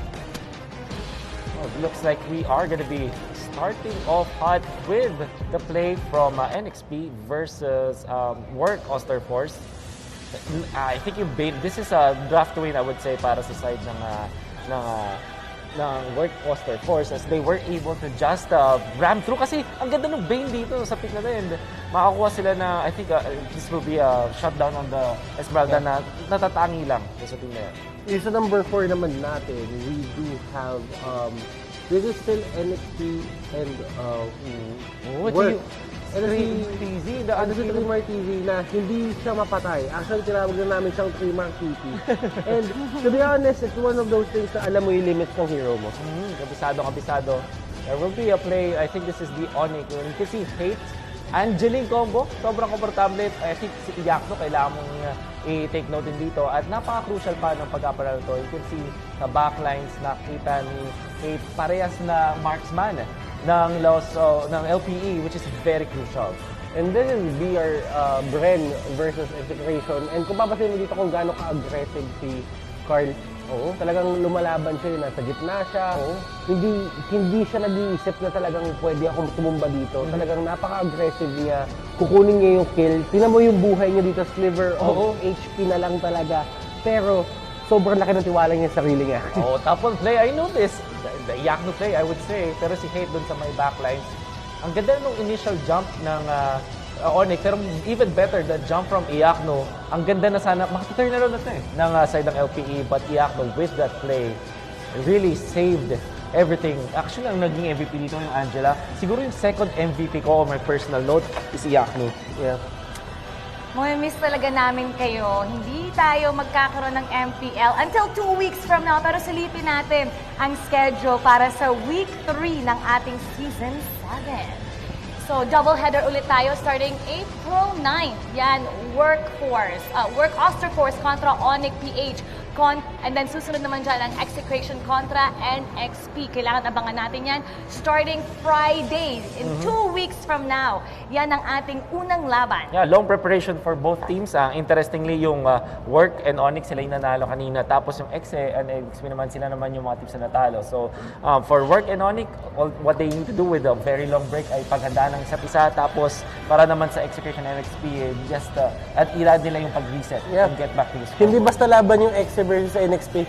Literal na may kasamang bragging rights yun. Naalala mo kung ano nangyari ng Season 6? Season 6, very long storyline. Very long storyline. Ang daming, ang rich ng history. Kahit isang season lang yung tinagal, pero napakadaming bomba na binato. Schedule nyo na yan. Schedule nyo na. Speaking of XE and NXP, kailangan yung panoorin ng MPL Chillax. Sila ang mga guests natin doon. At tinalo ng XE ang NXP doon sa isang dare. Kaya kung napansin nyo, merong kakaibang post si Rene J dun sa kanyang Facebook wall. At doon ako napa-blush ni Doggy kasing pink ng damit ko yung pisngi ko noon. So, magkakaroon po tayo ng break for the Holy Week para sa ating ECQ because as we deal with the COVID-19 pandemic, we encourage everyone to follow the government's health and safety protocols.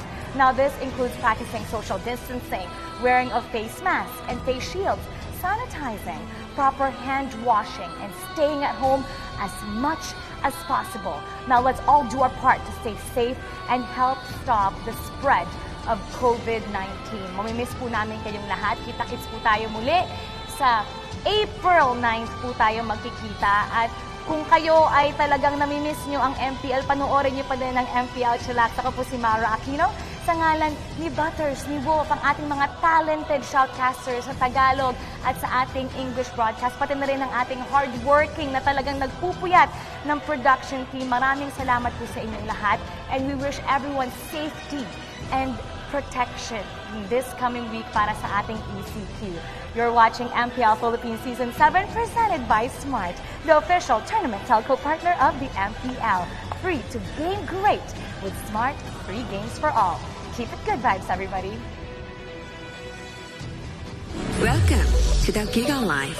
Your passions, your stories, your life. Simplified with just one app. This is the future. The Giga Life in just one tap. Experience more Giga moments when you make the smart choice. With the Philippines' fastest mobile data network. How do I know is T1? Simple, smart ako.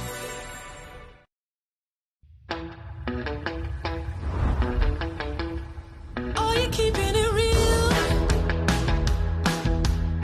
I'm calling shotgun, wanna see my baby run. Oh, what's the word on the sea? Kicking up the dust, you know what I mean. We got a good thing going. We got a good thing going on.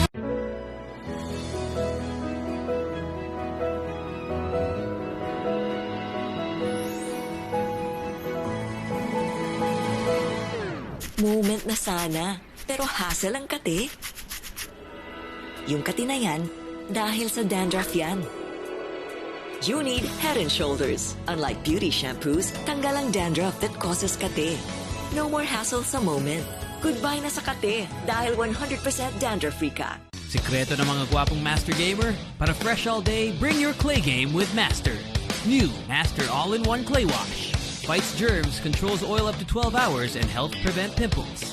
New Master All-in-One Clay Wash. Sikreto ng mga gwapo.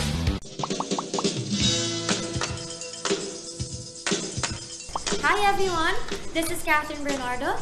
At ako naman po si Daniel Padilla. Guys, may Paymaya na ba kayo? Kung wala pa, dapat mag-download na kayo sa Google Play or App Store dahil ito na ang kusong pangbayad ngayon. Ang Paymaya is a mobile payment app using only your cell phone and you can pay practically anything, kahit online transactions pa yan.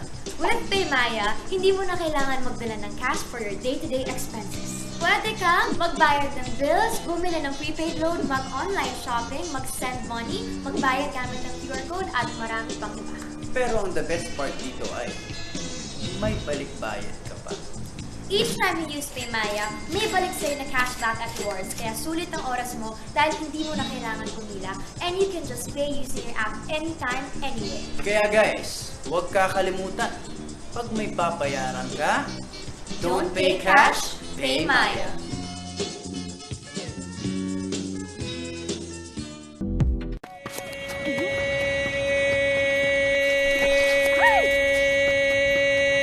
Express your online business.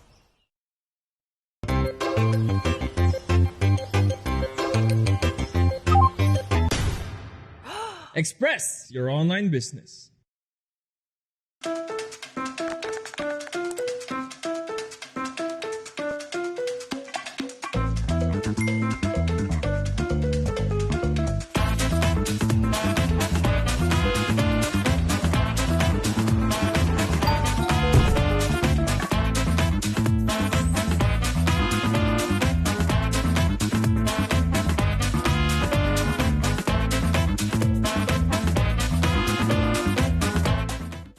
When you look inside a JanSport backpack, you see a story that started in 1967. Since then, our mission has expanded to helping protect our environment for future generations to enjoy. It's a work in progress, but just this season we've used the equivalent of 13 million bottles worth of recycled polyester in our most popular backpacks. When you look inside a JanSport pack, you see our commitment to this brilliant blue planet we call home. And we're just getting started.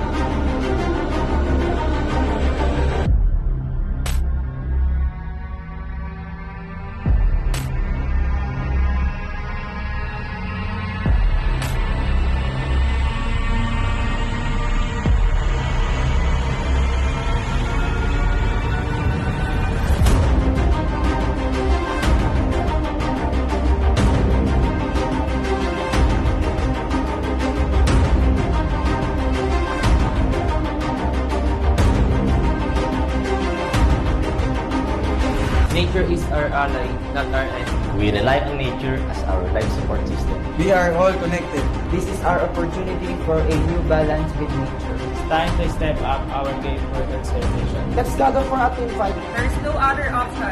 This is our MD. We could be the last generation to save the world. Together we can protect and conserve species and their habitat. Because together, everything is possible. Victory, victory, victory, victory, victory for nature. Together, together, together, together, together, possible.